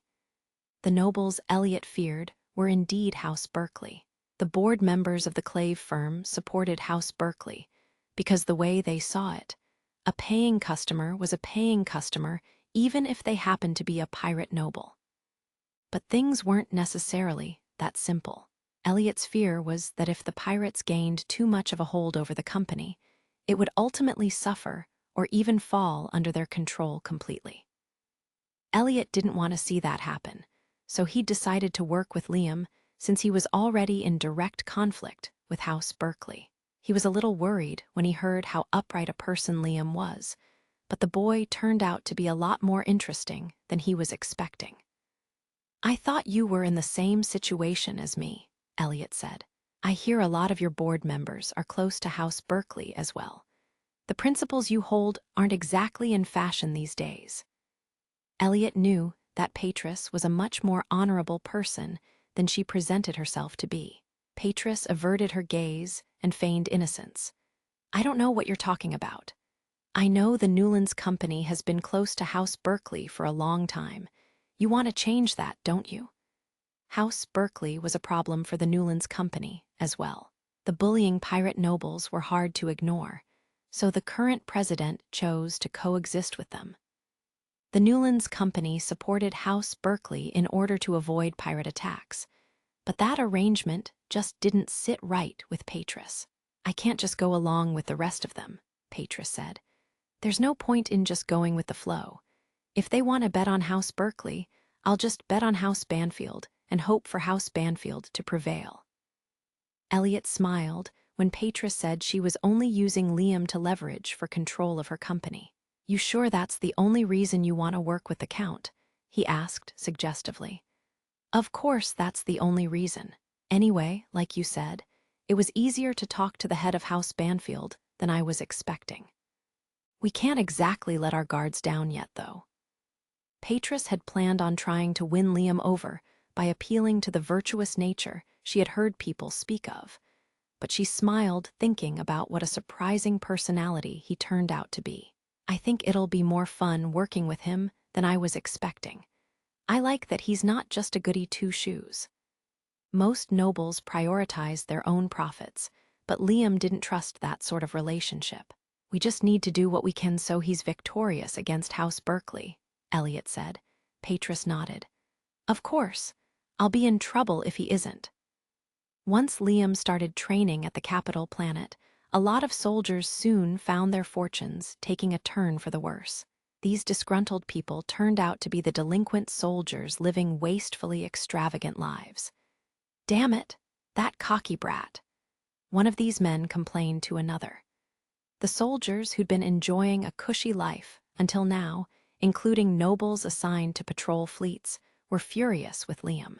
These individuals had been committing embezzlement, paying bribes, and doing all sorts of other unsavory things. "You said it," said another of these disgruntled soldiers. "The booze they ration out to us is cheap as hell, and now there's no budget for entertainment. What is this? What's the point of these logistics people if they can't provide the creature comforts we need? Plus, our fleets. My fleet was just ordered to downsize." They were all in agreement. These changes were the fault of Liam of House Banfield. None of these soldiers would dare defy him to his face, but it was common for them to gather and badmouth him to voice their frustrations. "Somebody needs to educate that brat." "Yeah, you do it, though. I'm not doing it. He's too strong to go up against. What an annoying kid. He doesn't even take bribes. I tried to find some weakness or vulnerability to take advantage of, but there's Jack." They were all trying to solve their Liam problem somehow, but no one was having any luck. Meanwhile, watching over these grumbling delinquent soldiers was the guide. He sat in a seemingly empty chair nearby, bouncing his legs and clapping joyfully. "It's so nice that Liam's steadily making enemies. I'm sure I can find a use for these resentful people too." The guide snapped his fingers, and black smoke began to emanate from his body. It filled the room, and the men didn't even notice as they breathed it in. Then one of them seemed to suddenly come upon an idea. Wasn't there a rumor that House Berkeley was going to settle things once and for all with House Banfield? All the other gathered soldiers were very interested in the man's story. "Is that true? I've heard they're recruiting soldiers. What do you think? We should join forces with House Berkeley to get the army back to the way it was before. If we join now, we could probably get tons of rewards from House Berkeley." The delinquent soldiers exchanged ugly grins. The guide was positively gleeful, having recruited even more enemies of Liam. "This still isn't enough. I can't stop here if I'm going to take Liam down. The guide had been careless in the past, but he wouldn't underestimate Liam again. He stood, adjusted his hat, and left the room. Of course, he didn't notice that a small light followed behind him as he left. The light took on the shape of a dog, and it had been watching him the whole time from the corner of the room. For the first time in quite a while, I was spending one of my days off with Kurt. Normally, I would have invited along Wallace and Isla, and probably Rosetta too, but they all happened to be busy, so it was just me and Kurt. We sat across from each other at a round table on a cafe terrace, discussing our recent lives. "How have you been, Liam? Is your work going well?" "Well enough that I'm so bored, I'm yawning all the time." I usually spent my days lazily at my training assignment. I left most of the work to the AI to handle, and I was already finished checking everything over before noon. I then had a leisurely lunch and relaxed for the rest of my break. After that, I wrapped up my work, prepared to go home on time, and took it easy until the shift was over. If anyone complained to me, I used my position to chase them off, and here and there I threw some regular army commanders a bribe. I mean, a seasonal greeting. That is to say, Tia had told me that if I sent ample supplies to the front lines, everyone would understand how wonderful I am. I figured it couldn't hurt. For various reasons, a lot of supplies hadn't been finding their way to the front lines up until now. Part of it was that there wasn't enough budget to meet and ship the requests. But the other reason was that the deliveries would get diverted before reaching their proper destination. Another logistics operation was channeling the supplies where they shouldn't be going, so I ratted them out as soon as I was aware of it. I had that brigadier general of the military police, who unjustly took me in for questioning, make it up to me by investigating this other logistics group.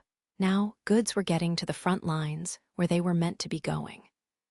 Our budgets had recovered significantly after we stopped sending so many unnecessary supplies to patrol fleets. And as a result, all the regular Imperial Army fleets that protected the Empire's borders owed me one. I was just doing the job that was expected of me, and to my personal benefit, I racked up a bunch of people who were now indebted to me. It was a pretty nice deal. I was sure there'd be some favor or another I could ask of a commander of the regular army one of these days. I asked Kurt how he'd been doing. "So, what about you? You graduated from the university, and now you're fulfilling your training as an official, huh?" Kurt looked up from his lunch, a troubled look on his face. "Actually, there's a bit of a problem right now. My work is going fine, but I have a lot of female suitors, you see." Since graduating from primary school, Kurt had grown in pretty much all the ideal ways. He shot up from a pretty boy to a handsome man. He told me that there were more and more women gunning for him at work by the day, and he was having an awkward time of it. I'm jealous. It's not all fun and games, you know. What, you don't have any stories like that, Liam? Nope. There are more men than women where I work, and when I go out, I've only got Wallace and Isla with me. Well, sometimes Rosetta shows up too. Now that I was talking about my situation, I felt rather pathetic. An evil lord like me should have women waiting on him hand and foot. Why were there so few women around me? I mean, Isla was definitely pretty, but she was just a friend of mine. Tia was busy right now, and Marie was doing her training somewhere else. Not that I looked at those 2 knights that way anyway. They had impressive skills, but they just didn't do it for me as potential lovers. I sighed, and Kurt looked pleased for some reason. "Oh yeah," he said. "What are you grinning about?" "And nothing. I'm not happy about it or anything. Oh, that's right. You'll be receiving your official posting soon, eh? Who's your adjutant going to be?" Adjutant? Kurt had thrown me off by changing the subject so quickly, but it was a less embarrassing topic than before, so I started to think about his question. Most big nobles like me ended up being field officers when they were appointed to their official posts. In that case, the army provided them with an adjutant. I hadn't really thought about it. Truth be told, I was fine with pretty much anyone. If the army was sending them, it was bound to be someone talented and good-looking. No matter who they provided, it would probably be someone decent. Kurt seemed especially curious about who it would be. I heard it's a real topic of discussion in the military right now. Apparently, a lot of people are already volunteering, so the army's having trouble making a choice. Who could blame them for wanting to be an adjutant to the future Duke? I'm fine with anyone as long as it's a beautiful woman. When I said that, Kurt cautioned me, "You should be careful. Someone like that is going to want a personal relationship with you. Some of these candidates would probably be a real headache." My father told me to watch out, too. Like I said, even where I'm working now, there are all these women who want to be my mistress. Kurt then sighed tiredly, evidently put off by my attitude. "But well, aren't you popular?" I said. "It's not just me.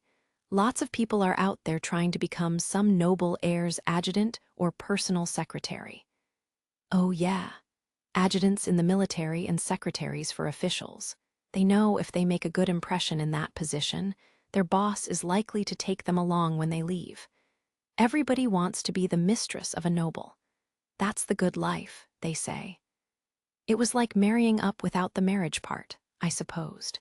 Regular people had to work hard to gain the sort of position nobles enjoyed at birth. I listened to Kurt with interest, then got an idea. "I'll request an absolute beauty for my adjutant, then. It's not like I hate women sucking up to me, after all. I'll get some good use out of her." Kurt smiled uncomfortably at my wording. "You haven't changed, Liam. If you request an absolute beauty, though, I'm sure you're bound to get one. Appearance does come into play in these decisions, after all." "I'm looking forward to it," I said, returning to my meal. Kurt seemed like he wanted to say something more, but in the end, he just switched the topic of conversation to something else. Lined up in an expansive room were a great many female military officers, all of them beautiful. It was as though someone had gathered up a bunch of models and dressed them up in army uniforms. Tia strode through the room boldly, her military insignia designating her as a colonel. All the hard work she'd done reorganizing the patrol fleets hadn't gone unappreciated, and she'd risen high in rank because of it. At first, Tia had only been tasked with preparing a patrol fleet for Liam to command. But the scope of this new fleet ended up dwarfing even some regular army fleets. She inadvertently created a fleet that anyone could tell was extraordinarily powerful. Originally, she was just supposed to reorganize some of the Empire's superfluous patrol fleets and create a place where Liam could comfortably finish his military service. However, Liam had given her a little too much pocket money, and the overzealous Tia had put together a patrol fleet of 30,000 ships, making it rival some regular army fleets. In the end, she had gotten rid of several unnecessary patrol fleets and put together 1-2 times the size of a regular army fleet. It was clear that Tia was extremely talented, and right now, the new colonel was addressing the gathered female officers, gesturing as she did so. "It's finally time for Lord Liam to take his official assignment." The gathered officers were all women who had graduated from the military academy and were now serving officially in the army. They were all from House Banfield's domain as well. "You are elites, handpicked from Lord Liam's domain. Therefore, Lord Liam will choose his adjutant from among your ranks. No, he must choose one of you." When Liam stepped into his official post, the army would assign him an adjutant. Many people in the military were already vying for the position, but Tia wouldn't accept an outsider at Liam's side. She knew that if Liam liked his adjutant, he would take her with him when he left the military. Naturally, an outsider would support Liam in most matters, but if at any time she prioritized the Imperial Army over Liam, there would be a problem. Tia's conclusion was that she would simply gather potential adjutants from House Banfield's domain. There was also the possibility that Liam would take an amorous interest in the one in this position, in which case Tia wanted only a very accomplished soldier to get that close to him. In any case, she didn't want an outsider in that position. Whoever is selected, you will devote yourself fully to Lord Liam. You must offer up your body and soul to him. Yes, ma'am, the women all answered in unison, giving a sharp salute. Tia was satisfied with their response. No one could be a more talented candidate than these women and still look so good. Any one of them would surely satisfy Lord Liam. The question remains whether or not he will, in fact, choose one of them. Tia had worked diligently to assemble this offering of beautiful candidates, but she still wasn't sure if Liam would ultimately make his selection from among them. She could explain to him her reasoning for only choosing from within House Banfield's domain, but she knew Liam disliked unfairness, and it wasn't her place to be insistent. She didn't want to bother him by being too pushy. These women are elites among the elite. Surely Lord Liam will be satisfied with this group. The top military brass were all at their wits' end. What do? We need someone who can act as a go-between for us and the Count, that is, the future Duke. That's why I'm asking if we have someone who can do that. While Liam had been making a name for himself in the logistics department, his head knight had been putting together a cutting-edge military fleet. By shifting resources from the patrol fleets into the regular fleets, Liam had solved one of the military's annoying problems. On top of that, he was in possession of a huge stock of rare metals. The top brass desired a close connection with him, no matter what, and helping Liam choose an adjutant seemed to be the perfect opportunity. But his people kept thwarting anyone from getting too close to him in that regard. House Banfield had already prepared a collection of elites for his selection, so the military was struggling to find candidates that rivaled these in ability, appearance, and personality. One of the gathered officers looked up. Maybe she could do it? Her looks. There's no problem there, plus she's already acquainted with the Count. Who are you talking about now? The woman's data was displayed for all present. Major Ulysses Morrisil. She was originally with a weapons factory, but she recently completed retraining and joined a special forces unit. Ulysses was certainly qualified, and she had a number of other achievements to her name as well. The military didn't want to let her go, but with her talent and looks, they decided she had the best chance of satisfying Liam's requirements. Where does she stand on the matter? This will change the course she's on. Would she accept this? There was the possibility that whoever was chosen would end up as a noble's mistress or concubine. Some would readily volunteer for such a future, but plenty of women would reject the idea too. If the major was one of the latter, they would have to give up on her. The top brass would rather not gamble on forcing her into the position if that made it likely she would fail at it. Don't worry about that, she volunteered. Still, it would be hard to let her go. These are some incredible accomplishments I'm seeing here. I wouldn't mind having her work for me. The top brass thought very highly of Ulysses. Well, if this doesn't work out, I'll at least be satisfied that we tried our best. Thus, with some help from the guide's manipulations from the shadows, Ulysses slipped in as one of Liam's adjutant candidates. At work, I was looking through a stack of documents that almost looked like a list of candidates for an arranged marriage, complete with glamour shots. My coworkers seemed curious, but no one made any complaints. Wallace was surprised when he picked up one of the files and looked inside. What a babe! Wow, I wonder if she'd be my adjutant. Technically, Wallace was royalty, so when he finished his training, he'd be promoted to lieutenant, but there were no plans for him to receive an adjutant of his own. After all, he wouldn't be in a position where he'd really need one. Isla picked up a folder, opened it, and looked inside. You don't need one, Wallace. You could ask for a scary drill sergeant to watch over you, though. Should I put in a request? Very funny. Hey, what are you doing with that request form? Stop it. The two of them kept bickering back and forth. Maybe a scary drill sergeant would do Wallace some good. I picked up another file and opened it. I was taken aback by the face that looked back at me. What's she doing here? I found myself looking at a picture of Ulysses. When I glanced through her history, I read that, After leaving the third weapons factory, she attended a military retraining center and then went on to join a special forces unit. After that, she entered another retraining facility to study information gathering. Apparently, she was becoming some kind of spy. I'd already thought she was decently talented before, but now she looked like quite a capable woman. Why'd she join a special forces unit? Wallace cocked his head at my confusion. Someone you know? Isla looked down at the document in my hands, recognizing Euligia. Oh, is she that one from back then?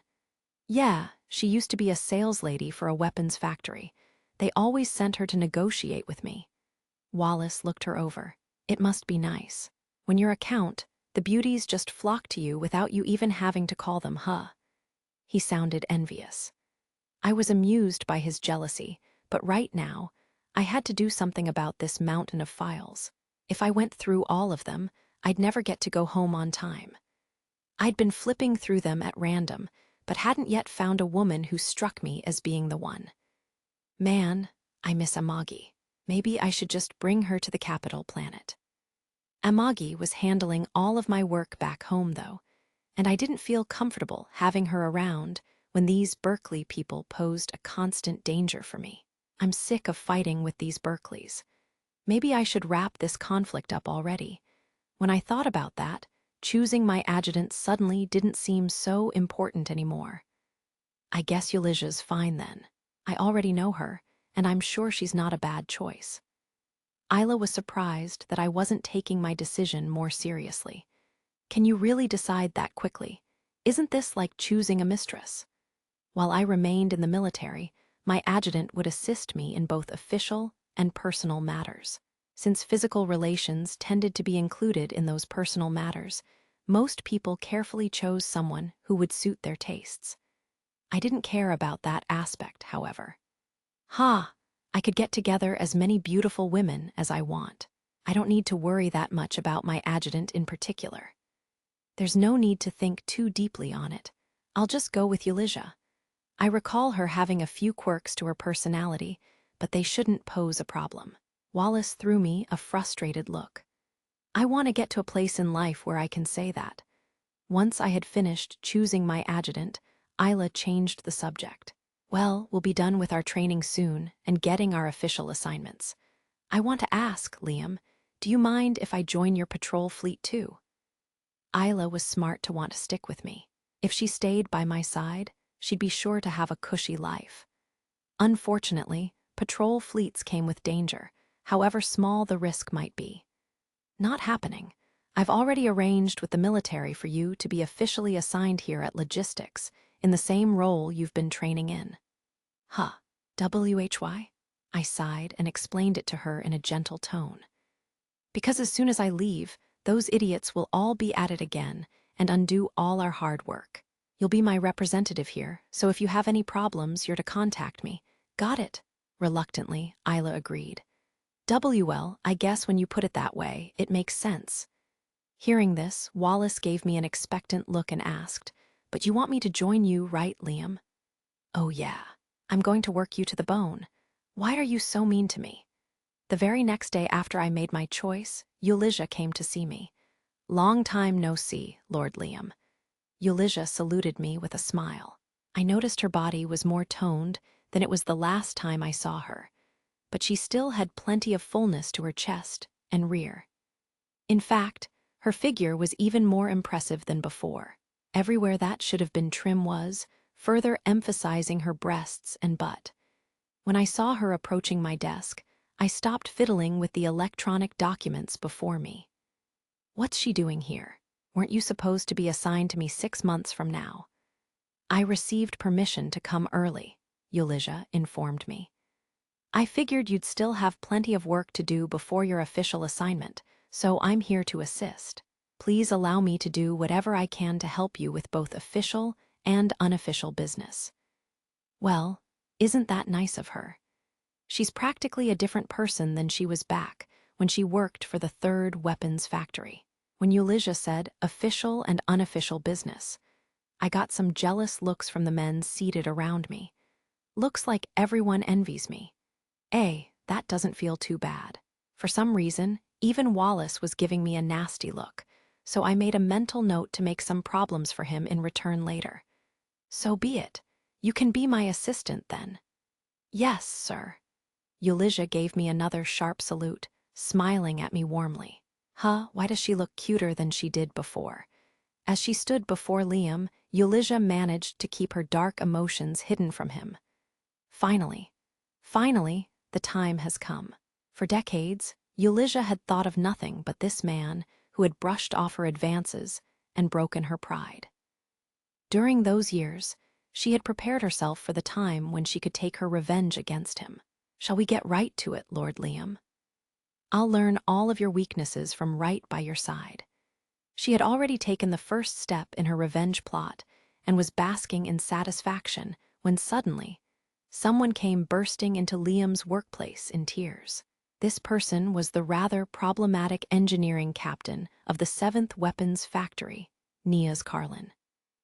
At first glance, she had the look of a studious beauty with black hair and glasses, but Liam felt her personality left much to be desired.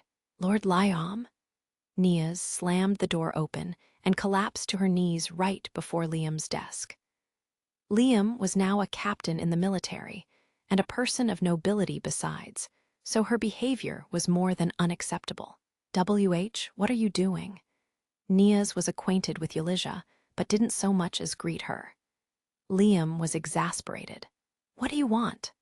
Normally, Liam would be within his rights to throw her out of the building, but he was actually curious to hear what she had to say for herself. Ulysses was exasperated. She's impossibly rude. Get rid of her, why don't you? He's as lenient as ever. From Ulysses' perspective, Liam was simply too kind to his acquaintances. He could be firm at times, but by the typical standards of imperial nobility, he was practically a saint. Even though she understood that about him, it still frustrated her to see him treating Niaz so well.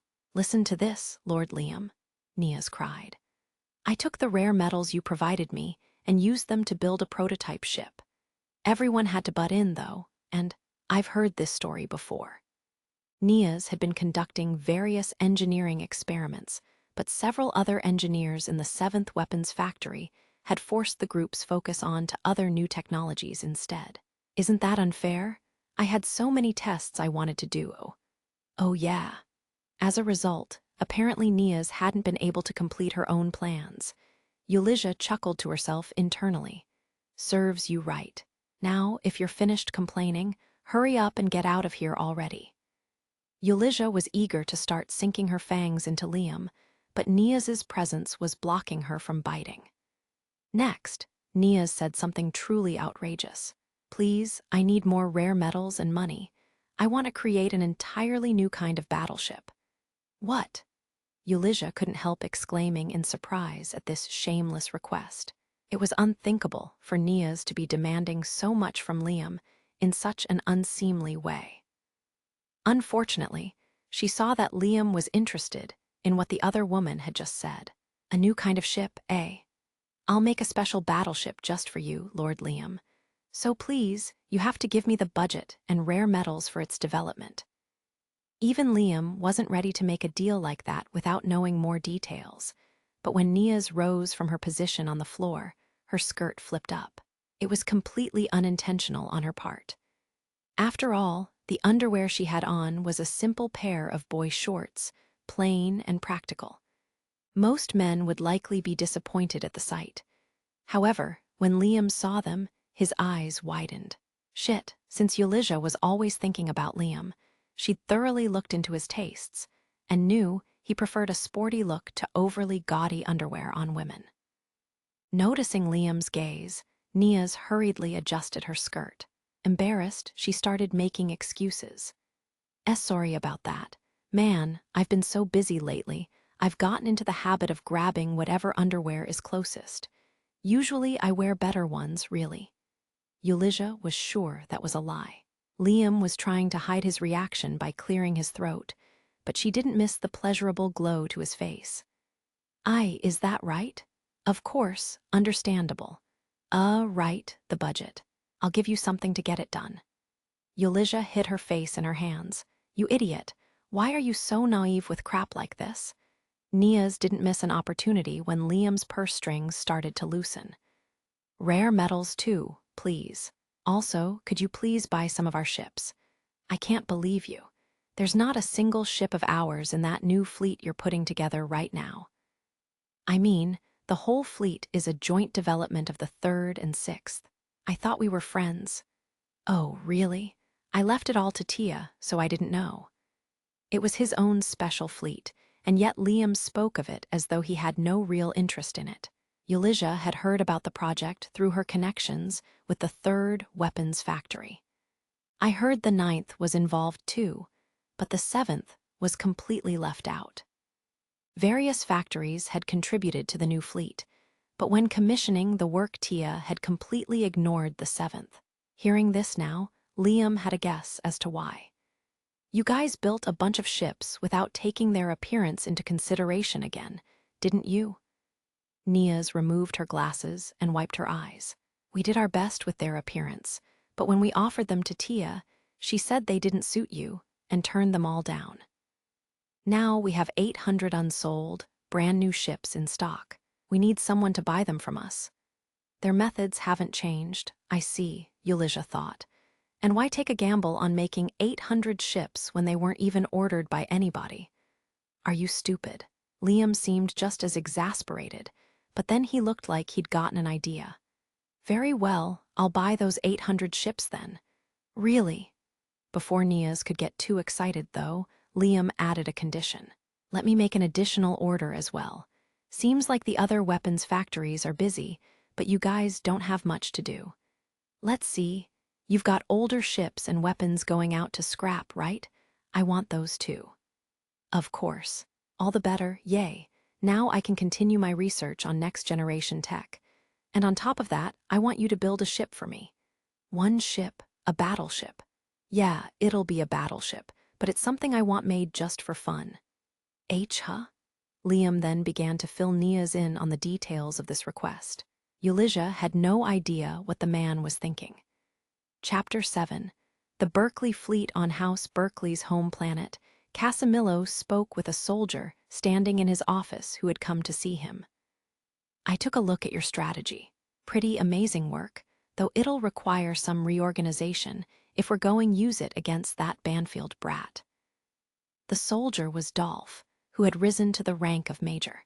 After losing to Liam in their match at military school, his life was knocked off course, and despite his rank, he ended up in a do-nothing position within the army. When he heard the rumors that House Berkeley was gearing up to fight Liam head-on, he rushed to meet with Casimilo. Eager for another chance to go up against Liam, Dolph was ready to throw everything he had into this strategy to defeat him. If you'll pardon my saying so, Dolph replied, I'm not even sure this is enough. This was the absolute least I could come up with, taking into consideration a realistic budget and time frame. Casimilo was surprised that Dolph believed his plan to be insufficient. It won't be enough to replace my entire fleet and change our fighting strategies. I've never even heard of a formation that specializes in mid- and short-range fighting. Dolph projected a hologram before Casimilo. It was a stolen image of House Banfield's regular fleet. The quality of House Banfield's fleet is on the same level as the Imperial armies. As for its size, sources suggest it's recently doubled from 30,000 to 60,000 ships. Sure, that's definitely a lot for a count, but there's still no threat to House Berkeley. Well, the problem is they have more than just numbers. Next, Dolph projected a video of House Berkeley's fleet massacring some pirates. Their military might was clear to see. House Banfield's strength lies in their high level of organization and the quality of the equipment at their disposal. Why can't we overwhelm them with numbers? All they can scrape together is 60,000 ships at most, right? Even if we oppose them with 100,000 ships, if they can break through our formation, both sides will suffer great damage. If we're unlucky, we lose our fleet's commanding officer, and we'd be as good as lost in the chaos. Using his experience in their previous face-off, Dolph had thought up this strategy specifically to face House Banfield. Therefore, we anticipate Liam's offensive mode of attack and be ready to receive it. Essentially, we'll lead them into a trap, and that makes them vulnerable. That's why our fleet must concentrate its efforts on mid to short-range combat.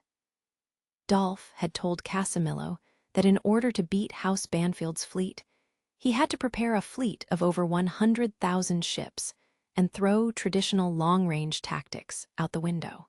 Casimilo actually thought better of him for this advice, though it went against established battle tactics. In fact, he was impressed because it went against the expected tactics. Everybody else thinks so little of this kid. They say all we need to beat him is superior numbers, but not this one. No one who's advised me takes the danger the boy poses as seriously as him. What do you plan to do with this formation of ours if the enemy decides to keep a safe distance and sticks to long-range attacks? Casimilo asked, testing Dolph. That would be dangerous, I admit, but I know Liam's style. House Banfield has always secured their victories with offensive charges. You're not likely to throw away a strategy that you've used for decades when it's never failed you before. The more victories they claim with it, the harder they'll find it to change their tactics in the middle of a battle. In their conflicts with pirate gangs, House Banfield had spent the last several decades charging forward in fights, always emerging victorious. They had perfected the aggressive charge into an art form. Their ships were always coordinated perfectly, and their gallant soldiers knew no fear. In a clash with House Berkeley, they were sure to rely on the same technique that had never failed them before. Casimilo was satisfied that Dolph understood and anticipated House Banfield's methods. It's him. It has to be him who will secure our victory. Dolph spoke passionately in order to win Casimilo over to his ideas, not realizing Casimilo was already convinced. True, it will take time and money to set things in motion, but these are necessary expenses if we're to defeat House Banfield. You'll have to prepare an entirely new, up-to-date fleet and train your officers in my proposed strategy in order to pull it off. Your opponent warrants this effort, though you mustn't underestimate House Banfield. House Berkeley's fleet would have to be completely reconfigured in order to fight against this one opponent. The new fleet would be ready to meet the enemy's charge, but would be lacking in a long-range battle. All the other soldiers Casimilo had consulted had just told him that so long as he had the numbers, he could fight in the normal way and triumph. But Casimilo had always suspected that wouldn't be enough. Will we be ready in time? House Banfield had a head start in building a new fleet. We can only try. No, I'll see that we will. We'll start immediately to get even one more ship ready on time. Dolph's passion cemented Casimilo's resolve. Very well then, consider yourself hired. Dolph couldn't help but smile at Casimilo's words, but he quickly composed himself and responded solemnly. Thank you very much, sir. I would like you to begin this process by gathering pirates. What? We're gonna use them too.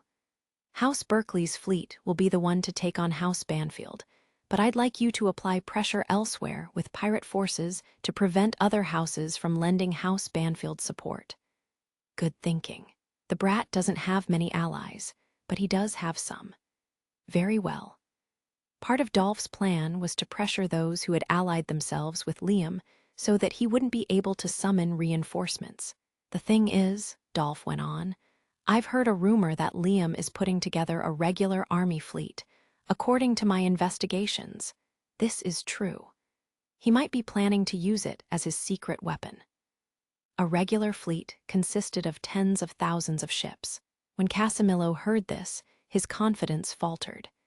If this was true, even rounding up pirates to increase their own forces might not be enough. Well, that's not good, he said. However, there are plenty of people in the army who don't think highly of the Banfield brat. It wouldn't be a bad idea to gather them up. That would be fantastic. Casimilo was excited by the idea. If they could get together all of the remaining patrol fleets and noble soldiers, that would be tens of thousands of more ships. Plus, it wasn't only disgruntled soldiers who would ally themselves with Casimilo. He'd already been approached in secret by merchants and representatives of the first and second weapons factories, who were bitter that Liam wasn't using their services. Dolph, can you put together a fleet with the soldiers we can gather? I can try, but I don't know how useful it will be. It could be used as a decoy, perhaps.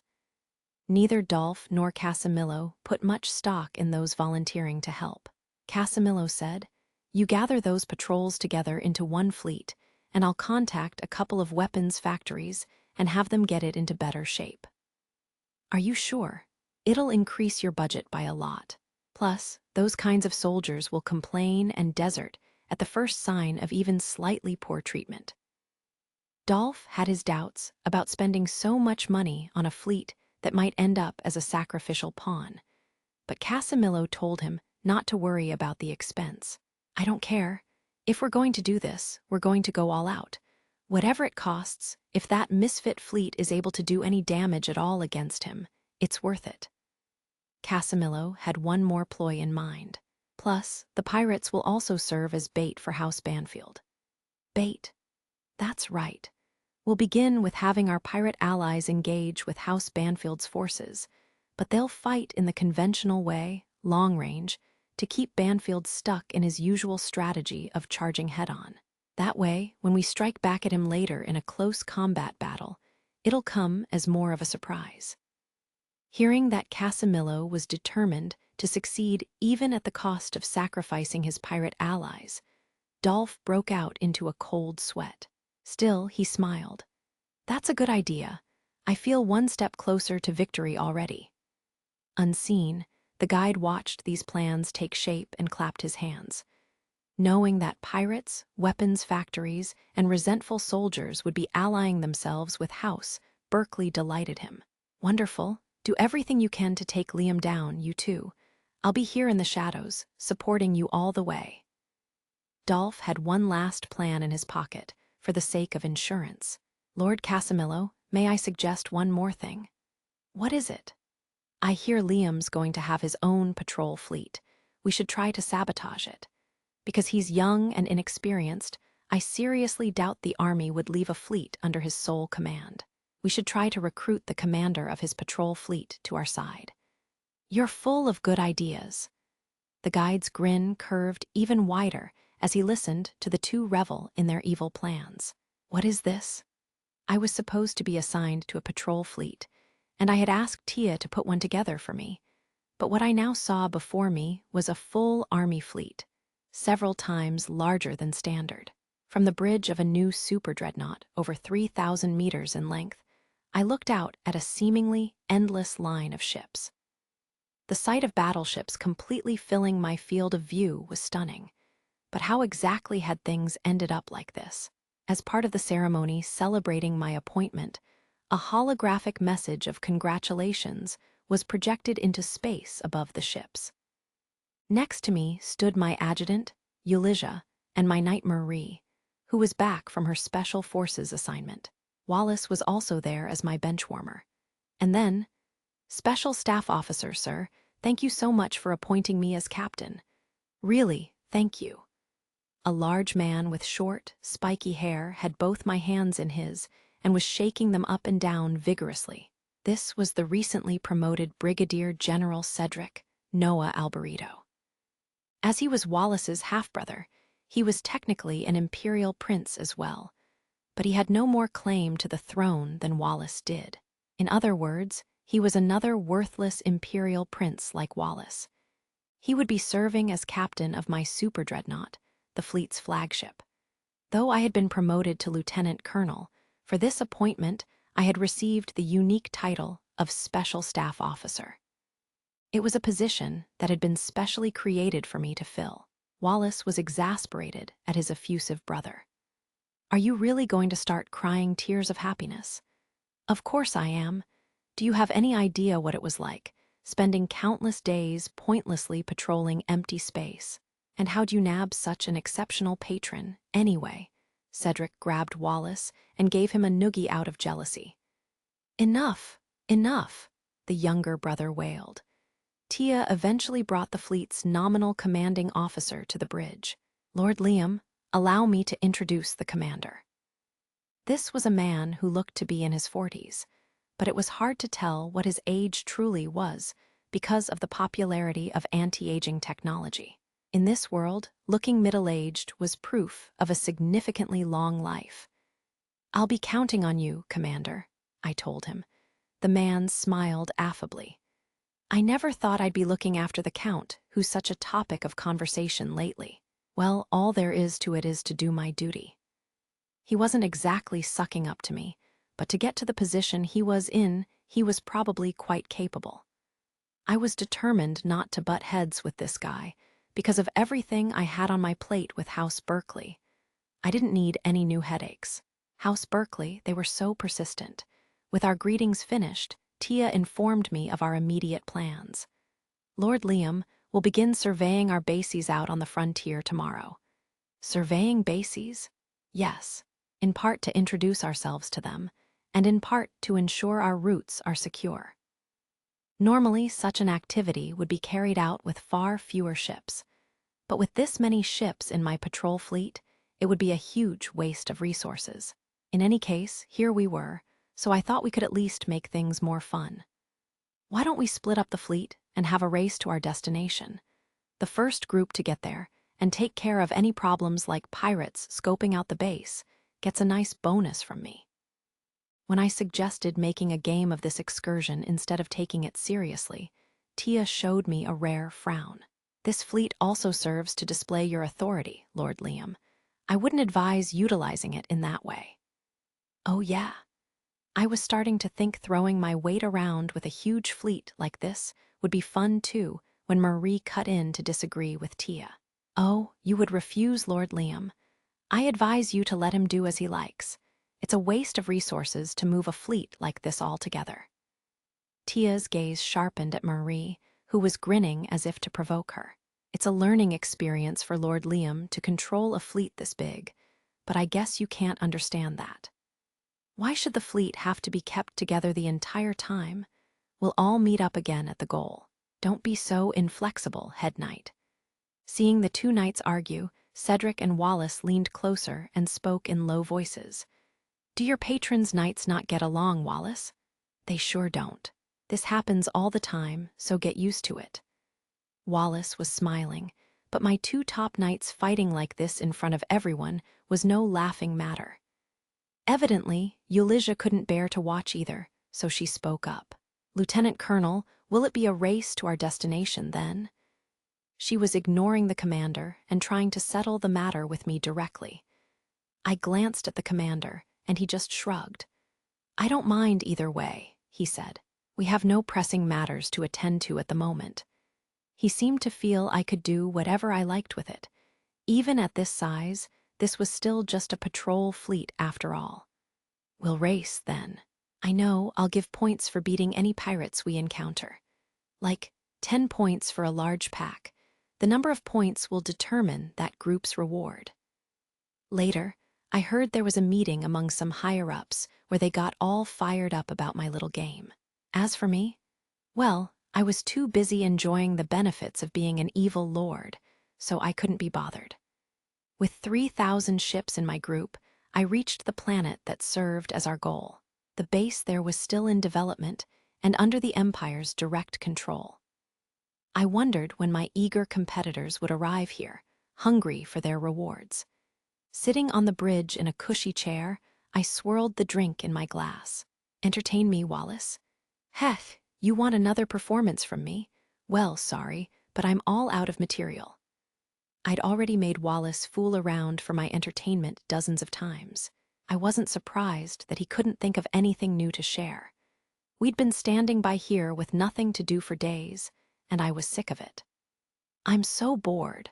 I thought it would be fun lounging around on my personal luxury liner, and the ship's facilities were indeed impressive.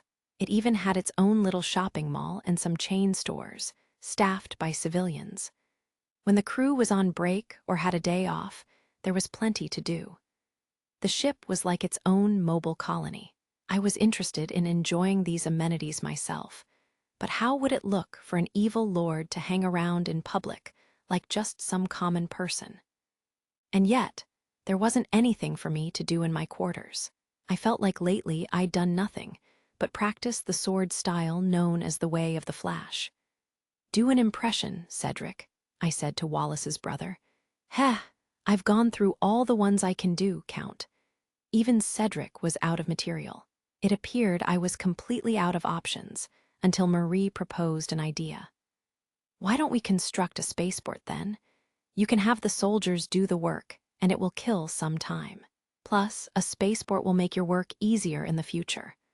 A spaceport, eh? The developing planet we were visiting had no functional spaceport. Yes, there were several thrown-together structures, but the real thing would certainly make things easier. Looking into a monitor, below our many stationary ships, I saw a planet lush with resources. Even from the bridge, I could tell that the land's development had barely started. For that reason, and because there was no proper spaceport, this was hardly a place that could support a large-scale fleet. The reason my patrol fleet had come all the way out here was because the Empire couldn't afford to be making regular trips. The Empire's orders to me had been to check the area for pirates or other dangers. In other words, go out into the middle of nowhere and kill any troublemakers you find. Besides instructing us to be watchdogs, though, they hadn't given us any other instructions about what to do once we got out here. I didn't see why the Empire would object to me constructing a spaceport or whatever else I cared to do. "Good idea," I told Marie, "but just a spaceport won't be enough. While we're at it, why don't we finish developing this whole planet to kill even more time?" The bridge crew burst into an uproar when I said that, but a glare from Marie shut everyone up. "Do you think that's okay?" she asked me. "This planet is under direct control of the Empire, Lord Liam. I don't see how developing it would benefit you in any way. No matter how much work I put into this planet, it still wouldn't become mine, and yet I didn't care about that. It's just for fun, like I said. It's just for something to do. Come on, let's get started right away." Seeing how motivated I'd become, Eulizia made a suggestion. "Lieutenant Colonel, the planet is already partially settled. If you give your support to the colonists as well, I believe they will return the favor when we use this planet as a relay station in the future." To be honest, I didn't care at all about the residents of the planet, but if I was going to do this, I might as well be thorough. In my own domain, I left most practical matters to Amagi because I liked to concentrate on making money. But here it would be more fun to oversee all that myself. It was starting to feel like a real-life simulation game. If my efforts didn't prove successful, well, it was the Empire's planet and wouldn't hurt me one bit. "Sure, we can support the colonists. We'll start by setting up our headquarters on the planet, and Wallace, I'll make you the site foreman." "What?" I tasked the reluctant Wallace with going down to the planet and readying a government office building for me. All the other facilities I felt we should construct came to mind one after another. And then, a memory of my past life came to me. I know, let's build a bunch of public facilities too. I wanted the colony to be the epitome of excess, after all, with a pleasing design as the main focus. Tia clasped her hands and watched me spout off my ideas, her eyes sparkling. "Amazing as always, Lord Liam. Reaching out to personally assist in the development of a frontier planet. This is truly befitting of a wise, virtuous ruler such as yourself." She really has the wrong idea about me. I'm playing with the lives of the people on this planet as if it's a game, and she's praising me for it. Well, controlling other people's lives is just what an evil lord does, and I'll develop this planet however I want. Liam's fleet gradually obliterated all the pirates that operated in that region. It took about 6 months from the start of his assignment for that information to reach the Prime Minister on the capital planet. The man's eyes went wide when he read the report. This is incredible. The Prime Minister had planted some informants amongst Liam's crew so that he could learn just how powerful and effective Liam's special fleet proved to be. His operatives' reports were filled with nothing but praise for the noble. Standing beside the Prime Minister, one of his aides looked relieved. It seems he made his fleet spread out and race to eliminate the area's pirates. What's an especially nice surprise, though, is how he fixed up the planet serving as his fleet's meeting point. We'd all but abandoned it, since we didn't have the funds to complete its development. Liam had arrived at their goal planet first, and while he waited for the others had started in on the frontier planet's development, his team quickly constructed a real spaceport, so future development would proceed much easier now. In fact, after hearing about the new construction, merchants were already starting to travel there to do business with Liam. He also oversaw development projects on the planet's surface. The Prime Minister couldn't help but smile as he read the reports. He's constructed some facilities for the colonists, I see. All very functional and well thought out. Basically, there'd been no proper facilities on the planet before this, so the residents would have been happy with pretty much anything. However, the new buildings had been constructed with an emphasis on beauty, and as he reviewed the pictures, the Prime Minister felt they were quite well done. If I were to rate this project, I'd give him 80 points. With some more experience, I'm sure he could do even better. It's his military achievements people tend to see first, but the Count originally became known for his political skill. In recent years, Liam had stood out primarily for his success in eliminating pirates. But when he had first come to be recognized, it was because of his skill at governing his domain. Now that he was stationed out in the middle of nowhere, he was developing a new planet base all on his own. The Prime Minister couldn't help but smile when he thought about how the planet would be able to improve on its own now, thanks to Liam's assistance. However, the Prime Minister wasn't one to blindly trust in anyone's motives. He couldn't imagine Liam had done all this work with no thought of reward for his efforts. Tell the military I want to see the Count promoted to colonel and to receive a medal for his achievements as well. Do you think they'll be okay with that? It's a paltry reward for what he's done for us. Maybe next year he'll become a brigadier general. In fact, before he leaves the military, I want to see that he makes lieutenant general. If that doesn't satisfy him, I'll have to think of something else to throw his way. Your birth status really is everything, isn't it, Commander? The glittering epaulets on my uniform now designated me as a lieutenant general. It was amusing to me that I had become a lieutenant general in only a few years simply by lounging around playing a real-life simulation game. In the time it took a regular soldier fighting on bloody battlefields to finally rise one rank, I could ascend 4 ranks just by fooling around. This was what it meant to be a noble, to be an evil lord. Chatting with my ship's commander while we played a mahjong-like game, I confidently discarded a tile. Oh, Count, right there. I've got Eurodora now too. But the commander, who was waiting for my discarded tile, landed a direct hit on me. No way. As I shot up from my seat, the commander revealed his hand. Sure enough, he'd reached Yaku and had Eurodora as well. The commander was way too good at this game, and I had lost more times than I'd won against him. I lost again. Ha ha, sorry. This commander was a veteran gambler. He was so skilled that he already wiped out Wallace and Cedric, and they both came crying to me about being penniless for the rest of the month. Tia and Marie, who presently shared the table with us, gave the commander murderous glares as he continued to win. How is Lord Liam still losing with me and this fossil working together? Hey, you'd better not be cheating, the commander said, smiling. Even with their cheating and 3 of us teamed up against the commander, I kept losing. Normally, you'd think I couldn't possibly lose, but I'd been doing nothing but. I tossed the commander a scoring stick. Even with all this, I still lose. Do you have some trick up your sleeve, Commander? I just happen to have good luck, that's all. That's why I make money off of games like this, and I suppose it's also why I'm commanding such a fine ship. It's more than luck, too, of course. You have to read the flow of things. The flow? That's right. You can't force your way through everything. Anyway, another round. The flow? True.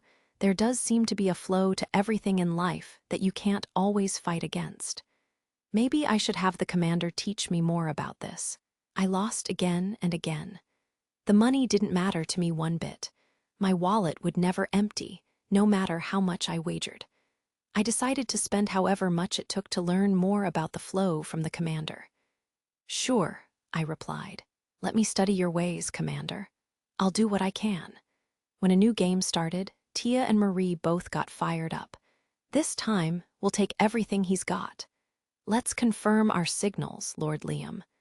The commander kept on winning, no matter how much we brazenly cheated. I had an odd sense that there was something unusual going on here. It was the same vibe I got from my sword instructor, Yasushi. Master, are you doing well lately? As always, I had no idea where he was, but he was a master martial artist, so I was sure there was no need to worry about him. All the while they played, the commander was thinking, why do they keep falling for it when they're cheating too? Liam was openly cheating, and yet the commander still kept beating him soundly. It had been the commander who had prepared the board for their mahjong-like game, and naturally, he arranged things so that he would always be winning. He brought the game along with him out here in case he had the opportunity to separate some rich nobles from their money. But Liam and his friends had become hooked on it. The commander was the same sort of person Liam's sword master Yasushi was a fake. This was supposed to be an easy job. Having previously lived the life of a noble, the commander was only in this position due to his family's circumstances, the empire's circumstances, and basically a whole slew of interconnected circumstances. His grades at the military academy had been poor, but he'd been able to get this far thanks to his family's influence. Something weird is going on here. What's up with these nobles? They do whatever they want and rise through the ranks because of it. I had to bribe my way to get this far. Even nobles weren't just promoted willy-nilly in the military. Normally, not even those from big houses were promoted as fast as Liam had been. This just served to show what an unusual case he was. What's with him? Why is he developing a planet when it's not going to benefit him in any way? I just don't get him at all. Starting a new game, the commander grumbled to himself, perplexed by the differences between himself and Liam. As they played, Ulysses watched them. Suddenly, she received a message on her tablet. "Lieutenant General," she reported, "there's a request for reinforcements from the local lord." Again, what for, and how many? It's a request to help fight pirates coming in from another region. He's asking for 1,000 ships. Dispatch whoever's not doing anything, and collect all the trash we accumulate. I'll dispatch them right away. As for the pirates, Ulysses was about to ask if they should capture any of the pirates, but Tia cut her off. Kill them all. Pirates are worth nothing alive. Isn't that right, Lord Liam? Her tone had been extremely cold and firm, yet when she sought agreement from Liam, she sounded more like a spoiled cat asking for attention. Marie clicked her tongue, but Liam just gave a little nod as he studied his hand. Wipe them out. The commander shuddered at the chilling way in which Liam treated his adversaries. There's no need for him to help that local lord, yet he's sending his allies out just to eliminate some pirates. The rumor that he absolutely despises them must be true. House Berkeley wants me to betray him, but if the Count finds out about my betrayal, who knows what he'll do to me? Liam was intimidating enough on his own, but with Tia and Marie on top of that, the commander was scared out of his wits. Ulysses confirmed Liam's orders, exasperated with the way the others wouldn't break off from focusing on their game. Then I'll dispatch 1,000 ships, and we'll do as we always do with pirates. As if he hadn't heard her, Liam looked down at his hand and muttered, "Now, what do I discard?" The commander watched Liam curiously. There's nothing in it for him to help out a minor lord like this. No one would have complained if he'd left that frontier planet alone, either. Oh, how I hate sanctimonious people. From the commander's point of view, Liam was a diligent noble who did far more work than needed. He helped out minor lords whenever he was asked, and readily responded to calls for aid from his personal allies. He had a bit of a nasty mouth, but otherwise he represented everything a noble should be. To someone like the commander, who considered himself a pragmatist, Liam almost shined too brightly to look at. Well, there's not much he does personally, so I don't have too much to do either, which is fine by me. Count, Ron, the commander said. What? In the hangar of Liam's flagship stood a row of looming mobile knights. Looking up at one of the mass-produced Nemin units in particular was Marie, her arms crossed and her lilac hair swaying behind her. Grouped around her were other knights from her faction, also gazing up at the Nemin. This purple-colored craft everyone was focused on was customized for Marie.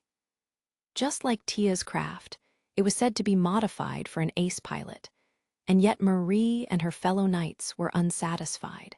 It's not a bad craft, said Marie, but there's just something missing. The Nemin was a next-generation mobile knight, created by the Third Weapons Factory and provided early to House Banfield and Liam's patrol fleet. It came at an extra cost, but it was a superior craft boasting high-powered performance. Still, Marie found it lacking. She remembered back to her own era, 2,000 years earlier. Before she was captured by pirates and petrified, craft like the Nemin hadn't been used. The assist functions are in the way. Why is there so much support tech in all the mobile knight models besides for Lord Liam's Avid? For an easy comparison, it was like the difference between cars with manual and automatic transmissions. To Marie, who was experienced with much older craft, all the automated assist functions lessened the feel that one was actually piloting the machine. This was the root of her dissatisfaction. A knight who served as an assistant to Marie brought up Tia and her faction unfavorably. It's because the knights of this era are weak. That ground meat woman is supposed to be the head knight, but her craft has assist functions too. She's hardly qualified to call herself a knight. Anyway, we won't be able to display our full abilities in these Nemin units, will we? The Nemin was a superior model, but Marie and her knights still wanted craft that were more to their liking. As they stood there fretting over this, Liam approached, with Nias in tow. Liam's adjutant Euligia was also with them, but she looked rather displeased. Marie and the knights saluted them, and maintenance workers nearby followed suit. Liam walked up to Marie and raised a hand. Keep working. The soldiers got back to their work maintaining the mobile knights. Marie asked, Lord Liam, what are you doing here in the hangar? Liam nodded toward Nias. Meeting with this one. My order is nearly complete, so I'm doing a final check. Everyone's eyes settled on Nias, and the engineering captain grinned happily. This was a pretty fun request. Euligia said, What's so fun about it? Shifting her gaze to Marie, she then asked, And what are you doing in the hangar, Colonel? Marie returned her gaze to the purple Nemin, drawing everyone's attention in the same direction. We were discussing these mobile knights. The Nemin is a powerful craft, but we fear these units don't align with our abilities. Euligia was a former member of the Third Weapons Factory and furrowed her brow at Marie's words. The Nemin is a top contender to be mass-produced as the next generation's main model. There's no better machine in the Empire. Well, that's too bad. Marie shrugged. Sensing a business opportunity, Nias piped up. Shall the 7th Weapons Factory create a craft perfectly suited to your abilities then? The others gave her a look that seemed to say, What is she going on about now? Liam, however, was the only one who showed interest. Not a bad idea. I'm sure you've got nothing else to do. I think we'll take you up on that. Liam granted Nias his permission so easily, it was as if she had only suggested building a plastic model ship. Ignoring the others, she leaned toward Liam with her eyes burning brightly in excitement. Really? We can really build them, can we? I told you to go ahead. Can you build them, though? He gave her a dubious look. Nias readjusted her glasses and spoke with absolute confidence. Have you forgotten? When I modified the Avid for you, Colonel Marie was the test pilot.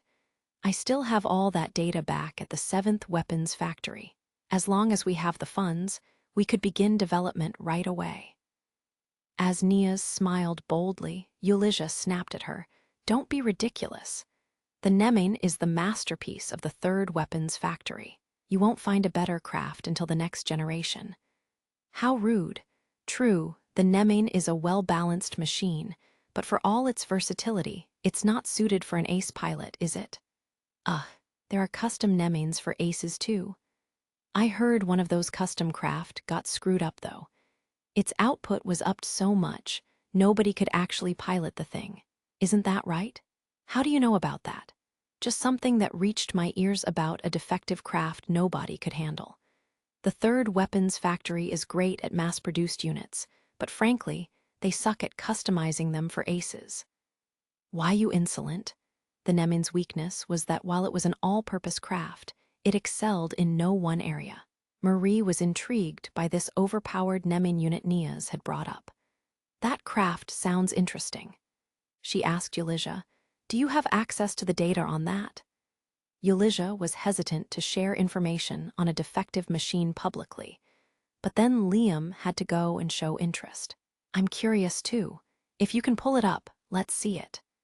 Eulizia gave up and used her tablet to display the 3rd Weapons Factory's data. "Please don't spread this around too much, okay?" An image of the modified Nemean unit was projected into the air before them. As Marie studied a view of the machine's frame without its armor, she frowned. "This won't work," she said. Eulizia's shoulders slumped. "Not even for you, Colonel. I could pilot it if I had to, but I couldn't make full use of its capabilities. The normal Nemean unit would be better for me. The only one who could control this machine would be Lord Liam or another pilot of genius level." As Liam would never give up the Avid and pilot a Nemean, bringing Liam into it was pointless. Niaz puffed up her chest to show her confidence. "Well, you just wait.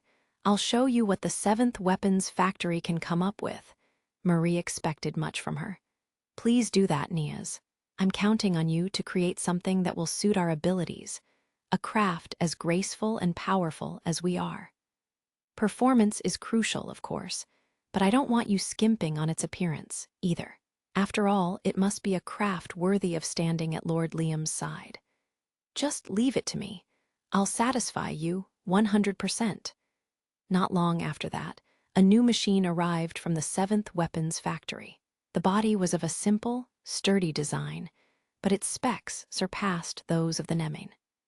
It suffered some in regard to maneuverability, but that wouldn't be a problem if it was piloted by someone highly skilled. It was a high-powered craft specifically built for an ace pilot. Niaz announced, "This is the 7th Weapons Factory's new model, the Raccoon." All the pilots and mechanics gathered in the hangar stared in awe at the specs shared to their tablets. "However, the Raccoon," Tia exclaimed. She covered her mouth with one hand but was unable to hide her laughter. "Did you hear that, Marie? The Raccoon, how nice for you."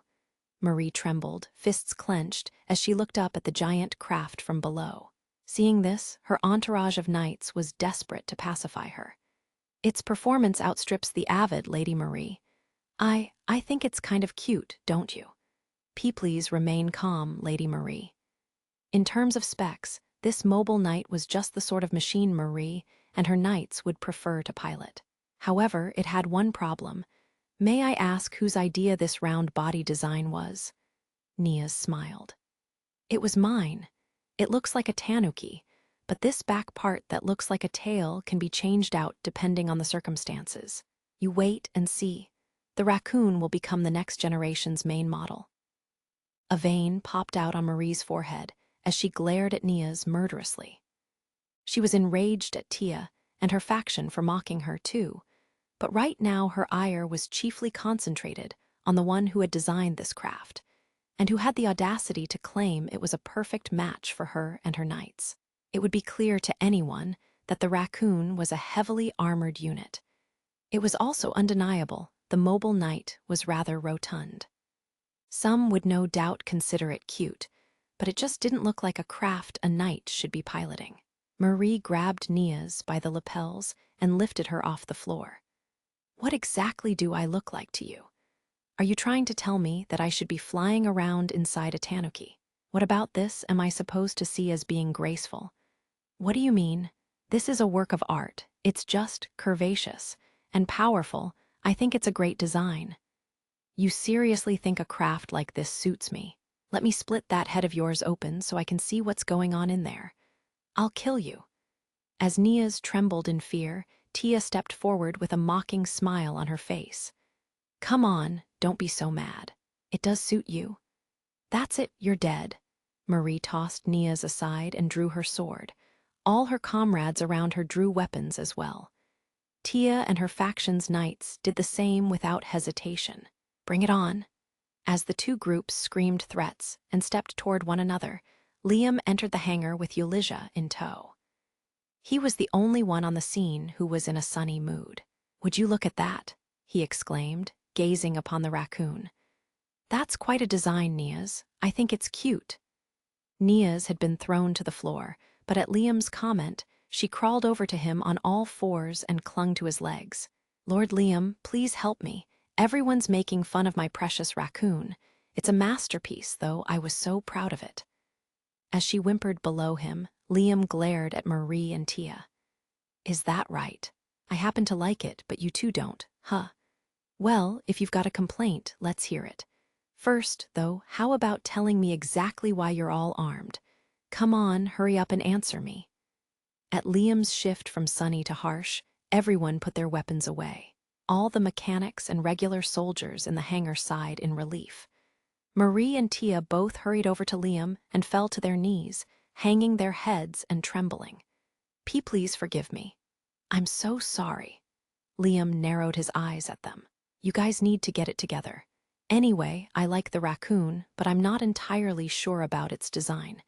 Give it a do-over, Nia's. Let's slim it down some. What? But I was so sure you'd use it that I already produced 300 of them. Ulysses looked upon the engineer in utter disbelief. Why would you even make such an assumption? While Liam and company were enjoying themselves, House Berkeley had almost finished putting together a huge fleet of over 300,000 ships. One of Casimilo's sons had been made commander, with Dolph as his staff officer. Of course, in reality, Dolph was the one who would be controlling the fleet. The enormous stationary fleet lined up in space was the result of House Berkeley drawing upon all their resources. They sold countless elixirs and gathered up all the rare metals they could. They lost most of their pirate collaborators, using them as bait to keep House Banfield distracted. But as if to make up for the loss, Imperial Army collaborators had joined the fleet in their place. House Berkeley had more ships now than they had initially hoped for, but the fleet didn't only excel in numbers.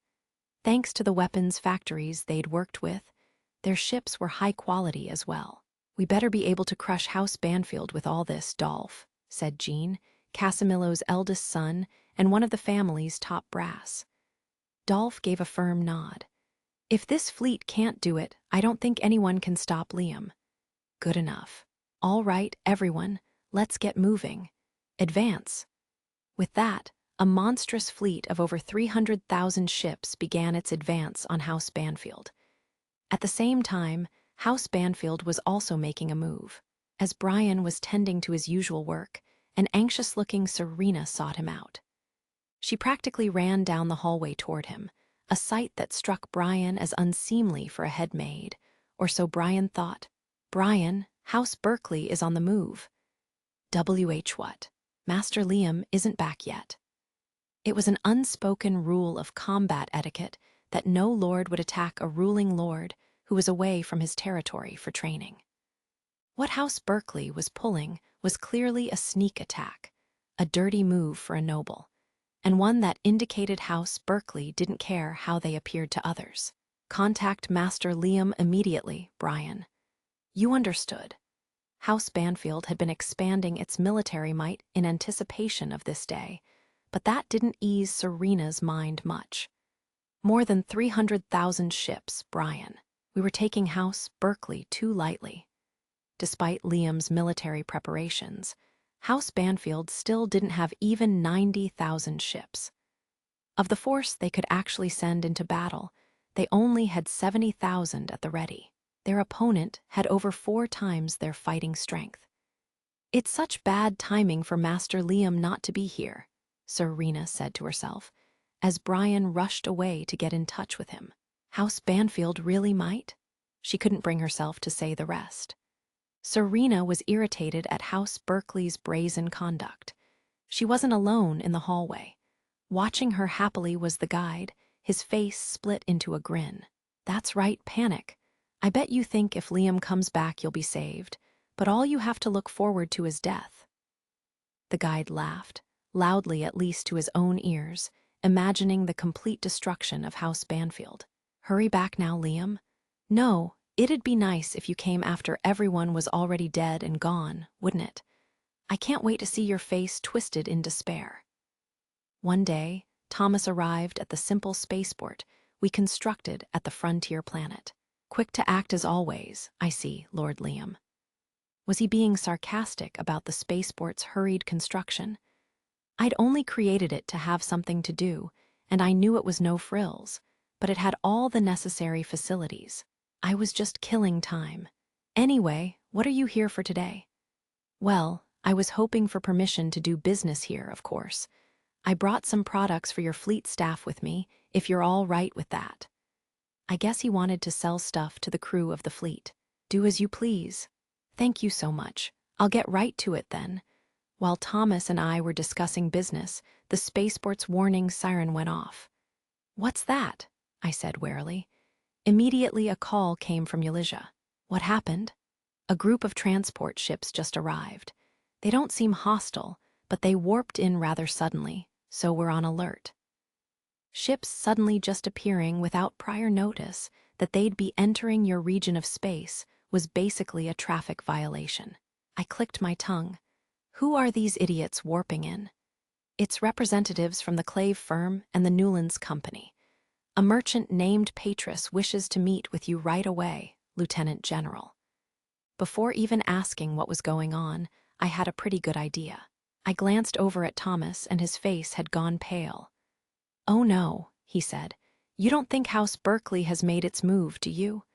House Berkeley again. I was sick of being sick of them. I boarded my flagship, and when I reached the bridge, I found it full of anxious voices. "How many ships are finished with maintenance and resupply?" "About 10,000 right now. Get as many ready for takeoff as you can." Tia was in the center of the action, taking command. The commander was watching her silently, arms crossed. I went over and spoke with him, since he looked bored. "You look rather calm, Commander. There's no point in panicking. You should always keep your head at times like these, if you want to raise your chances of winning, at least." Was this part of the commander's method of reading the flow of things? He was right, though panicking made one careless. I guess that's true. I stopped Tia from sending out whatever ships we had ready. "Tia, don't mobilize them until the whole fleet's ready. Clave and Newlands just rushed us a ton of supplies, so get them distributed." Tia was surprised by this change of plan. "Lord Liam, but tell the fleet back home not to charge, and to buy time instead." This sharp commander had given me valuable advice, and I intended to heed it. I needed to maintain my cool right now and not just dive in. Marie ran onto the bridge with a report. "Lord Liam, House Berkeley's fleet is about 300,000 ships strong. Also, according to our information, Imperial Army ships have gathered in the area we'll be warping to." The Imperial Army. Apparently, Imperial Army ships were standing by to cut us off. But why? Awaiting Liam in the warp zone was a fleet commanded by delinquent soldiers, consisting of 30,000 ships provided by House Berkeley and their allied weapons factories. While most of the ships weren't new, their numbers were staggering. On the bridge of the fleet's flagship were several generals with noble backgrounds. They'd had their uniforms gaudily customized, medals displayed on their chests. "He's probably headed here in a blind panic as we speak." If House Berkeley gets serious, it's all over for that kid. We'll show him what an Imperial Army battle is all about." As the generals chuckled together, an operator's shrill cry rang out. "Commander, enemy attack. He's already here. Let's take him on then. Open communications with the brat. I want to hear what he has to say." When they contacted the enemy flagship, however, it wasn't Liam who appeared on screen. Instead, the monitor revealed a soldier with an eye patch who had the look of a seasoned general. "WH, who are you?" one of the Imperial Army generals asked, and the stranger promptly answered. "Your actions are a clear breach of military regulations. Therefore, we will now be capturing your ships." "WH what?" "You can avoid this skirmish if you return to your proper posts immediately. Otherwise, you'll be facing off with us." The generals realized the ships confronting them were regular army fleets stationed near the Empire's borders. Altogether, they numbered 40,000. "You dare defy nobles of the Empire," the corrupt general said, but the opposing general wasn't cowed. "You've got it wrong. It's you who are defying the Empire." "Why you're taking that brat's side?" The general, whose forces had allied with Liam, told the nobles and their renegade soldiers the honest truth. "We can't have House Berkeley achieving victory in this conflict. If the nobility gain any more influence within the military, the Imperial Army itself will fall apart. Unlike all of you, the Count conducts himself in an exemplary manner. If he's going to fight House Berkeley, then the whole of the army out on the borders will be siding with him." Too many honest Imperial soldiers had suffered because of the influence wielded by noble generals like these. In particular, fleets out on the Empire's borders had become increasingly frustrated with the nobility. Up until now, they'd had to sit back and take it, but Liam had emboldened them to finally take action. To these soldiers from the borders, it was much more appealing to support Liam and see House Berkeley fall. Attack them," one of the noble generals shouted to his people. His opponent didn't appear the least bit worried. "I had a feeling it would go this way.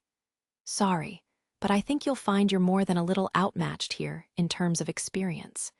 It's time for you to learn a lesson from true soldiers."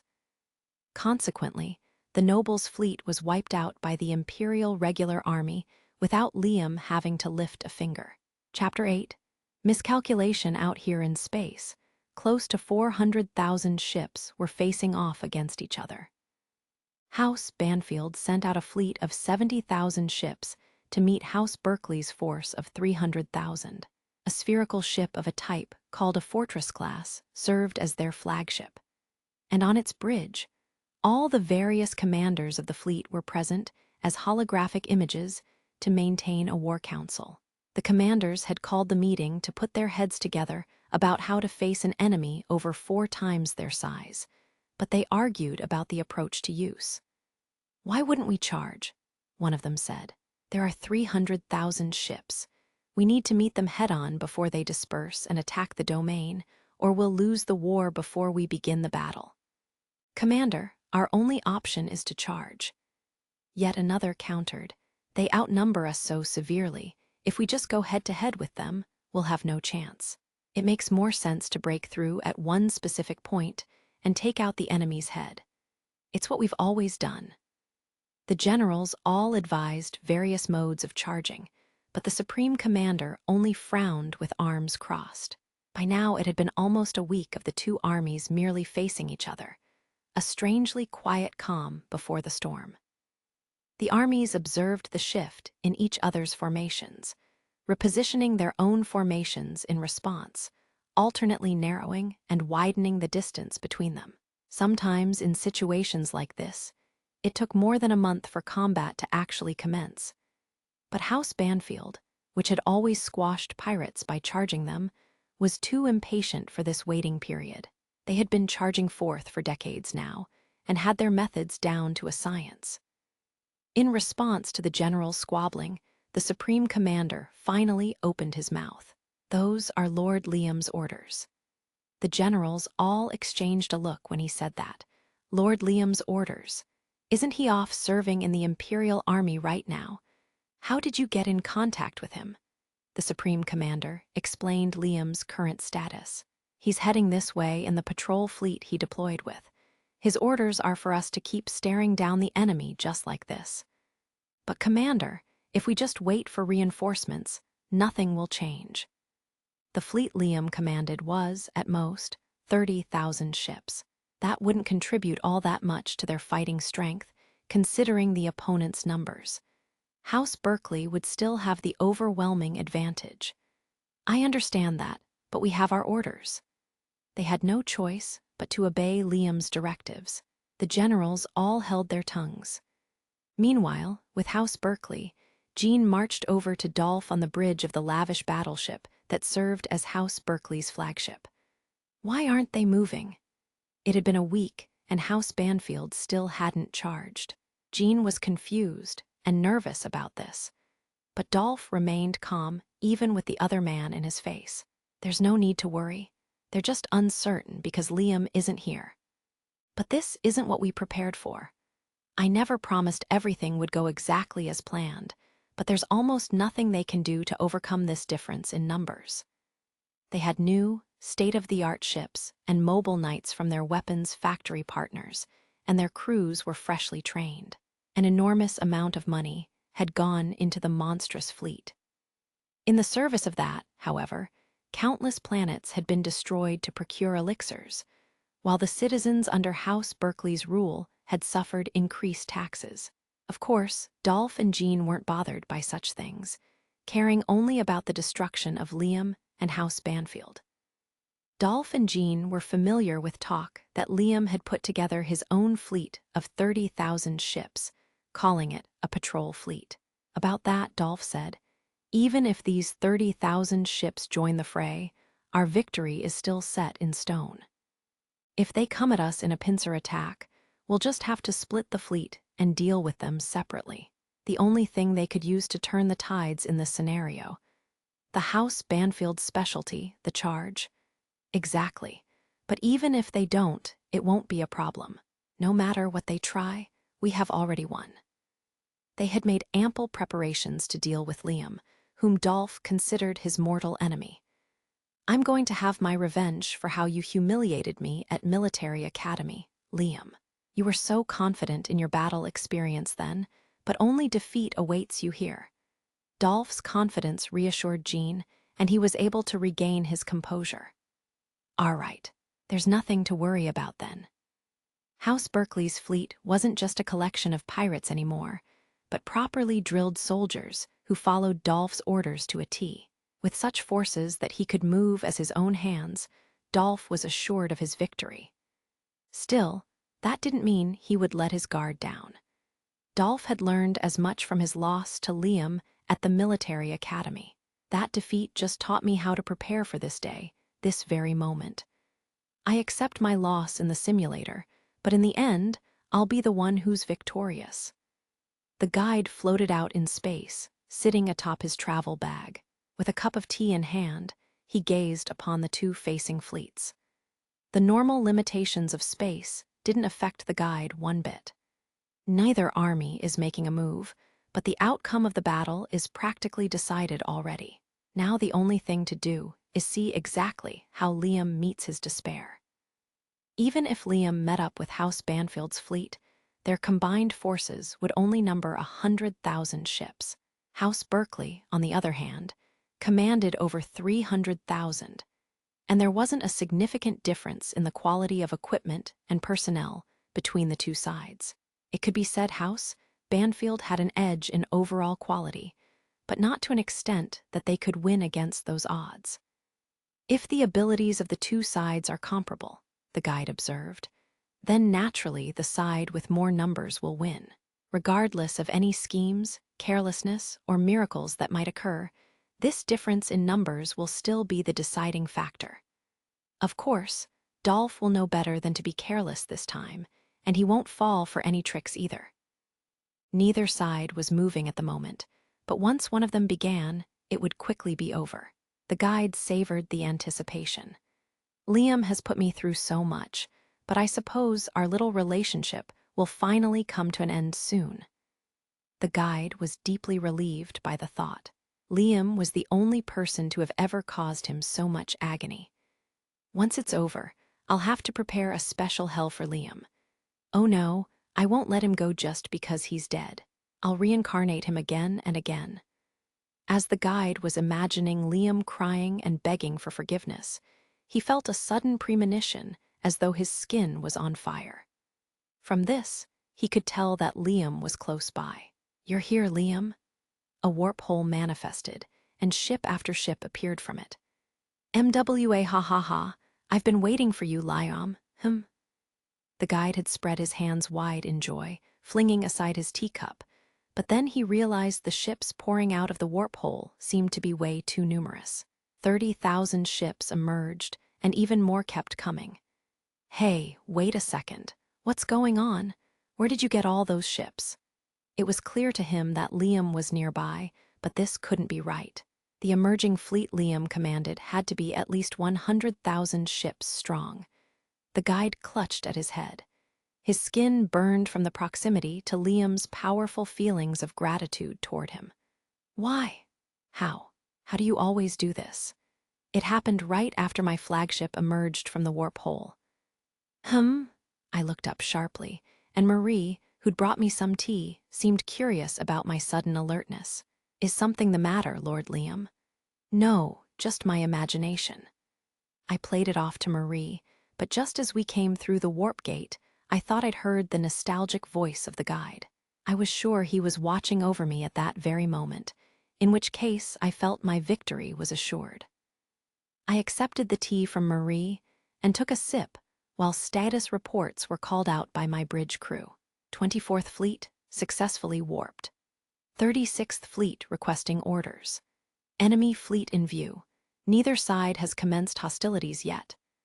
When I heard that idiots were trying to invade my domain, I set out for home, and along the way I was contacted by regular army commanders who offered to lend me their support. Of course, some fleets had to keep watching over the borders, so I was only able to take 120,000 ships with me. Man, the power of bribes can't be underestimated. I didn't even really bribe them, though. I just made sure their supplies actually got to them as they should, and they were grateful for that. Also in my favor were the tons of supplies the Clave firm and the Newlands Company brought us, which made it possible to stock and employ such a huge fleet. It was the right choice to start working with more merchants. Tia suggested a strategy to me. "Lord Liam, from this position, we can attack the enemy on both sides.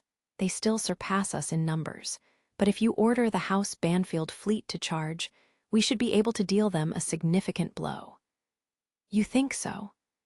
I was about to take Tia up on her suggestion when the commander, who'd been silent until now, loudly spoke up.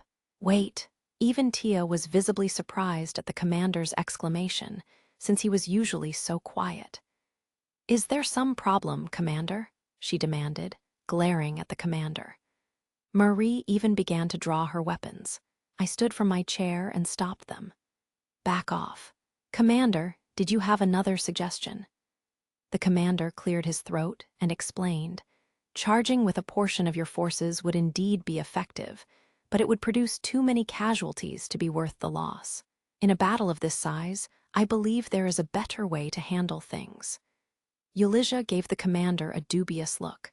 "And by a better way, you mean?" The commander looked away in thought for a moment, but he then explained his plan. "First, gain some distance before you begin your attack." Marie crossed her arms, clearly not pleased by the commander's proposed strategy. "It's too meek. That's no way for Lord Liam to be fighting." Really? Was he going to educate me on how Lord Liam should fight? None of my underlings seemed to agree with the commander, but his expression was much more grave than usual. "Rulers have to fight like rulers. Special Staff Officer, it's true that you've racked up many victories against pirates, but those strategies won't work with armies of this size." When the commander told me to fight like a leader, an enraged Tia put her hand on her handgun. "How insolent! Lord Liam already possesses all the qualities of a ruler. You don't need to tell him how to act." Marie jumped in too. Lord Liam is an absolute gift to this world. He has no need of your limited thinking. They really don't understand a thing about me.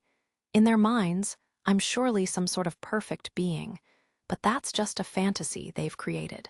I told you to back off. I pushed past Tia to get between her and the commander. I decided to trust in this solemn man with a gambler's skills. Today, I would put his read-the-flow approach to the test in a real battle. Very well, Commander. Tia, order the fleet to put more distance between themselves and the enemy, and then to commence firing. The eyes of both Tia and Marie grew wide at my unexpected order. Hurling shots from far away was a cowardly tactic, but evil lords were supposed to be cowardly in their ways, weren't they? After all, they cared only about victory.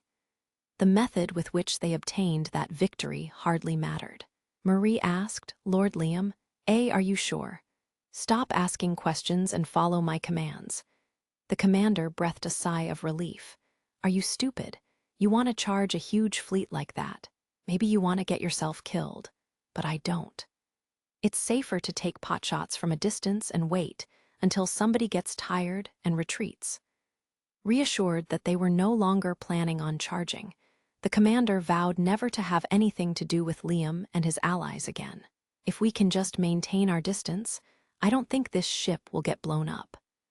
The flagship Liam commanded was extra fortified and particularly hard to destroy. However, now Liam said something that took the commander aback. Okay, when we're ready to start firing, I want the flagship up front. In high spirits, he proclaimed that the flagship would be at the head of their long-range formation. The commander was surprised, and so was everyone else, including Liam's adjutant Ulysses.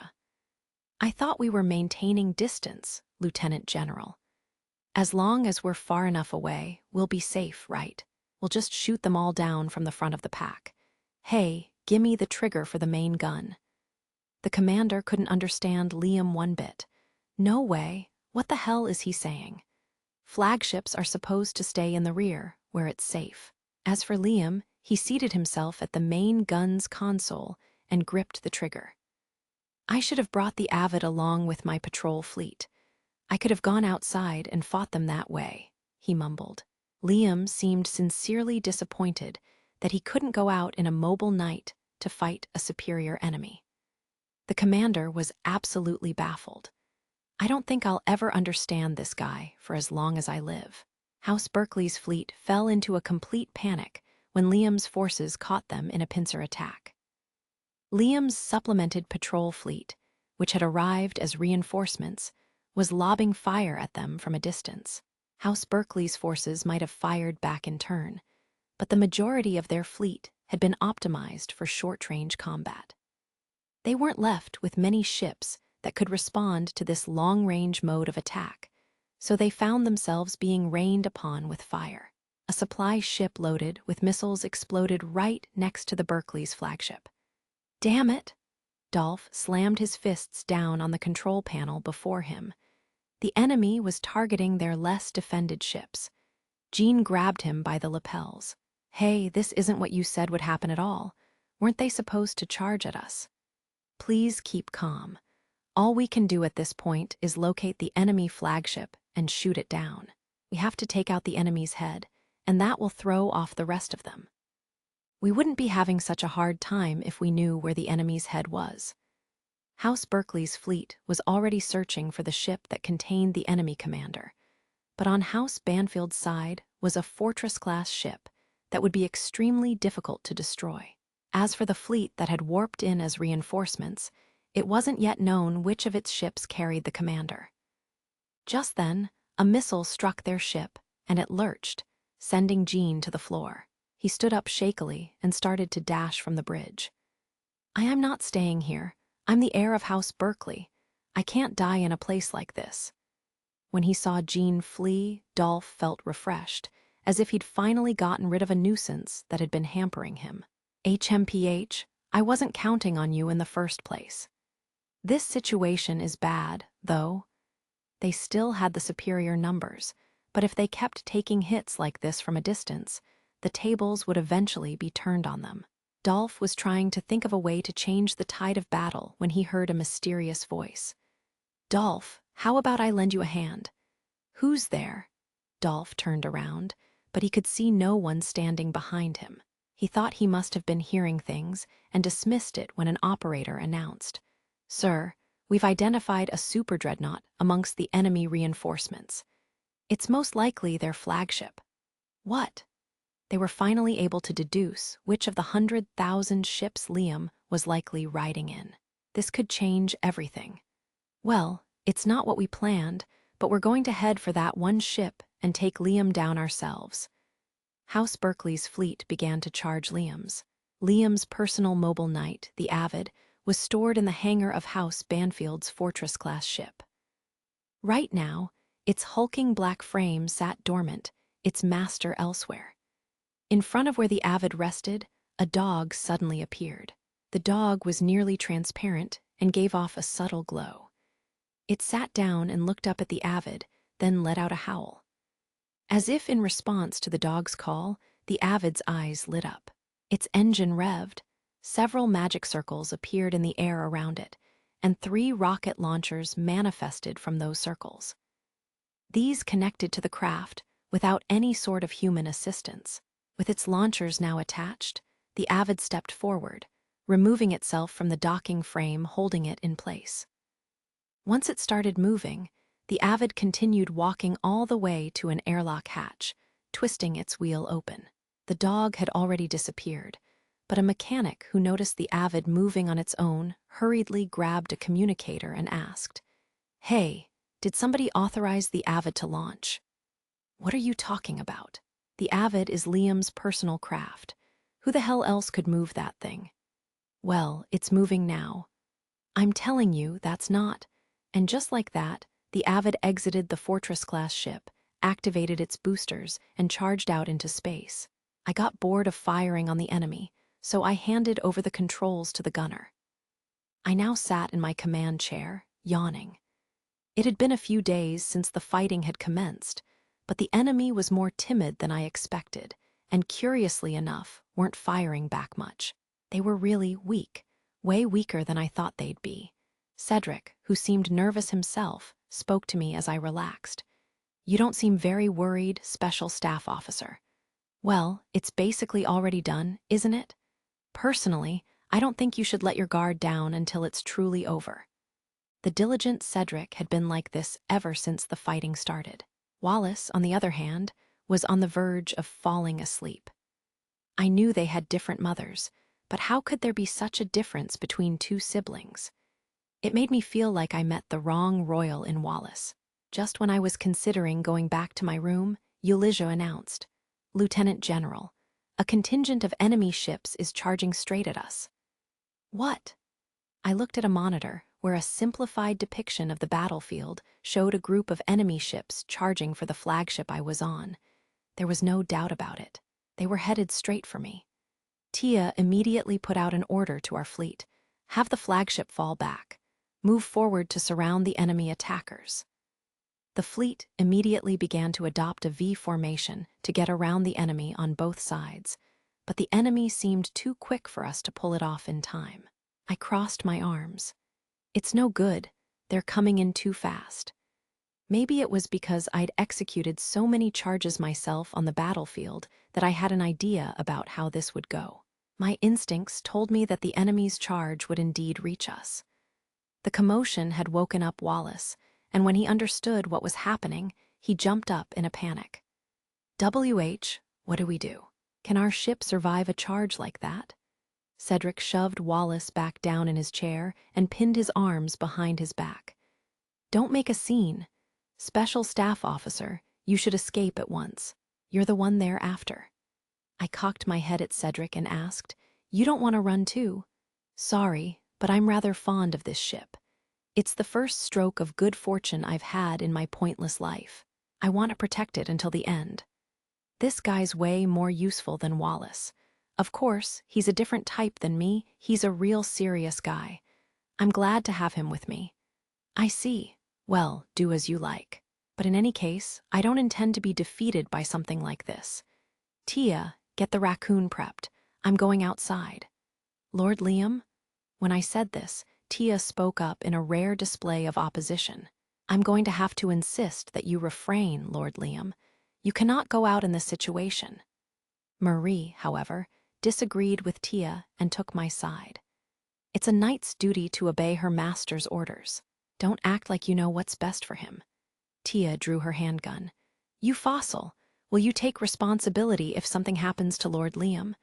His life has far more worth than your garbage existence. Everyone else held their breath, intimidated by the two hot-headed women. Their personal conflict made them forget everything else around them. I'm so sick of this. Hey! I approached the two of them, grabbed their heads, and slammed them both to the floor. Lord Liam? WH, what are you? Tia and Marie struggled in confusion, but their desperate attempts to get free were useless against my strength. With their faces pressed to the floor, their butts stuck up in the air. Before they could get their bearings, I began my lecture. Exactly how long do you two plan on continuing your silly little squabble right in front of me? I don't recall letting my knights fight amongst themselves. I put a little more strength into my grip, and Marie babbled excuses one after another. But it's all because this ground meat woman went against your orders, Lord Lee, Eep. I pushed their thick skulls harder against the ground, and the metal below us dented from the force. I've allowed you to make names for yourselves while serving me. If you stuck to just your responsibilities, I would value you. But I'm not going to put up with any more childish fights between the two of you. I'm tired of it. Tia looked up at me with tears in her eyes. Please forgive me, Lord Liam. I beg of you, I beg of you. The sight of the two female knights, scared out of their wits, wasn't too shabby, but their everyday behavior was so awful that it didn't excite me in the slightest. These two were unquestionably talented, though, and I needed their skills right now, so I guessed I had to let them off the hook. Still, they couldn't go completely unpunished. I'll forgive you, in light of all of your accomplishments to date, but I'm removing you from your positions as my two top knights. Both women's faces twisted in despair, but I didn't care about that. I should have disciplined them sooner. What do you have to say to that? Tia and Marie both answered feebly, Why, yes, sir. I released them. All right, I'm going out to sortie, I told them with a smile. Prep that mobile knight for me. When they rose from the floor, Tia and Marie both looked at me with flushed cheeks. They probably wanted to cry, and I didn't blame them. After all, they just had their precious positions ripped away from them. Liam left the bridge, and Marie followed him out.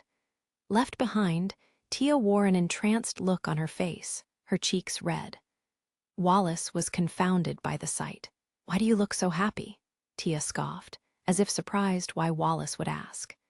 She explained, the strength to push both of us down to the floor, with one hand each, and then the courage to charge into battle, despite the danger, that's Lord Liam. Even being chewed out by Liam was a reward to Tia, who was happy just to see him exhibit his powers in a way she hadn't seen before. Cedric said, that's great and all, but could you please give us your orders? Their allies were being pushed aside by the madly charging enemy. Tia quickly changed gears and began shouting out orders. Prepare the mobile night squad to intercept. Bring our ships optimized for short range, fighting to the fore. Any ships with damaged armor are to fall back and concentrate on firing from a distance. Tell them not to hit any of their allies in the process. Once she was able to focus again, Tia barked out instructions, and the battle began to shift toward mobile night combat. Watching her, Ulysses murmured, She is talented, despite her character. Left on his own, the commander just sat in his seat, praying he would survive this battle. Aboard House Berkeley's flagship, Dolph received a report that the enemy had deployed mobile knights, and immediately ordered that their own waiting mobile knights be launched as well. He deployed the craft he prepared specially to counter Liam's Avid II. Mobilize the special units. We're not holding anything back. The special units were mobile knights in the same larger class as Liam's Avid. They looked behind the times in terms of design, but were in fact state-of-the-art models crafted by the first and second weapons factories, after studying Liam's personal mobile knight. It wasn't an exaggeration to say they had been created specifically to defeat the Avid, and Dolph had 12 of them. An operator raised his voice. "We haven't seen the Avid among them." "That's fine. If he's not coming out, just concentrate on the flagship." They hadn't practiced charging in this way, and House Berkeley's fleet was severely diminished in numbers now. But they were also right at Liam's throat, all because of Dolph's obsession and the guide's supernatural protection. The guide, standing right next to Dolph, shouted, "It's him! Liam's definitely out there, Dolph. Destroy the mobile knight in the very front." He couldn't have heard the guide's voice, but Dolph gasped as he suddenly seemed to realize something nonetheless. The craft in the very front, that's where he is. He believed it was his own instinct telling him this. Meanwhile, the guide spread his arms and black smoke poured into the floor. The smoke reached the ship's hangar and entered the special anti-Avid units. "Liam," he called out. The guide was fired up as well, sending the special units out to meet the new, mass-produced model Liam was piloting. After confirming that Liam boarded a raccoon, Marie donned her purple pilot suit and turned to Niaz, who stood nearby. "It's a good craft," she said, standing before the cockpit of the mobile knight Niaz had customized for her. "So you can do it if you try, huh?" Niaz gave her a reproachful look. "It's just a raccoon with its armor stripped off, so now there are problems with its defenses. Sure, its mobility is improved, but this compromise just isn't acceptable. What can I say? I like lighter craft." The mobile knights Niaz had modified for Marie, and her faction had a slim form. If the raccoon resembled a tanuki, then this craft had the look of a fox to it. Even its head had a vulpine design. On both of its arms were composite weapons, featuring beam arrays and multi-launchers, with small shields on the arms besides. Loaded with all sorts of additional functions, it had been designed with a much different approach than the raccoon. But its somewhat unreliable armor was definitely a flaw. Niaz looked up at this new model, which had been dubbed the Tumesa, and sighed. "It's going to be difficult to pilot, you know. Are you sure you can really master this?" Niaz trusted Marie's piloting skills, but she had no idea how skilled the woman's fellow knights were. Could all of them handle such a tricky craft? As she began boarding her personal craft, which had been painted her customary purple, Marie replied, "Every machine handles easily compared to the Avid. Anyway, we all piloted much more complex craft than this 2,000 years ago. It'll be fine." Niaz tilted her head in confusion, but Marie didn't elaborate further. She settled into the cockpit, and the control sticks shifted into a convenient position for her. When she gripped them, the hatch closed, and images of her surroundings were projected onto the inner walls. In the hangar, she could see the knights from her faction boarding their own, differently colored Tumesa units. The visor of her unit's head activated and took on a vivid glow, and at this, Marie smiled appreciatively. "We've got such fine craft now, so we need to really let them shine. Everyone, let's bathe Lord Liam's enemies in blood." At this command over their comms, her fellow knights raised a cheer. "Leave it to us. I'm looking forward to finally getting some action. I can't wait to bring down that rotten noble," Marie responded to her hot-blooded comrades. "It's time to teach all these fools that Marie is back on the battlefield." The cockpit of the raccoon was more spacious than that of a typical mobile knight. Still, I couldn't help comparing it to the Avid, and in that regard, it fell short. It's not as bad as I thought it would be, but a small window appeared in the air, displaying Niaz's face. "The raccoon you're piloting is an enhanced unit from the initial batch. It's a prototype, way to instill confidence." If this was one of the first units she'd produced, I wouldn't be surprised if it had some kinks that hadn't been worked out. She was certain it would represent the next generation of mobile knights, but it was only a candidate for mass production. Due to its appearance alone, I couldn't imagine the Empire would select it. That being said, I myself didn't hate it, but it definitely didn't match the current popular styles. As I got the feel of the control sticks in my hands, I couldn't help but miss the Avid. I knew I should have brought it with me. Hey, the raccoon's a good machine too. Don't compare them like that.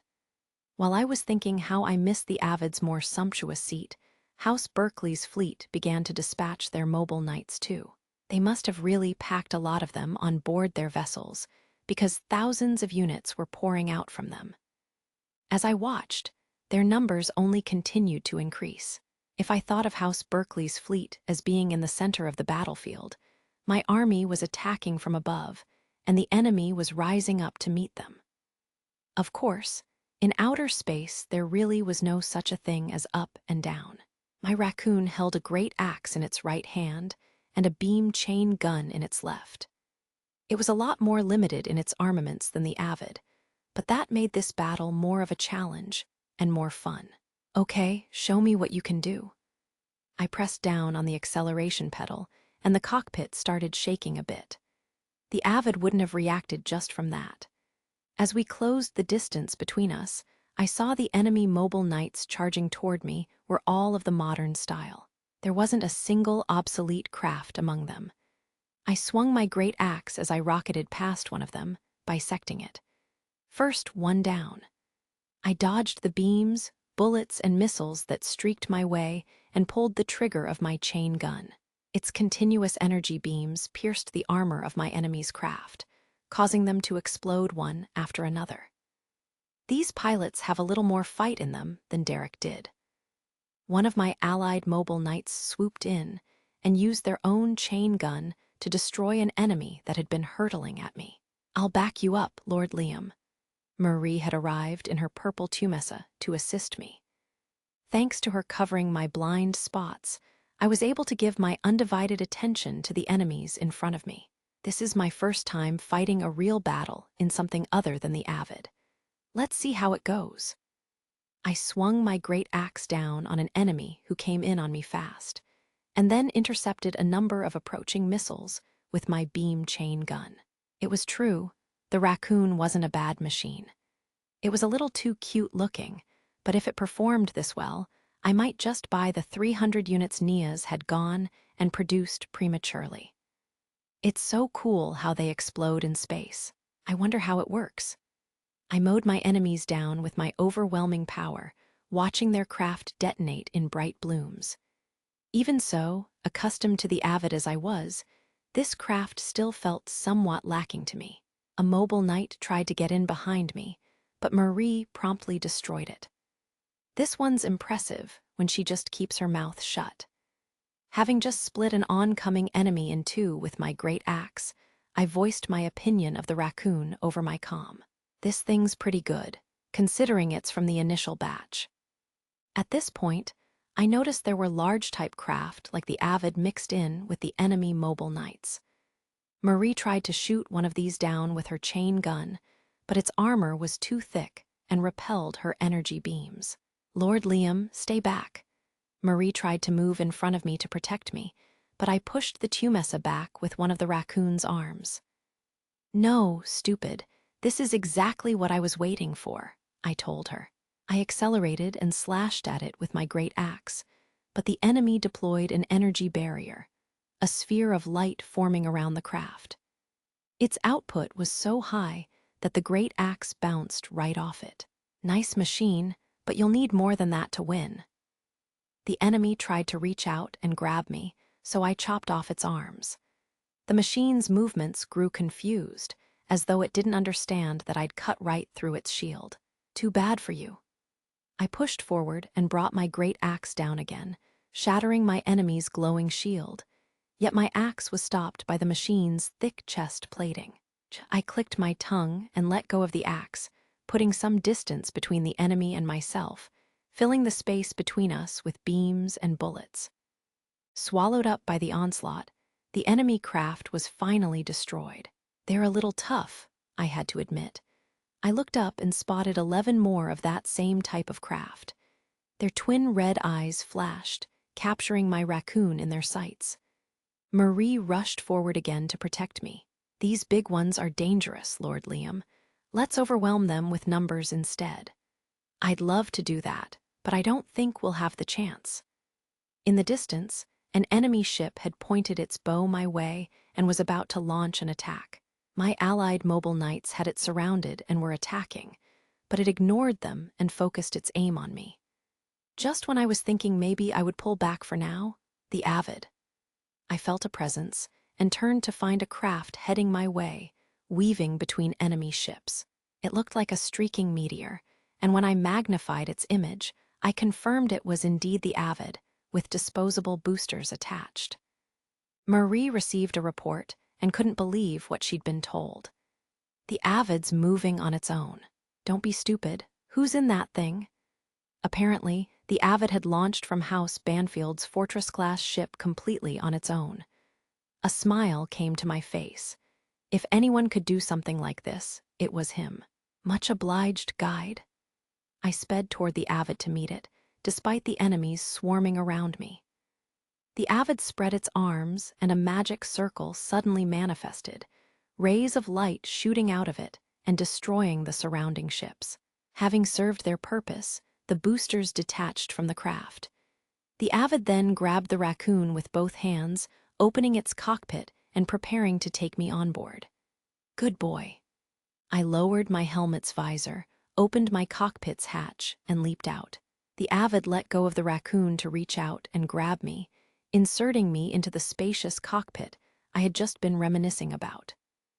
When the hatch had sealed, I took my helmet off and tossed it aside. "Been a while since I've piloted you." No one had been sitting in the seat. To me, there could be no question that this was a special service from the guide, who had delivered the Avid to me at the perfect moment. I knew I could always count on that guy. "I really hope I can pay you back for this somehow, guide. Now, thanks to you, I can really start wiping out House Berkeley." I settled in, grabbed the control sticks, and piloted the Avid for the first time in ages. Chapter 9, Nightmare. A nightmare had developed for House Berkeley. "Like you could beat my Avid just by making a few large-type craft," a voice called out over their speakers. The huge black craft with prominent shields on both shoulders destroyed any and all mobile knights that got close to it. This large-type craft, a rarity these days, grabbed one of House Berkeley's own large-type mobile knights in its hands, held it out in front of it, and charged straight into a House Berkeley battleship, tearing right through it. The pierced ship exploded, and though the Avid was caught in the blast, it emerged completely unscathed. With the fireball already subsiding behind it, the Avid tossed aside the wreckage of the mobile knight it had in its grip. Dolph grimaced as he watched the scene on one of his monitors. "So this is Liam's Avid, the craft I've heard so many rumors about." The new machines developed by the First Weapons Factory couldn't even scratch the thing, and that's ignoring the fact that Liam was an absolutely first-rate pilot. It was said he was one of only a handful of pilots who could exploit the Avid's full potential. This machine had become a source of terror for pirates, as it had slaughtered countless of their brethren. Dolph barked out orders. "Don't be afraid. We just need to overwhelm him with numbers. Surround him and beat him down." Before Dolph had even given the order, his allies were moving in to try just that, but they were met with the Avid's overwhelming strength. The monitors displayed House Berkeley's allies easily being slaughtered. It's no good. All the rest of our allies are engaged with other enemy machines and can't move in to assist." Another image appeared before Dolph, of a mobile knight wielding weapons like huge hatchets in both hands, this one destroying his allied machines too. Over the speaker, he heard a wild scream accompany this craft's violent movements. "Out of my way!" Marie's Tumessa came at the large-type mobile knights that were ganging up on Liam. The pilots in these bigger mobile knights were all aces, however, and were keeping up with Marie's movements so far. Their hateful voices came over her cockpit speaker. "You monsters, we're going to finally kill that bastard Liam." Their enemies seemed awfully nervous despite their bravado, but to Marie and her comrades, they didn't consider the difference in numbers to be a problem. Who's going to kill who? Don't talk the talk if you can't walk the walk. She pulled on a control stick, ready to show off the true form of the Tumesa. "You're dead!" Enraged by the enemy vowing to kill her lord, Marie put the Tumesa through a transformation. The tail-shaped attachment extended, and the particles it expelled resembled flames burning in space. At the same time, a group of small metal spheres had been launched from the tail section and darted ahead of her. To top it all off, thin arms emerged and unfolded from both of the machine's shoulders, equipping themselves with energy axes that had been attached to her composite weapons. The now four-armed Tumesa bisected an approaching enemy with one of these glowing energy axes. Then, her composite weapons showed their true form as well, opening to reveal blades stored inside. Fully extended, these blades were as long as her entire craft was tall, and saws of glowing energy spun along their edges.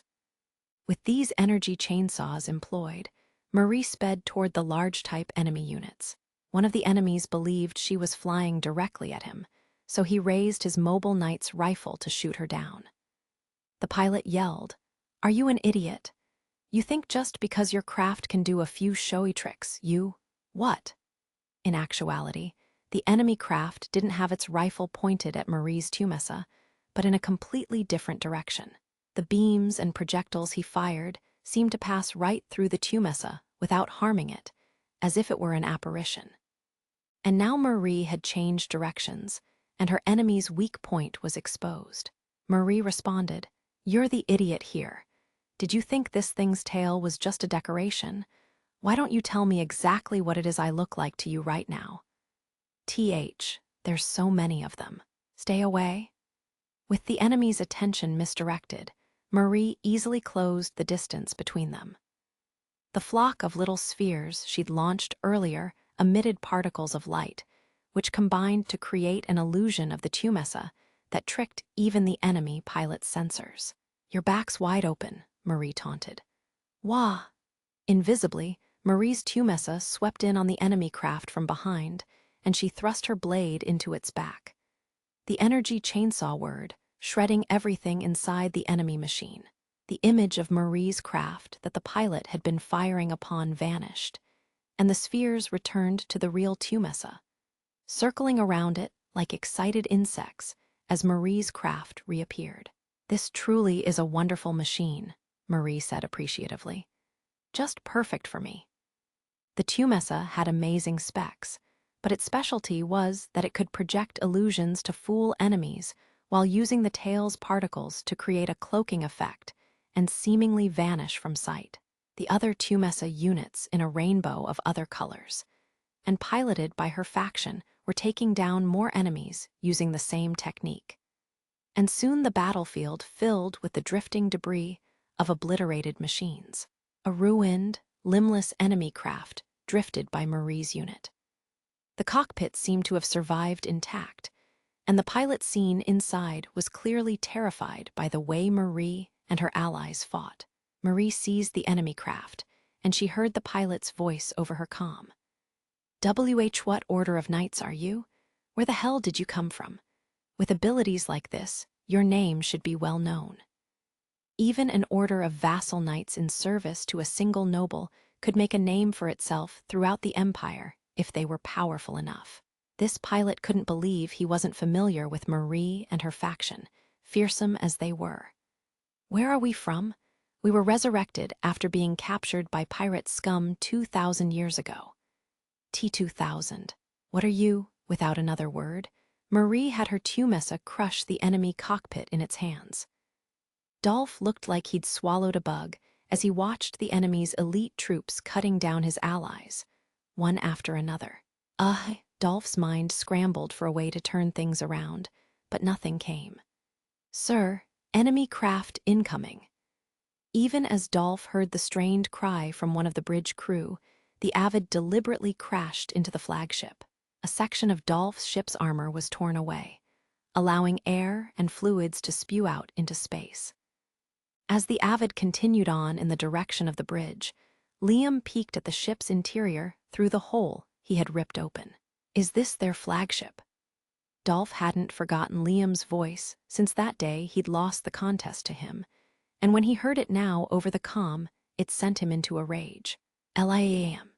In that moment, the remains of wrecked ships and mobile knights floating around the flagship gathered toward it, as if by magnetic force. These wrecks forced themselves together into what almost looked like the top half of a Titanic mobile knight.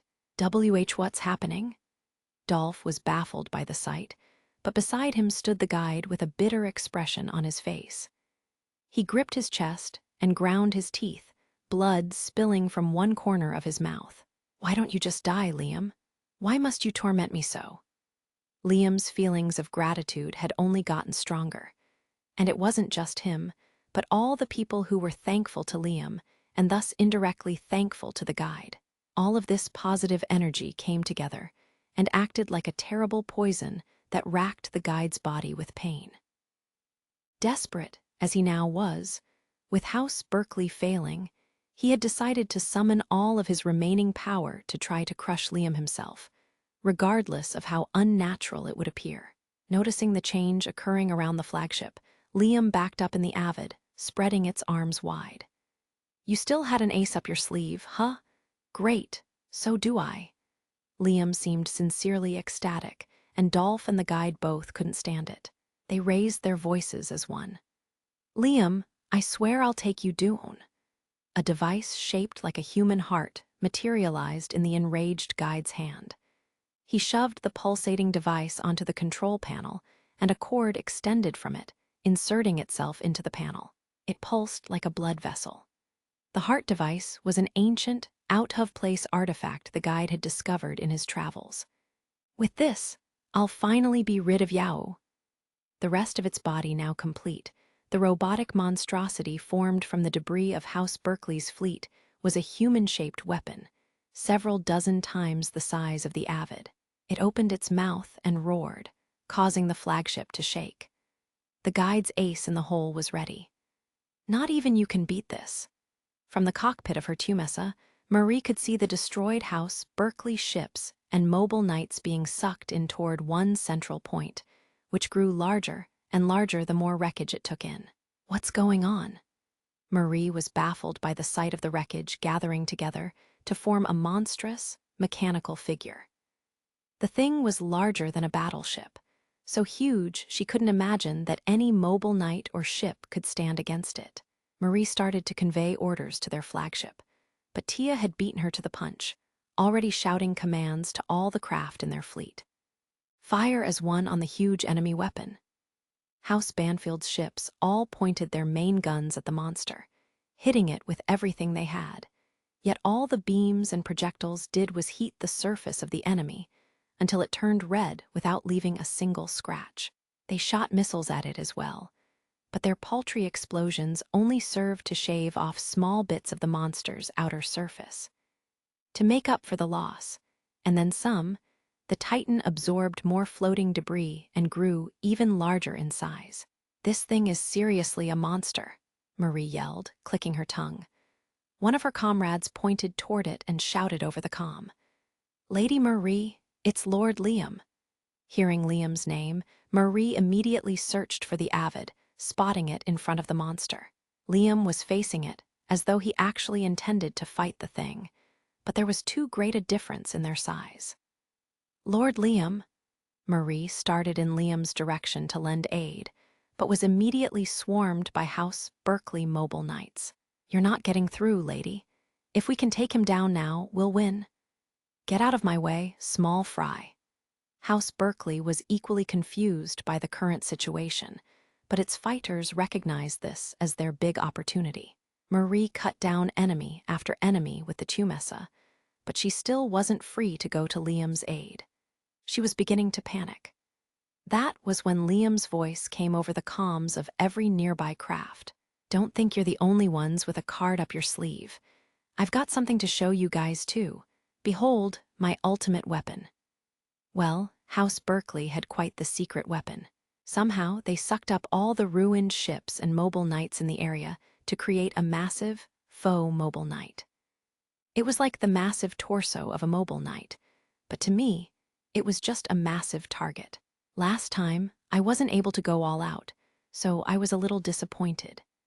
But this is the perfect opportunity for us to show everyone what happens when we really get serious, avid. Time to reveal our new weapon. I manipulated the control panel and heard a voice say, "Engage." With that, a vast magic circle manifested at the avid's back, and from this circle, the bow of a vessel peeked out. Slowly making its appearance from the circle was a huge ship, even larger than a super dreadnought. The biggest difference between it and a normal ship was its unusual design. This ship, stored in a pocket of subspace accessible by the avid, was my little secret. It had been really difficult to get this thing made. The 7th Weapons Factory almost gave up on it once. I had presented them with the challenge of how to give a mobile knight the power of a battleship. The answer had turned out to be just making a battleship into a mobile knight. Makes sense, right? The factory came up with a design that was a cross between an unmanned battleship and a mobile knight. Some at the factory understandably vetoed the plan, as this would seem to be a great waste of resources. But then again, an evil lord should be a wasteful kind of guy. It wasn't just weapons you could store in subspace. This entire ship, with its long official name, the gigantic gatekeeper Griffin, something or other, had been stored inside the avid subspace. Once the enormous Griffin fully emerged, cords extended from it and connected to the avid. As they drew the avid closer to the ship, the cords infused my craft with energy.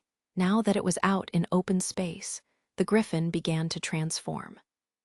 This process had been quite a feat to design and engineer, but the brains at the 7th Weapons Factory had figured it all out. The ship quickly and smoothly took on a humanoid form. By the time the avid was enclosed inside its head, the process was complete. What a waste of resources. It was all so ridiculously over the top, and I loved it. "Well," I said into my comm, "what do you think about the weapon I made with the tax money I squeezed from my subjects? It's not fun if I don't overdo it, don't you agree?" What could be more wasteful than putting together a single ship, the Griffin, for the same amount of funds that could have built thousands of conventional ships? An actual fleet? You could put that to use. But this engineering marvel just sat around in subspace all day. Normally, no one would ever throw away so much money and resources on something like this, but I wanted power, even if that pursuit proved extravagant. And the guys at the 7th Weapons Factory must have been idiots to actually build something like this for me. As a result, I had built this monument to wastefulness. A mobile knight with the strength of a battleship, achieved by transforming a battleship into a humanoid shape. Anyway, my opponent was a little larger than the Griffin, but that didn't discourage me. My heart actually soared at the thought of a battle between two colossal mobile knights. What an experience this would be. Avid, show 'em what you can do. I looked out over the battlefield from the cockpit of the Avid, sitting securely in the Griffin's head. Right in front of me loomed that repulsive giant robot, the perfect playmate for my new toy. I gripped the control sticks and pressed down on the pedals, and the Avid gave a roar in response. It was just the sound of the systems powering up, or maybe the nuclear reactor or something, but that was how I chose to interpret it. The Avid's energy and my commands were transferred to the Griffin, where they were amplified. The Griffin's huge arms and legs began to move. As the two monsters came together, its giant right arm collided with one of the enemy's arms, crunching it on contact. How's that? I had the Griffin custom-made with rare metals. As if a big clump of scrap could stand a chance against this. I tore off my enemy's ruined arm and cast it aside, but my opponent instantly began attracting more debris from the area, recreating what it had lost. "You can regenerate, eh? Well, this'll be even more fun." This was a rare opportunity to go big, and I was determined to enjoy myself. On the bridge of the patrol fleet's flagship, Eulizia was speechless at the sight before her eyes. This is insanity. Working as close to Liam as she did, of course she'd heard about the Griffin, but to actually see it rampaging on the battlefield was quite a bizarre experience. She watched as the Griffin's digits lit up and beams shot out of each of its 10 fingertips. Each beam was extremely thick and could easily penetrate a battleship's hull.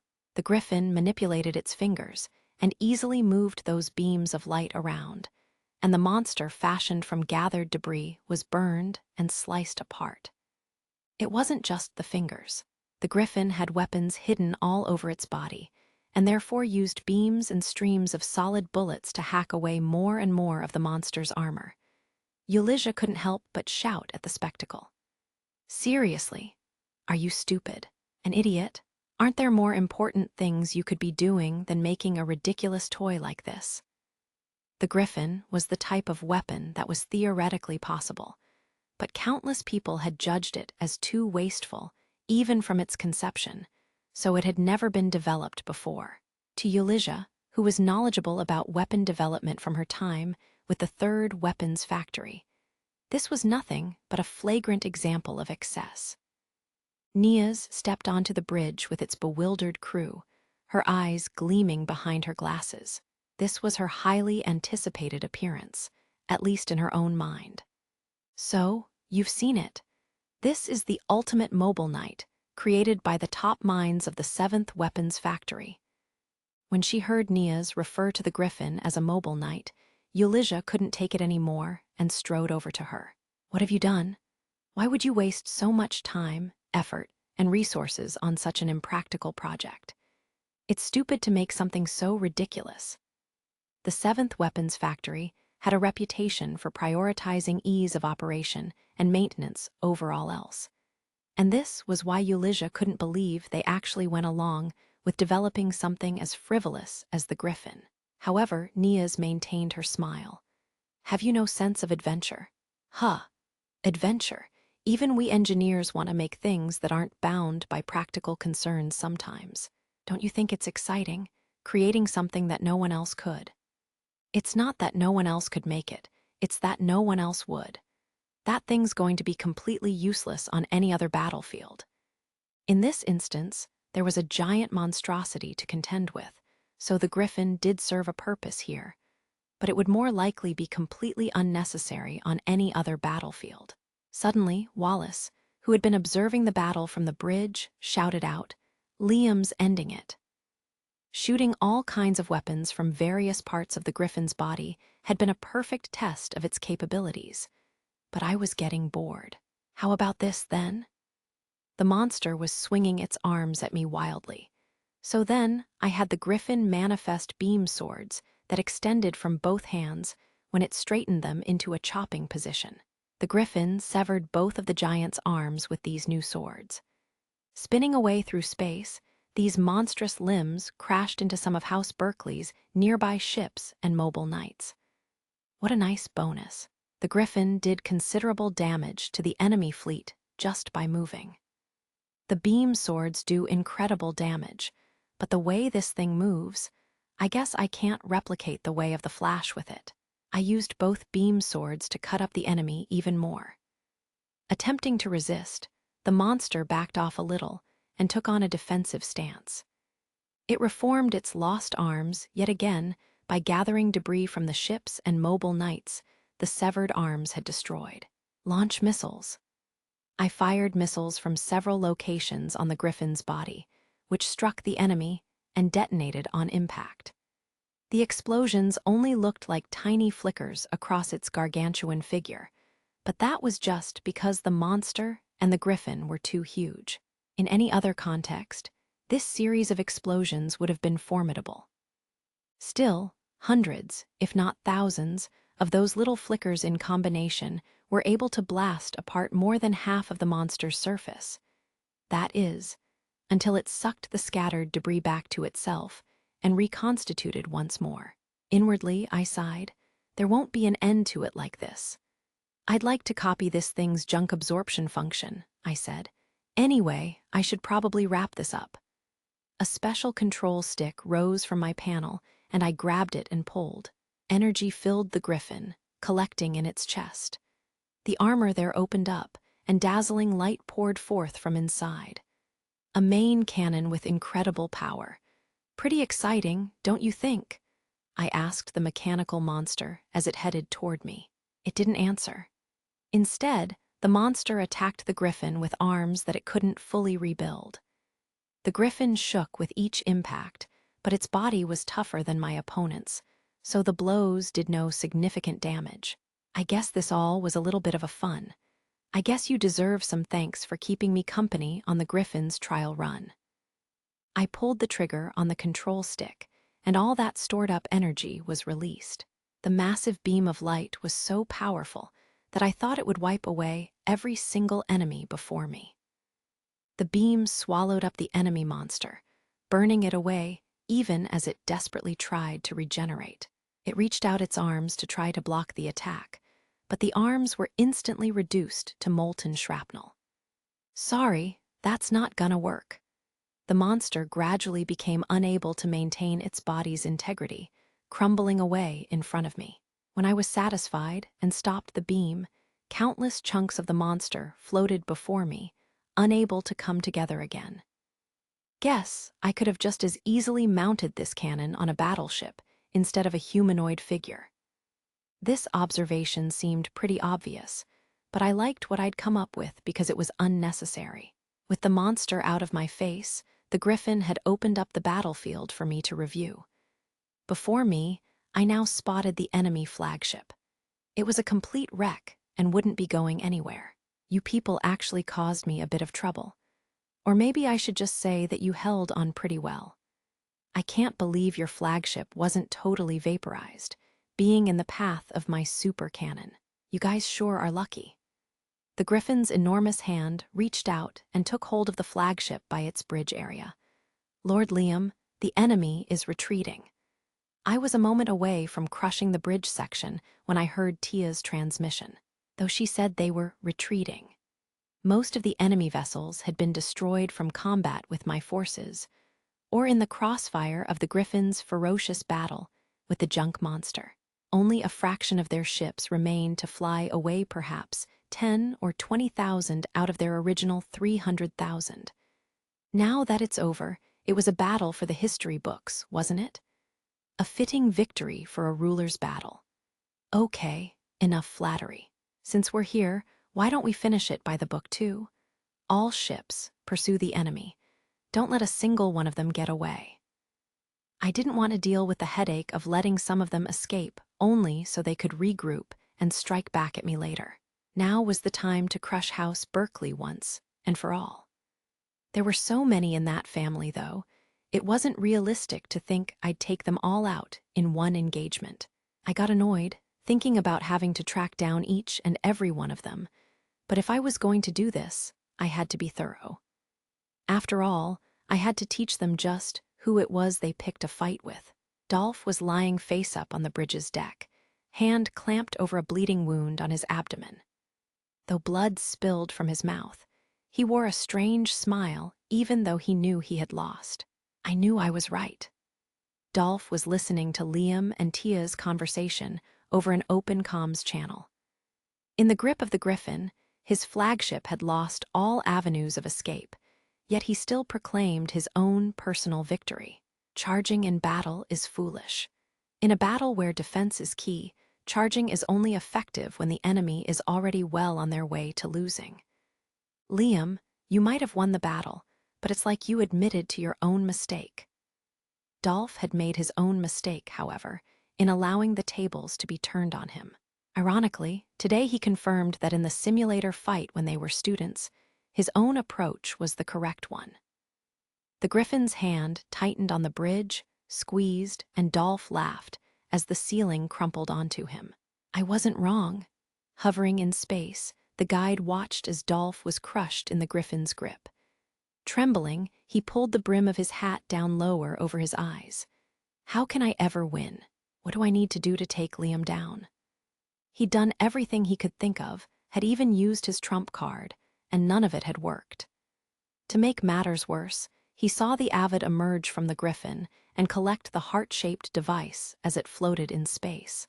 Hey, this looks interesting, Liam said. Guess I'll show it to Brian later. Liam was in a great mood. The remainder of House Berkeley's 300,000-strong fleet had suffered great losses during House Banfield's pursuit, and when the regular army joined in, it had all proved too much for the enemy. They attempted to surrender, but the army showed no mercy and shot them all down. The guide reached out to the cheerful Liam. "Lia am." The black smoke that flowed from the guide should have made Liam unhappy, but it didn't even reach him. It seemed like he was being protected by something the guide couldn't see. "Damn you, damn Yaowu." The guide looked around, desperate for anything he could make use of. House Berkeley's eldest son, Jean, had already been captured by House Banfield after fleeing. No one else was in a position to do anything against Liam. As he ground his teeth in frustration, the guide suddenly remembered something. There is still someone who can turn all this around. Someone close to Liam. Ulysses. Ulysses, you vowed vengeance against Liam. I share my power with you. The guide reached out to her with his influence. Plunge your sword into him. When Casimilo heard the results of the battle, all the life seemed to drain from his face. We lost. Not only had he been defeated, but House Berkeley's army had been completely wiped out. His oldest surviving son was pale as a sheet when he delivered the news. "Dad, we gotta run, right now. The regular army pulled out, but House Banfield's fleet is headed our way. If we don't go, they'll kill us all." Casimilo's oldest son, Jean, had been brought before Liam and pleaded for his life, but Liam had cut him down regardless. The young lord was serious. There was next to no chance he'd negotiate with one of the Berkeleys. "Contact the capital planet. We'll have to get the Empire to mediate for us." They would likely lose almost everything due to what they started, but that was better than the alternative. Casimilo was prepared to follow this course of action, but before he could begin, an incoming call alert popped up on a monitor. Then another one. These and several more monitors opened their calls all at once. What? What greeted the flustered Casimilo were the faces of several other imperial nobles, but not the nobles he collaborated with. A man with white, swept-back hair greeted him cheerily. "Yoo-hoo, head of the pirate nobles. How's business?" Another man, muscular and wearing an eye patch, glared threateningly at Casimilo. "You sixed your pirates on us, didn't you? I guess that means you're prepared for a fight. Huh, Casimilo." These were all nobles who opposed Casimilo and his domain and planned to support Liam instead. They were a motley bunch, but they were all upstanding nobles of the Empire. Among them was Kurt's father, Baron Exner, who said, "Baron Berkeley, friends of yours have confessed that they attacked us under your orders." The corrupt nobles and pirates allied with Casimilo had been tormenting these nobles, but as soon as they heard about Liam's victory over House Berkeley, they betrayed Casimilo and confessed everything. The man with the eye patch crossed his arms. "Felt pretty nice beating the truth out of them."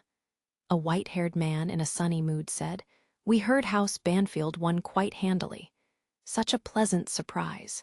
Incidentally, how do you propose to settle this matter?"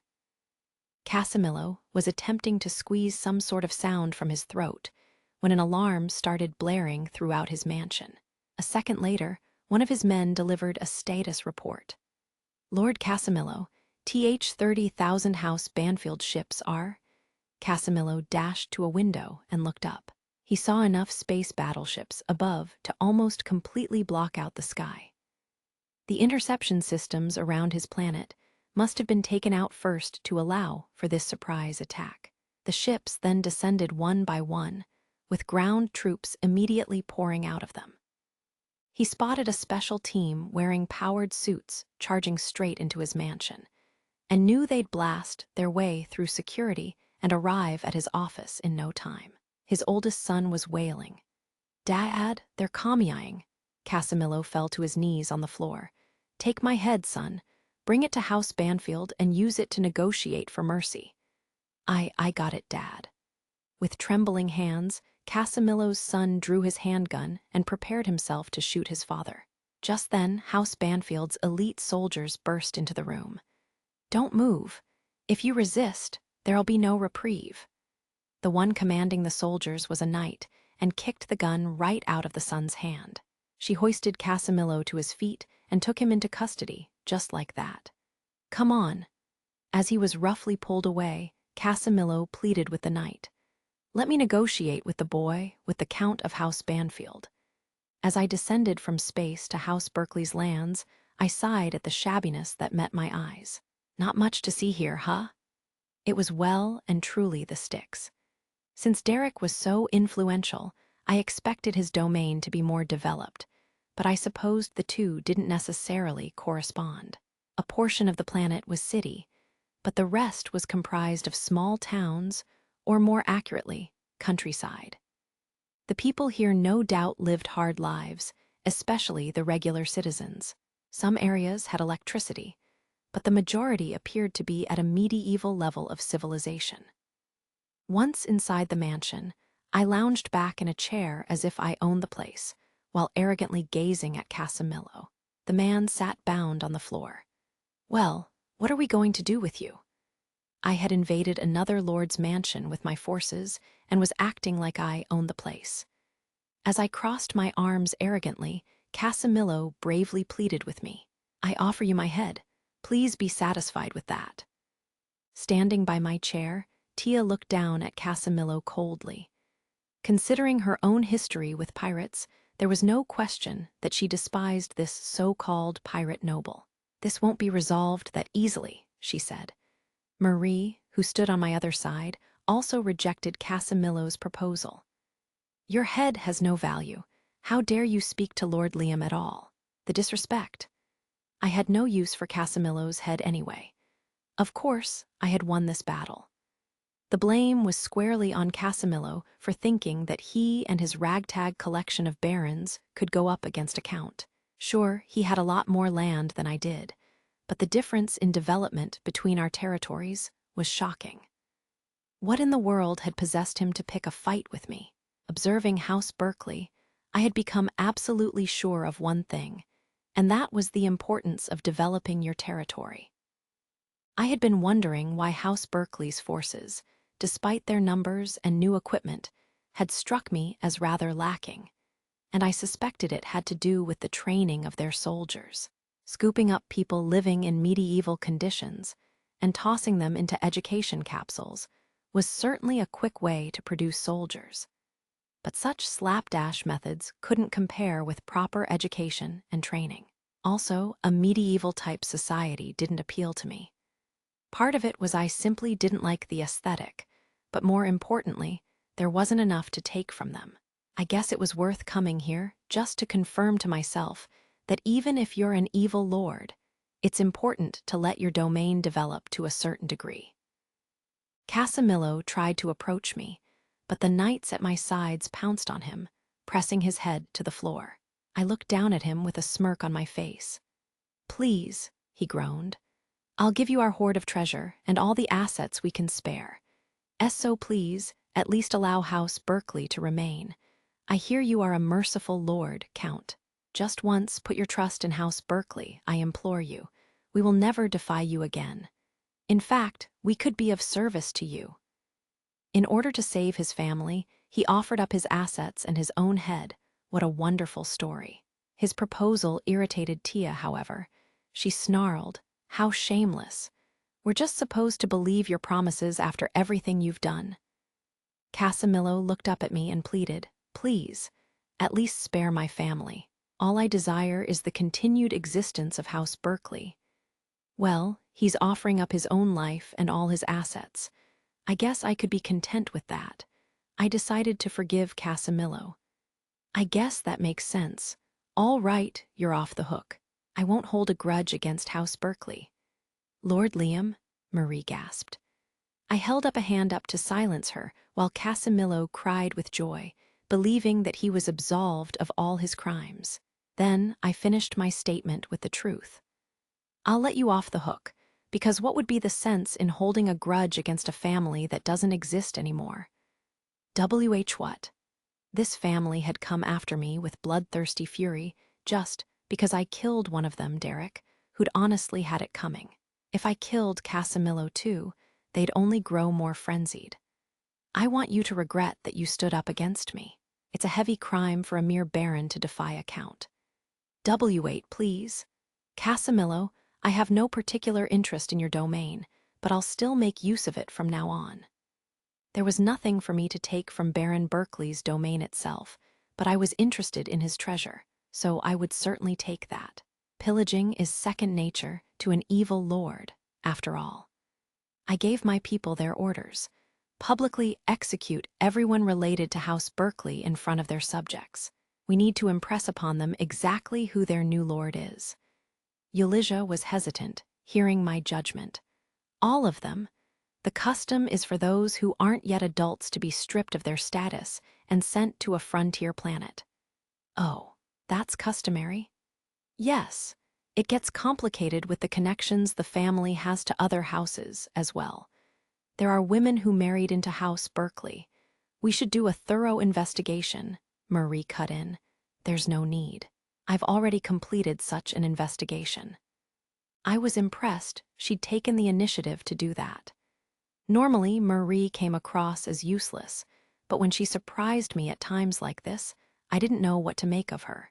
Then immediately execute everyone who might be a problem for us.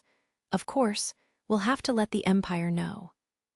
I'll handle that, Tia volunteered with a smile before I could finish my instructions. She could prove very capable, too, when she wasn't acting up. All right, you two take care of it then.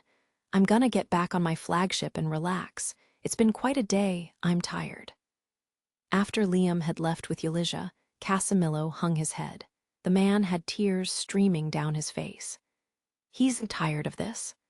It was like the head of House Berkeley was completely under the Count's notice the entire time.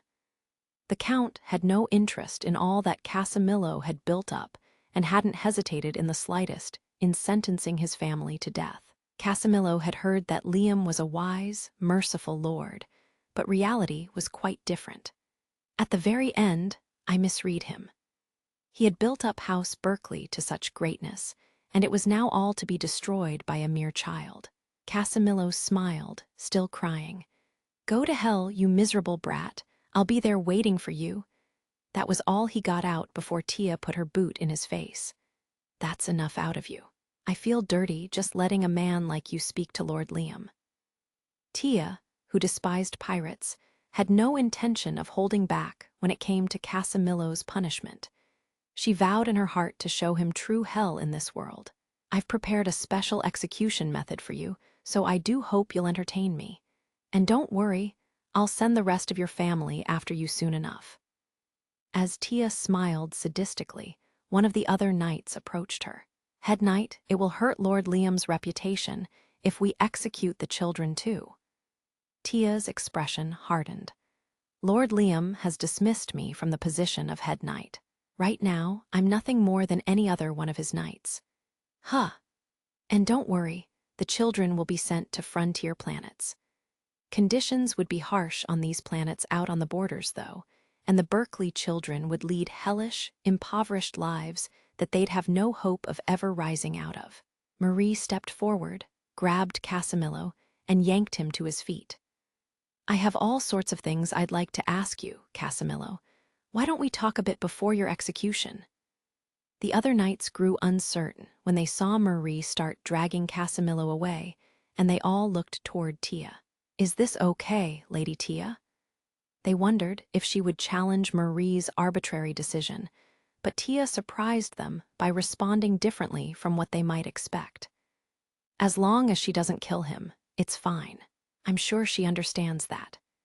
Normally, the two of them would be at each other's throats for far less, but now, for some reason, they weren't squabbling at all. The rest of the knights were completely dumbfounded by this development. The corpses of Casamillo and the adult members of his family were displayed for all in House Berkeley's domain to see. The general populace, long tormented by the pirate nobles, found great relief in their deaths. Unseen among the crowds, the guide observed everything, his face twisted in pain. At least you resented Liam. Let me have those negative emotions of yours. The guide sucked up the clouds of hatred and resentment that clung to the bodies of Casamillo and his family.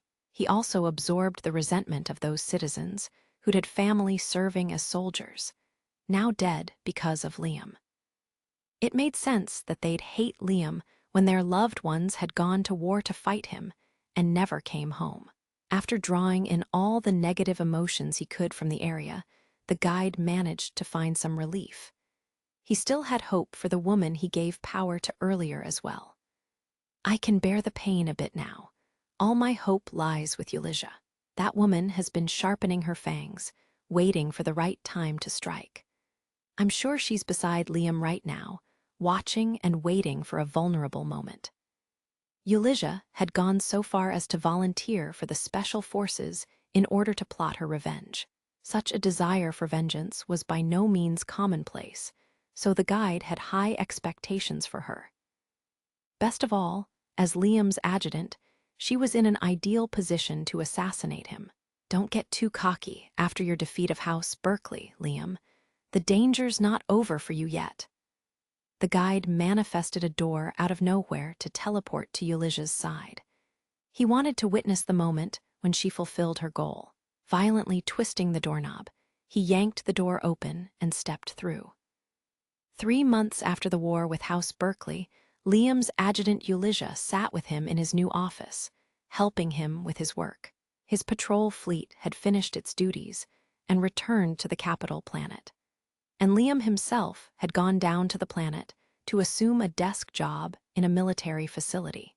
His current military service was coming to an end, and he was preparing to enter the Army's reserve forces next. Presently, Liam and Ulysses were alone in his office.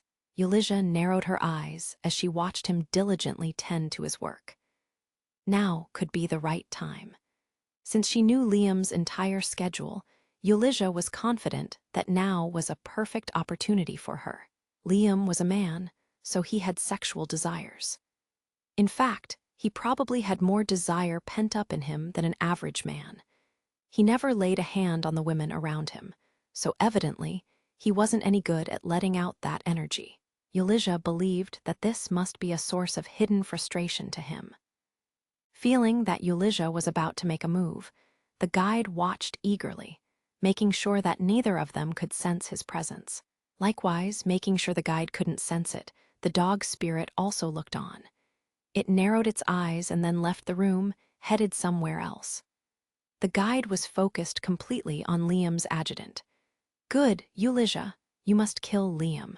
Ulysses, with her unceasing obsession with Liam and a deep-seated grudge against him, suddenly dropped her pen. She turned her back to Liam and bent down, her short skirt rising and exposing her panties. Liam reacted to the calculated move, his shoulders jerking up. On the inside, Ulysses struck a victory pose. He took the bait. So far, everything was going according to plan. She consciously chose underwear that morning that was purely practical and not intended to be sexy.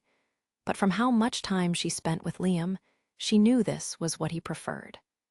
Still, she knew it couldn't be completely unsexy. Liam's tastes were difficult to pinpoint and could be very specific, but with this, she'd hit the target. You love underwear like this, don't you? Feeling his gaze on her, Ulysses took her time straightening back up, then turned to face him with a smile. She made a show of moving her hand to adjust her skirt, putting on a mock embarrassed expression as she did so. It was all an act, of course. I am terribly sorry, Lieutenant General. It's fine. MMHM.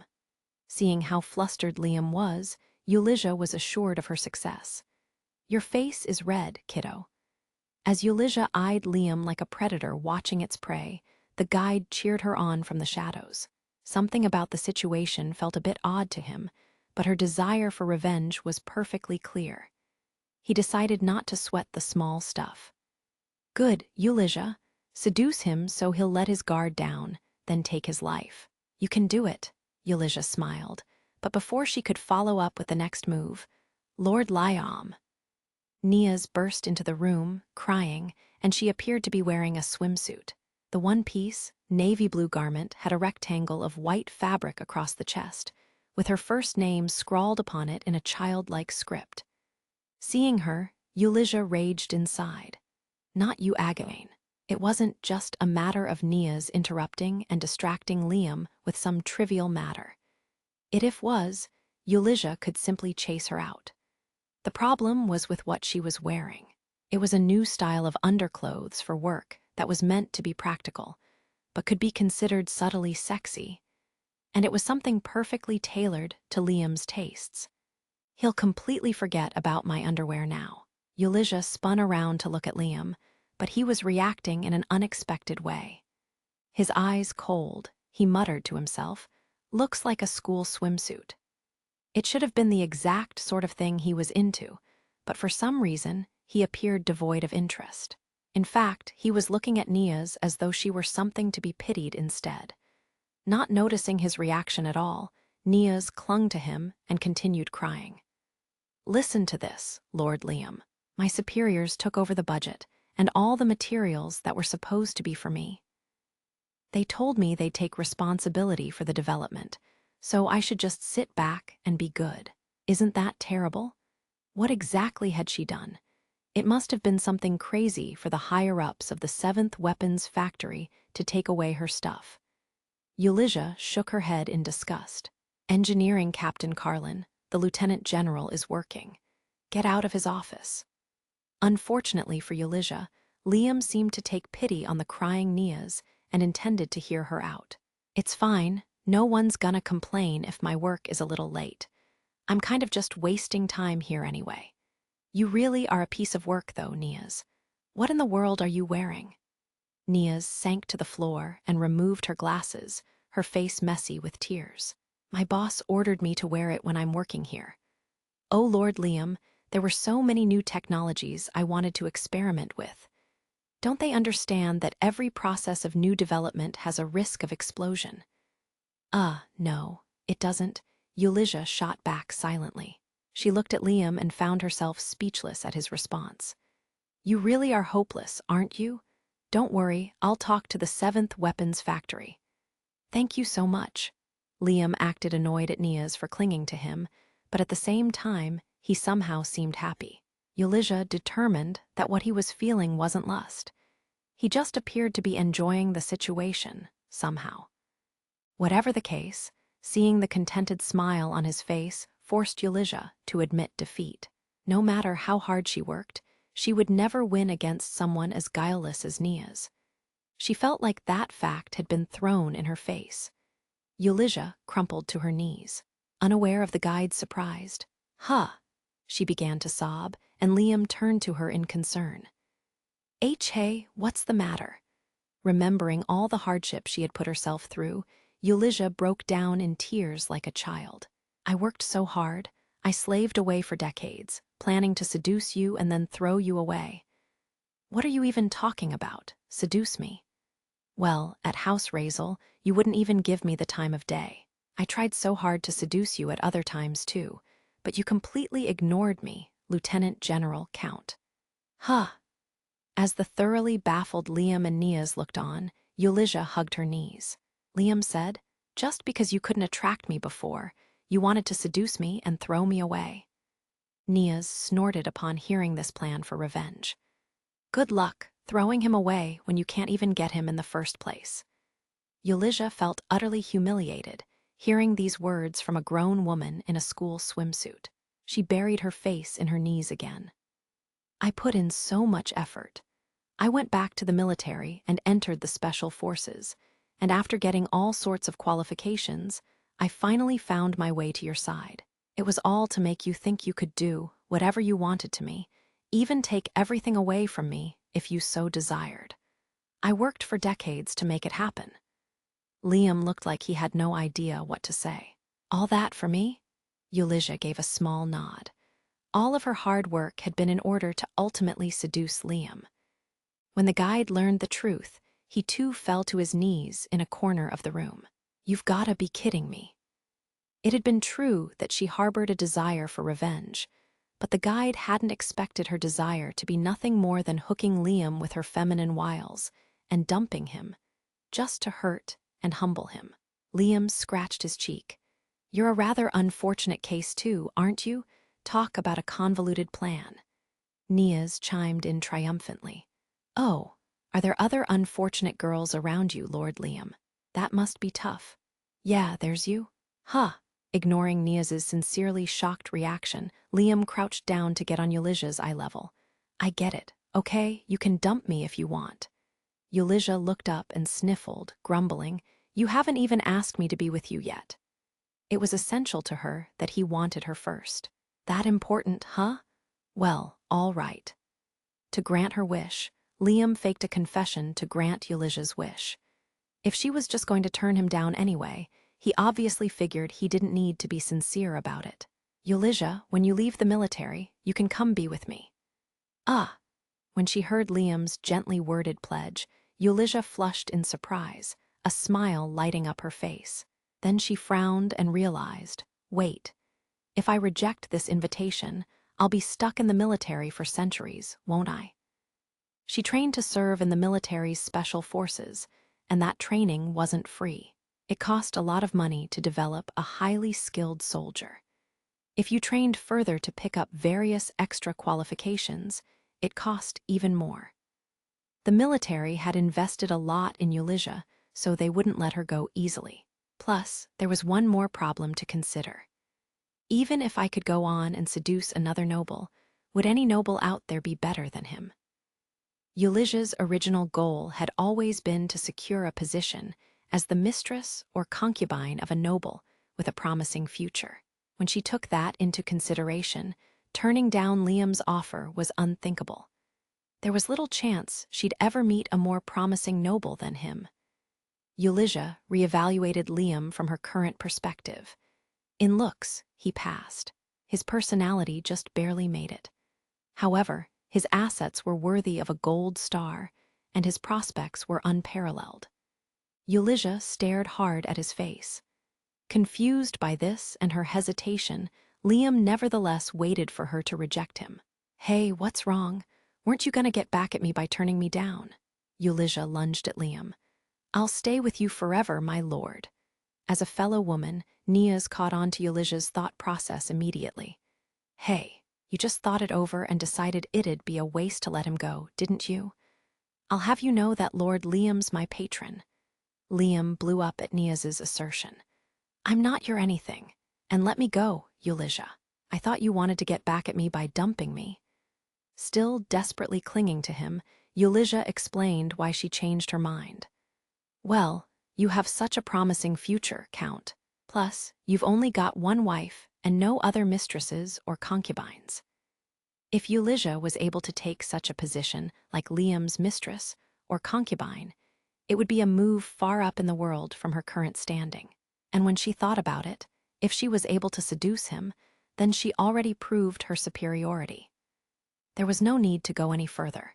It would be a total waste to turn down his invitation now. Why are you such a disaster, Ulysses? You said I should come be with you. Watching the commotion between the three humans, the guide finally ran out of patience. He stepped forward out of the shadows. Gimme a break. This isn't revenge at all. He violently snapped his fingers, stopping time. In so doing, he revealed his true form to Liam. Liam's eyes opened wide at the guide's sudden appearance. Long time no see, Liam. The guide decided it was time to spill everything to him. Chapter 10. The truth it happened while I was being pestered by those two wastes of pretty faces. Time came to a stop around me, and the guide appeared, clutching his chest as though he were in pain. It was our first reunion in a while, but I was shocked by his appearance. Why did he look so much shabbier than the last time I'd seen him? He seemed pissed at me too. Liam, didn't you realize that I was gathering all your enemies together? Huh. Didn't you think it was strange that so many nobles and soldiers suddenly sided with House Berkeley? I had been wondering how House Berkeley's fleet had grown so large, and why some of the military had sided with them. Now it seemed that had been the guide's doing. You gathered enemies for me. I just said that, didn't I? Yet you didn't even notice, and on top of that, Seeing how pained the guide looked, I finally understood. I'm sorry. I should have realized. Well, it's fine, but you get it now, right? Get what? Figure it out. Don't you know who your real enemy is? My real enemy? It wasn't House Berkeley. The guide was fed up with me for not realizing who my true enemy was.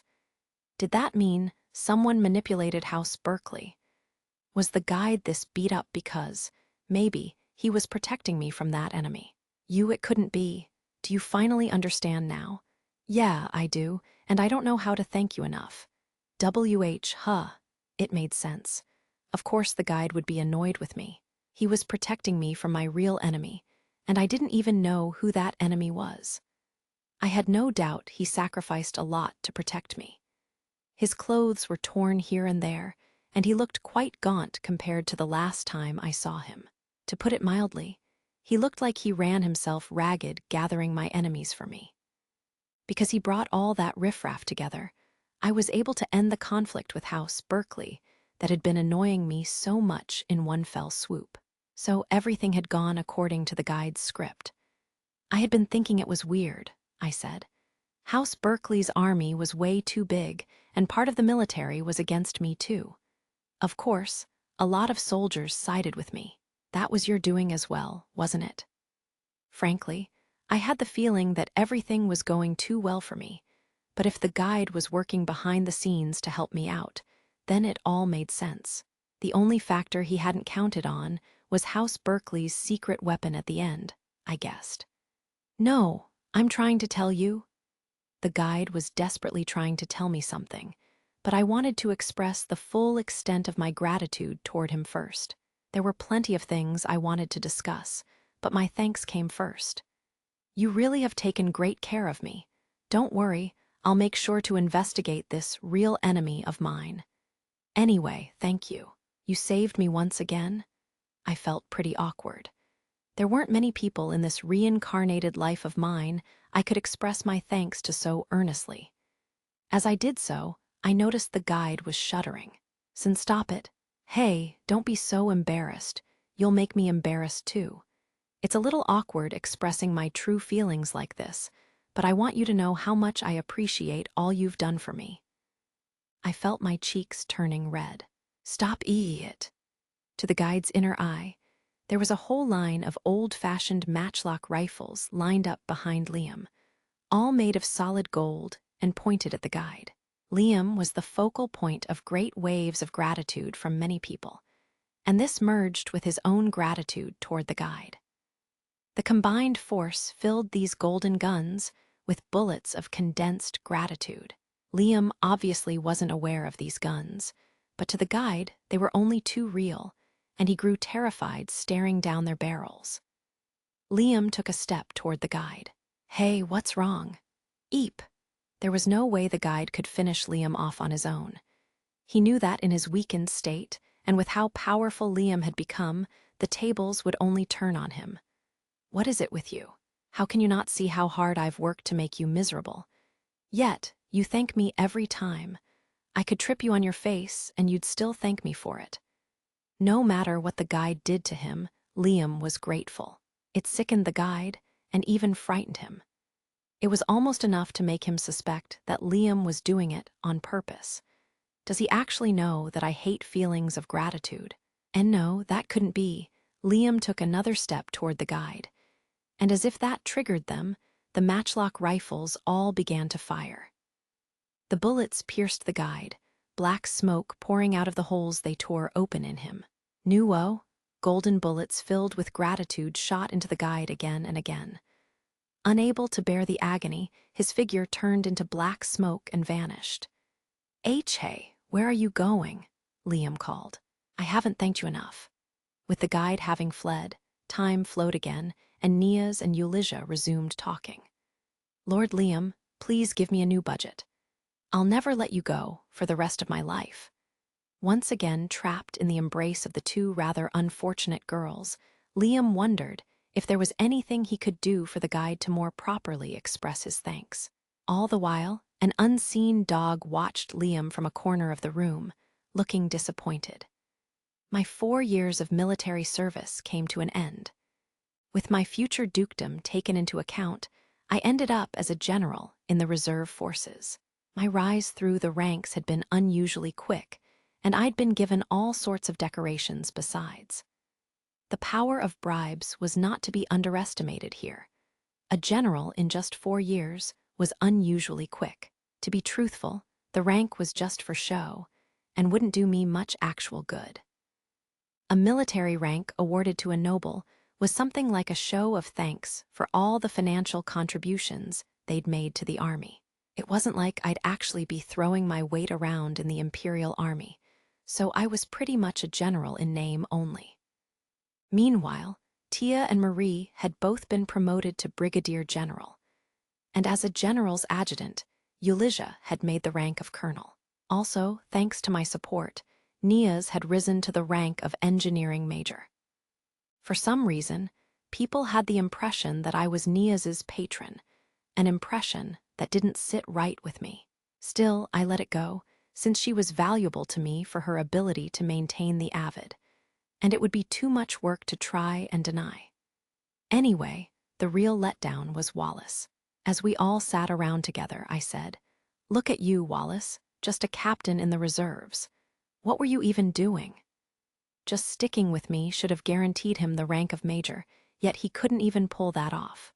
Wallace looked uncomfortable. "Well, how could you screw this up?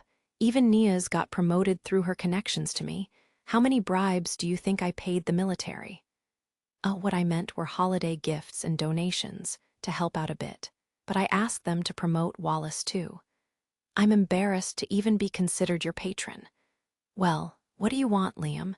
There was no place for me to even do anything. All I did was supervise construction down on that frontier planet. That still should have been enough for a noble to get promoted. I am still a royal." Sheesh.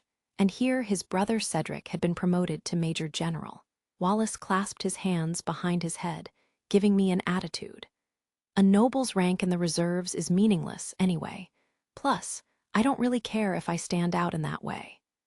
"Are you sure you're not just making excuses for why you couldn't get promoted?" Wallace averted his gaze from me, so I suspected I was right. Of course, I was the one who made him go through all that military experience. I decided to let him off the hook this one time. "I'll let it slide. We're headed to college next, so your military rank won't mean anything there anyway." "That's right. I've been looking forward to campus life. I can go to mixers every night and have the time of my life playing around." Not the most dignified royal, is he? I've already got a fiancé, so I guess mixers aren't in the cards for me. I need to take a more serious look at my personal life. As I thought this, I looked over at Ulysses. Noticing my glance, she piped up. "Lord Liam," she said, stars twinkling in her eyes. "You're renting a fancy hotel on the capital planet, right? Please let me have a room there too." I shook my head, but sighed resignedly. "Do what you want." Yay, my dream life is coming true, one step at a time. Even Wallace was growing exasperated with Ulysses. He whispered to me, "Man, I thought she was a super serious military type, but look at her now. She is really hot, though." "Well, she's still a talented soldier, so I don't have a problem keeping her around. It's just listening to her now. In the morning, I can swim in the hotel pool, and then go shopping in the afternoon and have lunch in a cafe." As I watched her fantasizing, I had to admit her flaws really stood out. Wallace spoke quietly to me again. "Don't you think you should talk to Rosetta about your little adjutant?"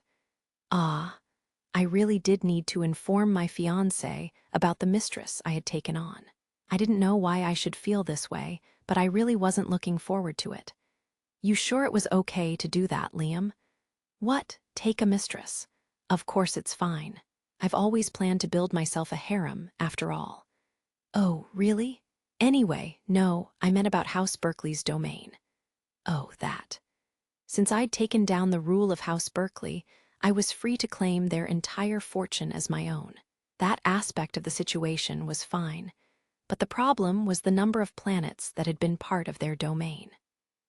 One would think that gaining so much new territory was a net positive, but these planets were so numerous that I couldn't possibly manage them all myself. When I mentioned this dilemma to Amagi, she simply agreed, saying, "There are too many planets and too great a distance from your home world." I'd been thinking I could warp between them, but it seemed even in this world, distance was a problem when planets were scattered too far away. On top of this, many of the planets that fell within their territory had been ruined, destroyed, and turned into dead worlds so those idiots could extract elixirs. I had no real use for them that I could think of, so I kept only a few of these dead planets for myself. I already sold the rest to the Empire. Other than planets, I took whatever spoils I could from House Berkeley. They'd had a number of planetary development devices, so I figured I could make good use of those. I loaded them onto Fortress-class ships so they could terraform frontier planets. I did consider ruining some of House Berkeley's planets to obtain my own elixirs, but I had enough dead planets on my hands already, and it would be a headache to make more. Lastly, I kept all the elixirs that House Berkeley had in storage for myself, so I wouldn't need more for a while.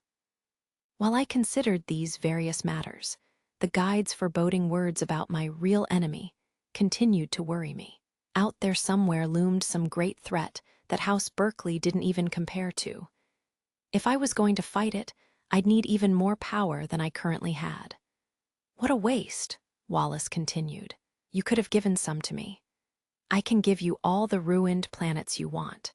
I don't mean those. Come on, Liam, just give me one planet that's at least a little developed. I won't complain if it's even a frontier planet we were fixing up in our spare time. The planet that I fixed up like I was playing some simulation game was actually in a good location, so it was much more developed now. A bunch of merchants hoped to open shops there, so I left all that to Thomas. The population was increasing steadily too. Yep, things were looking up. Since this planet was under the direct control of the Empire, it would continue to grow like this on its own now. Don't be ridiculous. That one doesn't belong to me. Look, I'll give you one that's at least started being developed. I'll hold you to that. He was so full of himself, but Wallace was still my lackey. I would need more allies in the future, so I couldn't treat him too badly. My real problem right now was this true enemy of mine. The guide hadn't told me who or what was out to get me, but I couldn't rely on him for everything. I had to figure this one out myself. So right now, my intention was to concentrate on building up my strength. I wanted enough power to be able to completely crush anybody who stood in my way. While I was reflecting on this, Wallace asked casually, "Oh yeah, so what are you gonna do next? Head back to the capital planet?" "I'm going home first. I've got work to do there after all." "Oh yeah, then I'll just head to the capital. You're coming too." Wallace would be coming with me when I went home for the time being. "Oh, my home, how I've missed you." As I spread out my arms, Brian looked on and sniffled. "You've grown into a splendid young man, Master Liam. I can hardly see you through the tears in my eyes. So how can you know how splendid I am? This guy's always crying about something or other." I nodded at Amagi, who, despite being as expressionless as ever, somehow also looked happy to me. "No problems here, Amagi. Nothing concerning, beyond paying reparations to the families of our fallen soldiers. We lost some people too, after all. I see, I want our soldiers treated well. They're my valuable fighting arm, after all." "Yes, Master." After wiping his tears away, Brian said, "So, Master Liam, I see you've finally chosen a concubine. Where are she and Lady Rosetta right now?" I was just trying to enjoy a nice mellow homecoming, and this guy had to bring up annoying matters. I responded with a frown. "I left them on the capital planet." "But why?" "I was so thrilled that you were finally showing interest in women, Master Liam." It pissed me off that he thought I had no interest in women in the first place. Brian had apparently wanted me to come home with Rosetta and Eulysia in tow, but the two of them were still enjoying hotel life back on the capital planet. I didn't want to deal with Rosetta, so it had been better to leave her behind, and I only recruited Eulysia as my adjutant, not really as my concubine. With her, it was the same as with Nia's. I just couldn't be attracted to her, though in that regard she was better than Tia and Marie. In any case, I didn't want to talk about this with Brian at the moment, so I changed the subject. "Say, Brian, what does this look like to you?" I showed him the heart-like device I recovered after the battle. When he saw it, he appeared quite interested. "My, that's a rare item. It's called a machine heart, an artifact that is said to be able to breathe life into, well, a machine. What? I turned to Amagi, half playfully pressing the machine heart to her ample chest. It wedged nicely between her breasts, which were nice and springy as always. Nothing happened except for Amagi giving me a cool look. Master. Well, he said it could give you life? Surely it is only a replica. You could not stumble upon a rare, out-of-place artifact so easily. Oh, you think so? I would have liked it if you'd truly come alive. I really was overcome with disappointment. Such a thing is not possible. Amagi said these words emotionlessly, but to me, her face looked a little sad. Brian said, "By the way, Master Liam, I heard that you've purchased several new Fortress-class ships. You mustn't buy warships like you're buying toys." "It's fine. I'm going to make them temporary bases for frontier planets." "What? You really plan to develop the planets you obtained from House Berkeley?" "Of course I do. I would use the planetary development devices I obtained in the proper way to develop my domain. Right now, I needed to amass power for the day when my true enemy appeared. I need to become stronger. Amagi, help me come up with a new plan to further develop my domain, would you?" It was normal for the two of us to discuss the managing of my domain, but Amagi responded in a way she never had before. "In regard to that subject, I believe it is time for me to step down from my current management position." "Huh, you have ample personnel now. Even without my help, if you make use of artificial intelligence for support, development should proceed without issue." "Oh, really? From now on, I would prefer to focus on supporting you personally, Master." I was getting nervous, so I glanced at Brian, who informed me of Amagi's future plans. "Once your new management team is set up, Amagi will accompany you to the capital planet to look after yourself, Master Liam." I was relieved when I heard that. "Oh, is that right? If you're coming, Amagi, I'll welcome you with a big party." "There is no need." I felt disappointed that Amagi had turned me down like that. Oh, I'll just welcome you normally then. You sure you don't want a party?" "Correct. You should not advertise my existence too much, anyway. You know the prevailing attitude toward those like me. Your reputation in the Empire would suffer." I couldn't help feeling sad when Amagi reminded me that my treatment of her could harm my reputation. Epilogue: after being shot by Liam's bullets of gratitude, the ragged guide found himself walking down a dark alley. "Ulysses, you betrayed me." He had never imagined that Ulysses' dark impulse for revenge had actually been a plan to get back at him in a romantic capacity. She joined the special forces for that. He couldn't help feeling duped. No normal person would go back to the military for retraining and join an elite unit for such an absurd goal. Now, the guide intended to check in on Yasushi, who hadn't stepped up to play a part in recent events. "Yasushi, if you've betrayed me too." With blood dripping from his mouth, the guide peeked in on the man and found him berating two people. "It's not enough. You're not strong enough yet to best Liam, my first pupil." Yasushi was living a hidden life in a dojo he set up to train a pair of children. The guide saw a spark of hope in the scene before him. The two children stood rigidly at attention, blindfolded, sweating, and gripping wooden swords. Though very young and their balance was poor, they already looked stronger than Yasushi. "Yasushi, I knew I was right to believe in you."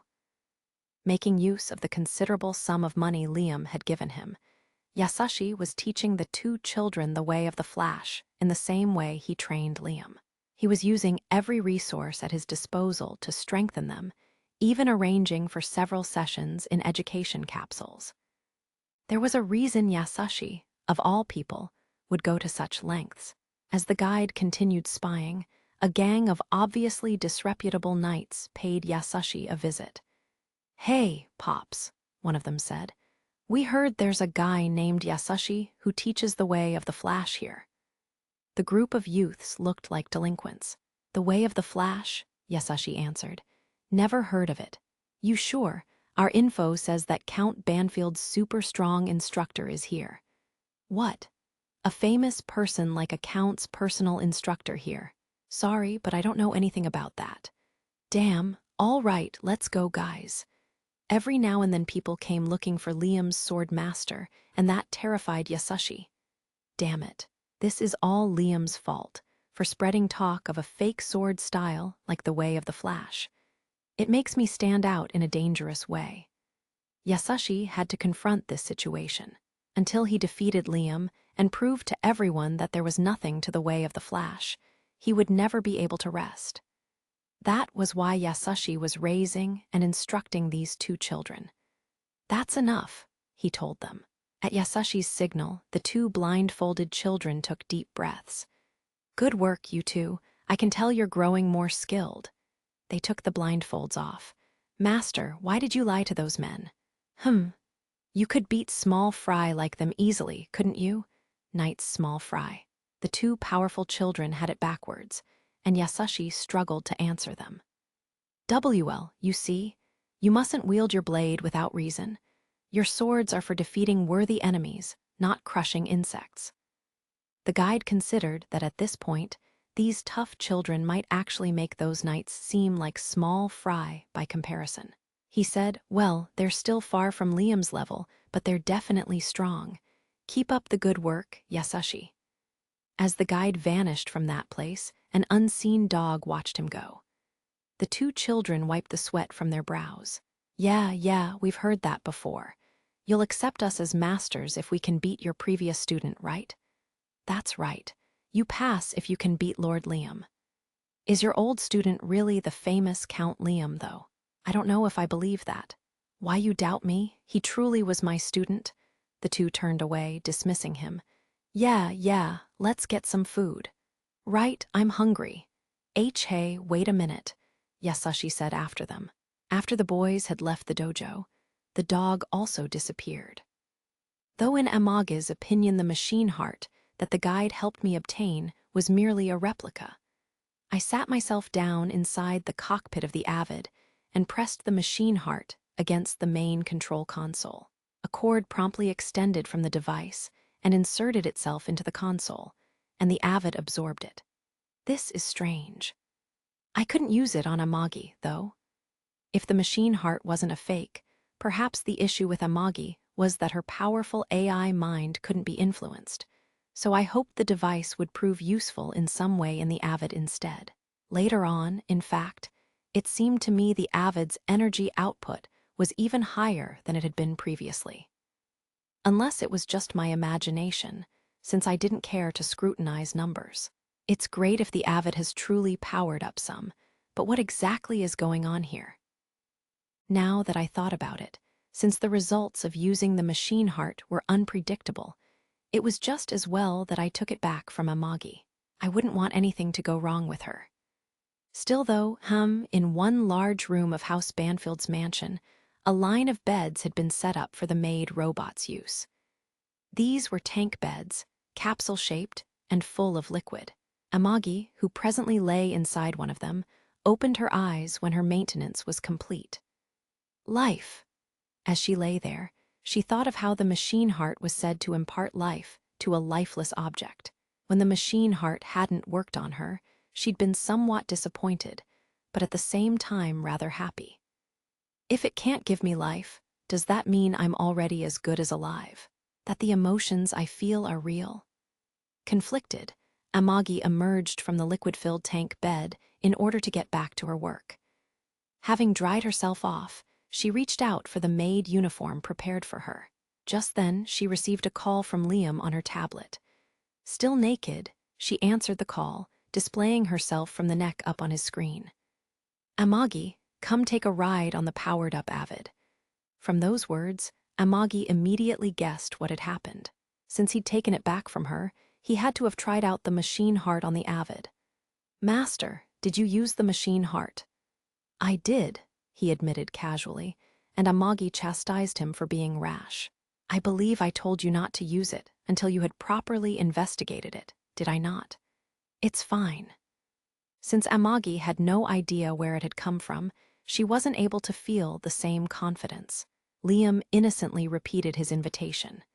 Come on, let's go for a drive. Very well. Amagi decided to accompany him so she could assess the state of the avid.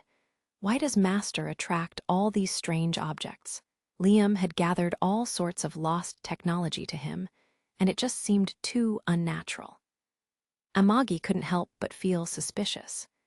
It had become Rosetta's job to oversee the historied luxury hotel where Liam stayed when he was on the capital planet. In its lounge, she spoke with the hotel manager about their current plans as the man manipulated a tablet. 80% of the hotel's rooms are currently in use, he reported. Knights, soldiers, and officials from House Banfield were staying in the rooms, along with a group of noble children studying abroad as Liam's guests. Most of the children were from families lower in rank than baron, but there were also some children of barons and viscounts from impoverished rural domains. Despite their technically being empire nobles, Liam was taking care of them because they were essentially his vassals. During her time training at the palace, Rosetta had encountered plenty of girls who just couldn't stop acting like princesses, even away from home. She saw the same thing amongst the students housed at the hotel, which worried her. One of the reasons she invited them here was to show them there was always someone more important than oneself. She wanted to teach them this while they were in her care. "We have room for more guests, then," she said to the manager. "Yes, but filling the remaining rooms will mean we won't be able to account for any unforeseen circumstances. That is a problem. There are more children I'd like to invite to see the capital." But all of the nobles' house Banfield was hosting at the hotel were from families who lived on the empire's outskirts. They had always heard how amazing the capital planet was, but knew little more than that. They had an obligation to teach what they knew to their subjects as well. Sometimes, because of how uninformed they were, a domain thought they could get away with going against or even deposing their rulers. When this happened, the empire would burn that domain to the ground without mercy, its citizens included. At that point, it didn't matter if the citizens were old or young, or if they had participated in the rebellion or not. Whole planets were destroyed simply for going against the empire's authority. That was why it was important for these unworldly children to be taught about the ways of the empire. The easiest method to avoid uprisings was to prevent one's subjects from obtaining any knowledge or power in the first place. But this went against Liam's way of doing things. Such methods weren't used in House Banfield's domain. Rosetta was covering for Liam in areas where he was lacking by teaching these children in House Banfield's care. "I'll talk to Darling about it when he comes back. Let's keep the rooms open until then. Seems the Lady Banfield is quite busy herself. I'm still just his fiancé. Pardon me for misspeaking then." The manager changed the subject when he saw Rosetta's cheeks had flushed red. "It won't be long now until you two attend college, correct? Will you be working as an official as well, Lady Rosetta?" Once Liam was back from his home planet, the two of them would begin attending school together, and Rosetta was looking forward to it. "I plan to, yes." In the future, she'd have to rule in Liam's stead whenever he was away or unavailable, so she needed to acquire the bare minimum of qualifications to be capable of that. "Oh, I hope Darling comes back soon." More than acquiring those important qualifications and education, Rosetta was simply excited about being able to go through college at Liam's side. Finally, I arrived back on the capital planet. At home, I could act like a king, but on the capital planet, I was just one noble of many. I could still throw my weight around here and there, but with so many people more important than myself about, I could relax without having to always run the show. In regard to these other nobles, I learned from my experience with House Berkeley that getting into fights with people could lead to all sorts of unexpected issues. I might not lose in the ensuing fights, but it did get tiresome taking shots at each other for years. On the other hand, I also gained plenty from my experience with House Berkeley, like several planetary development devices, the machine heart, and House Berkeley's entire fortune, not to mention a number of resource-rich planets I could exploit. The next time I wanted to sell off a bunch of rare metals, I'd have a convenient excuse. Riding in a flying, limousine-like vehicle with Amagi at my side, I gazed out at the capital planet's passing scenery. The vehicle flew through the air, with several traffic control devices floating in the sky around it. However, something about the view outside made it hard to hold my interest. I get so bored seeing gray all the time. It was a concrete jungle. Technically, nothing here was made of concrete, but there was no green anywhere. It just looked like one big, endless city. Wallace rode with us, suffering from a hangover. "Liam, gimme some medicine. It's your fault for getting carried away. Why don't you just suffer for a bit?" Wallace was drinking and partying last night, celebrating being free from Serena, his words. Medicine existed that could instantly cure his hangover, but I thought it was more amusing to leave him to suffer a bit. That would be better medicine for Wallace. As we approached the hotel where we'd be staying, Amagi looked a little angry. "Master, I believe I requested a modest reception." Knights and soldiers were all lined up outside to receive us, and Amagi disapproved of that because she didn't want me drawing attention to her.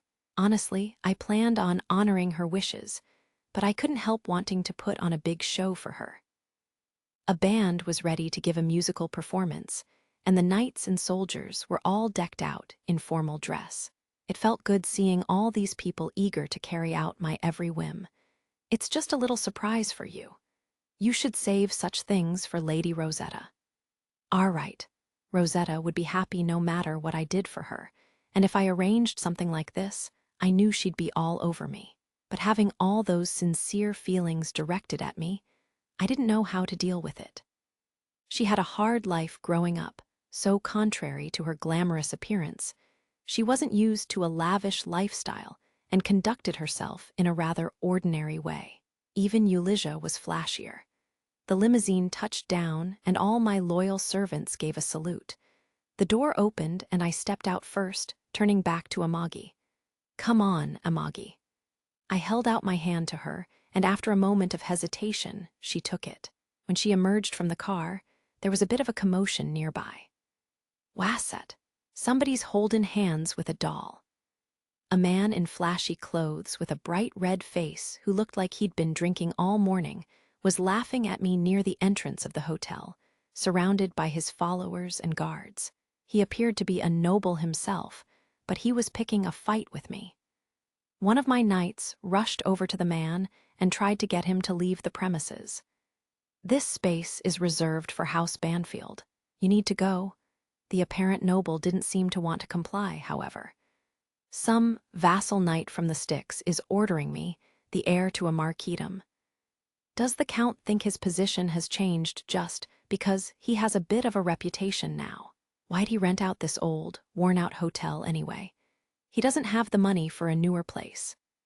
Every word out of his mouth was meant to disparage me, but from how he was talking, he seemed to know something about this hotel. Not that I care. He seemed to only be here with the intention of picking a fight with me, but I didn't want to waste my time on him. "It's a little noisy out here, Amagi. Why don't you head into the hotel?" Amagi squeezed my hand, looking hesitant to leave me unattended. "Master, you must not." The heir to the title of Marquis pointed at us and laughed. "Hey, he's seriously talking to that doll. Look at little Liam, playing with his dolls." I gazed directly at the man who had called Amagi a doll. I didn't know who he was, but this stupid noble seemed to know me. He must have come here specifically to find me. "This is the capital planet, you know, little boy." He continued to provoke me. "You can't bring your dollies here to play." I turned my back to him and started walking Amagi past his entourage toward the hotel entrance. Tia ran up to me expectantly, so I irritably ordered her, "Deal with the aftermath." Tia hesitated for just a moment. "Do you think it'll be okay? Why should there be a problem? Carry Wallace inside too." Wallace was slumped down drunk inside the car. If someone picked him up and took him inside the hotel with us, we get away from this situation with no problems. "Gah ha ha ha. Nothing to say, little Leah." the laughing noble suddenly fell in a spray of blood, my sword having split him in two vertically. I just couldn't deal with his jeering taunts any longer, and now I felt a lot better. Everyone behind me was left wide-eyed, but subdued into silence. I continued into the hotel, unbothered. Inside, Amagi narrowed her eyes, reprimanding me for my hasty action. Were you not saying recently that you needed to be careful about picking fights with nobles? True, I did learn from my fight with House Berkeley that it wasn't good to indiscriminately get involved in conflicts. Yeah, but I did deliberate first. As a result of my deliberation, I decided to shut him up. Do a thorough investigation of his family, everyone related by blood and marriage. I'll crush them all, just like House Berkeley. Anyone who pestered people in such a boorish way was bound to be a small-time punk. His noble ranking might have been high, but I was sure his family wasn't very powerful. If I had to rid myself of them, I would do so, like House Berkeley. I would crush these people, just like I did before.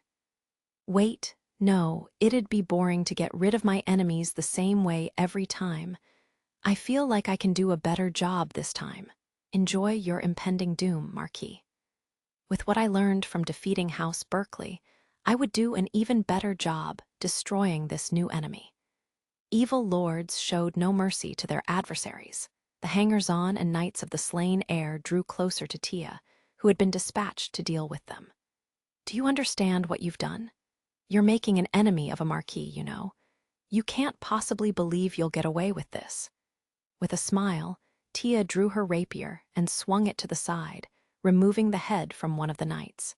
Watching them fall over in a geyser of blood, Tia calmly gave an order to her subordinates as though she was simply tasking them with busy work. Let's take care of this. The knights assigned to Tia today were unnerved by her actions. They weren't from her usual faction, but were instead novice knights House Banfield was training.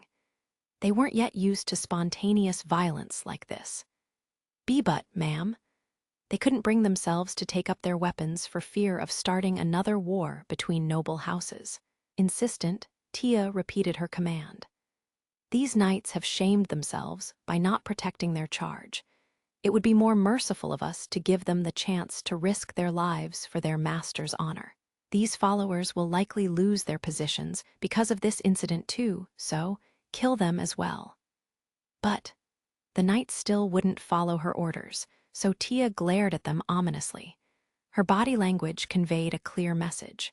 If you disobey me further, I'll cut you down too.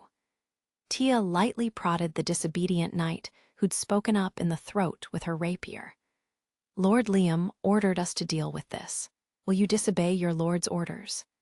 She intended to kill him if he protested further, but the knight had finally steeled himself. He looked away from her, but replied, "No, ma'am." Seeing that Tia's people intended to comply, one of the opposing knights drew his sword and slashed at them, but Tia spun toward him and thrust her rapier through his skull. She withdrew her blade, and the knight crumpled to the ground, gushing blood.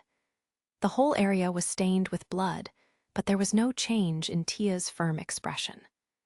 Lord Liam shows no mercy to anyone who ridicules Amagi. Kill every last one of them, and will toss their corpses in front of their marquis's residence.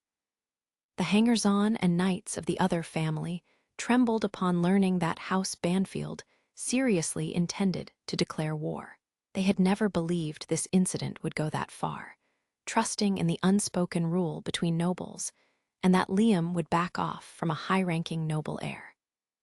They had provoked Liam naively believing in this, and they realized far too late just how frightening the person they provoked was. "W8, please," one of the heir's associates blurted out.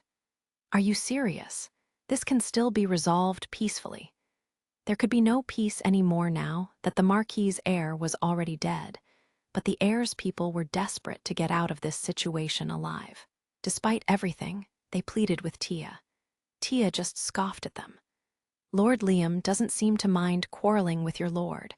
We'll kill you and declare war against the Marquis." Channeling the rage that Liam had felt when Amagi was ridiculed, his knights brought their blades down on their enemies. The soldiers shouldered their guns as well, so there was nowhere to run for the Marquis's knights. Tia's lips curled into a terrifying smile. You made a fool of Lord Liam. For that, you deserve to die 1,000 deaths. Liam's knights wiped out the remaining hangers-on and knights, and once they discovered where he lived, dumped the bodies onto the estate of a certain Marquis here on the capital planet. It was an act of provocation toward the Marquis, and a statement that House Banfield was ready to wage war at any time. While I was relaxing in my penthouse suite, Rosetta ran into the room, out of breath. From her anxiousness, I figured there had to be some problem. Darling, did you do something? What are you talking about? I looked up from the ebook I was reading on the couch. All sorts of information screens projected from my tablet hovered around me, but I erased them to talk to her. Rosetta explained why she was here. Someone I know wanted me to mediate for her.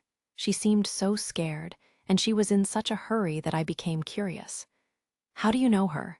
We apprenticed as maids at the palace together. What did someone like that want with me? Who is it? She's from a Marquis's house. She said someone from the family made you angry, so she wanted an opportunity to apologize to you, darling. Is she a friend of yours?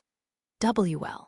When I saw Rosetta struggling with that question, I was able to make an educated guess about this girl. They probably weren't friends and likely barely even knew each other. While I was contemplating what to do, Marie came into the room. Lord Liam, we've finished investigating the Marquis. Here are the documents. Right, that guy. This was probably the house that heir who'd ridiculed Amagi belonged to.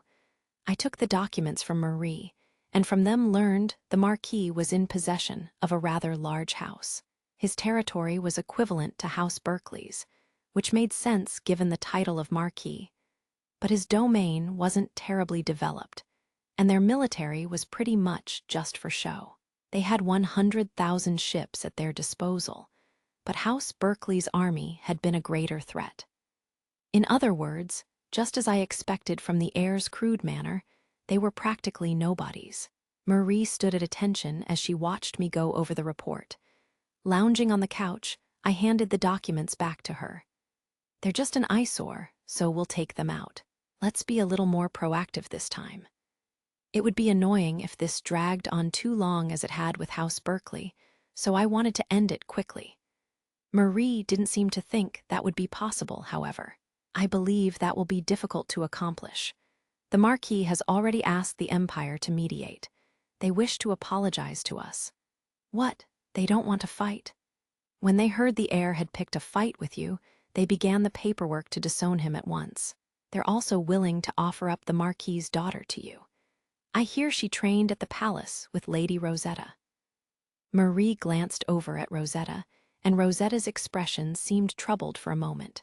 Something must have happened between the two of them during their maid training. It might be interesting to keep a woman like that nearby and pamper her to see Rosetta's reaction.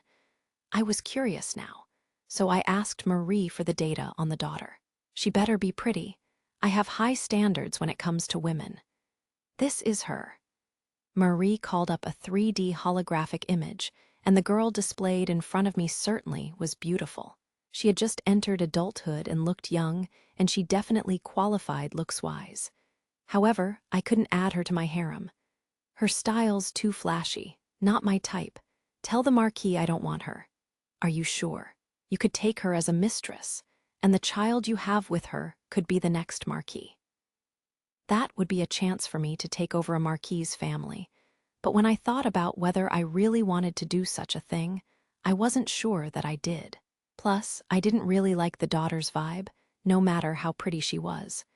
It was a kind of an instinct, or perhaps she just reminded me of my ex-wife somehow.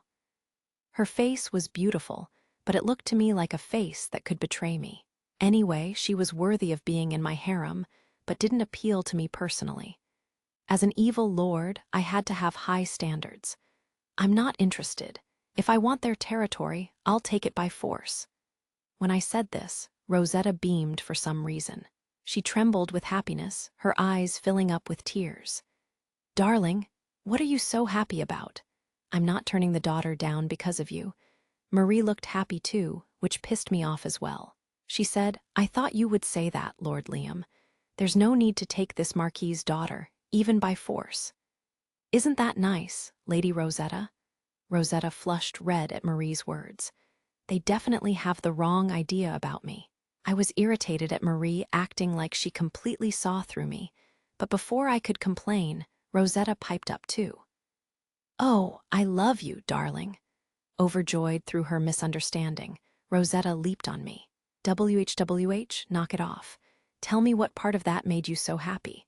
Nothing I said should have caused this reaction." Let me go. Stop it, Rosetta." While I was struggling, Amagi walked in to bring me tea. "My, you two are getting along well. Shall I bring your tea 2 hours from now?" "And no, this is just." It felt as if my wife had caught me in the middle of cheating on her.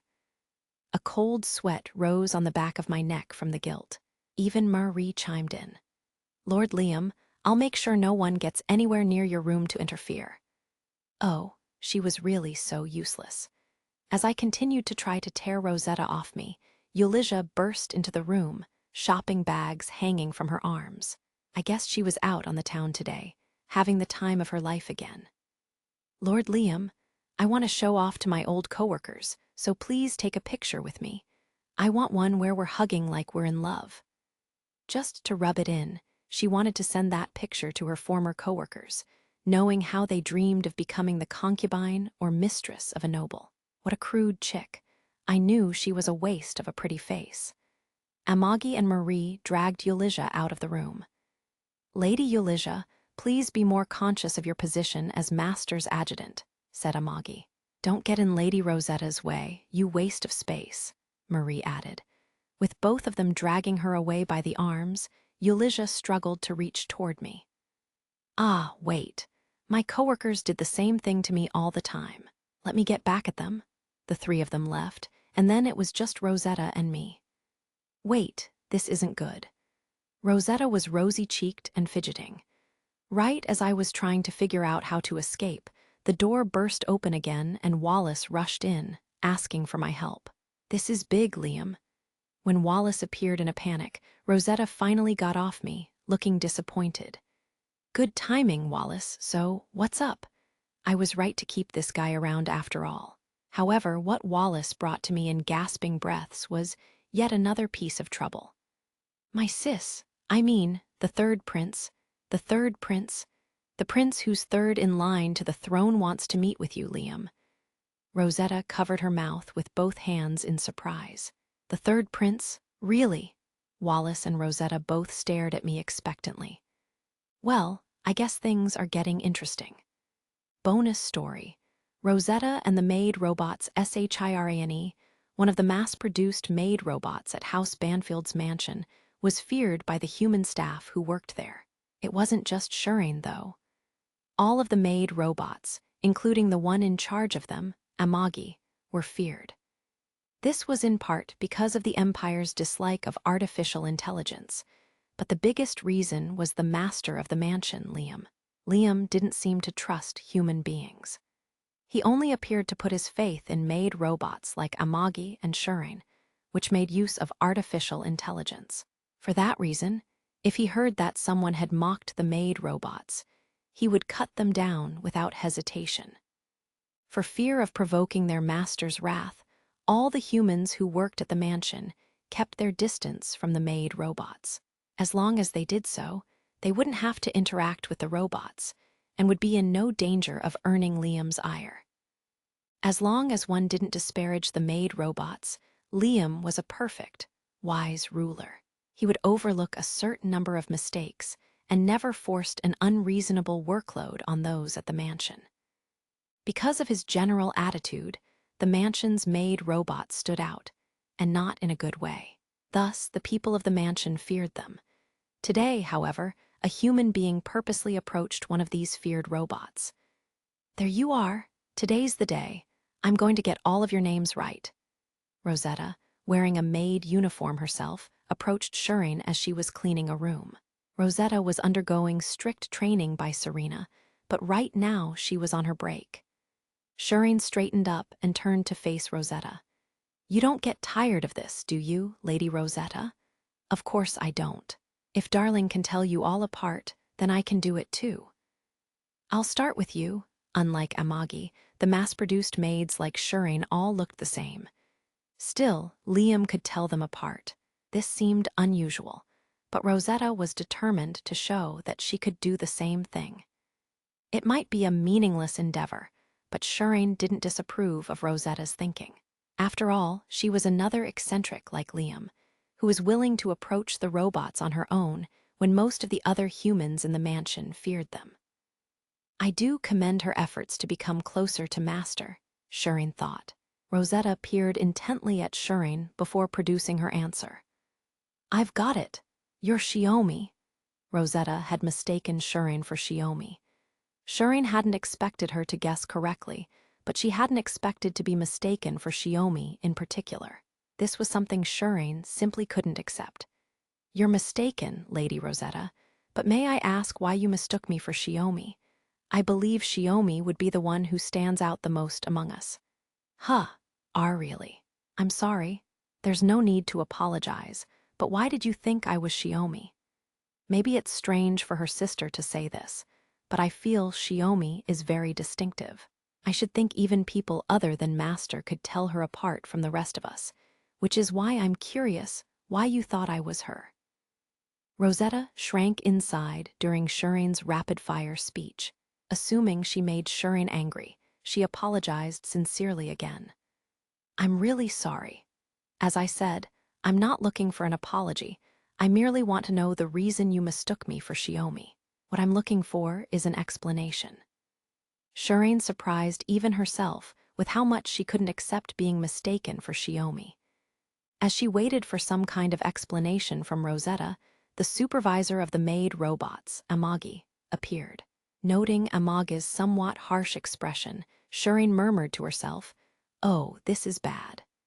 Just as she suspected, Amagi was upset about her treatment of Rosetta. "Shireen, what are you doing to Lady Rosetta?" At Amagi's intimidating tone, Shireen jumped. Using their private social network to eavesdrop on the situation, all of her sisters took the opportunity to ridicule Shireen. Rosetta couldn't see them, but comments from the other maid robots flashed by in Shireen's field of view. She mistook Shireen for Shiomi. Lol, that's hilarious. Best laugh I've had in years, lol. Poor Shireen. Getting called Shiomi, lol. Shireen bowed to Amagi and apologized. I'm terribly sorry for my behavior.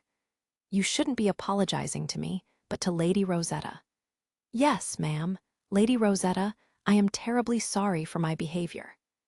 Shireen's apology appeared to be devoid of emotion, but on the inside, her heart sank from the humiliation of her sister's mockery.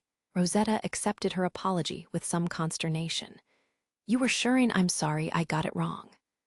Amagi told Rosetta there was no need to feel sorry and condemned Shireen once more. It is no fault of your own, Lady Rosetta. It is extraordinarily difficult to tell mass-produced units apart. Shireen is in the wrong for doubting that fact. That might be true, but I still feel badly for making the mistake. Rosetta's shoulders slumped, and just then, Serena appeared. So this is where you were. Your break is over, Rosetta. Get back to work. Why, yes, ma'am. Rosetta straightened up and headed off for her next task. With Rosetta and Serena gone, Shireen looked at Amagi timidly. Amagi was angry and gave her a cold look. Come with me, Shireen. I want a thorough explanation for your behavior. Yes, ma'am. Still spying through their network, Shireen's sisters all laughed as she walked off behind Amagi, on top of getting one of the maid robots' names wrong. Rosetta was late getting back to work and made all sorts of other mistakes during the course of the day. Besides, presently she sat on a bench near a fountain in one of the mansion's courtyards, though in a mansion of this vast size, the courtyards were more like parks.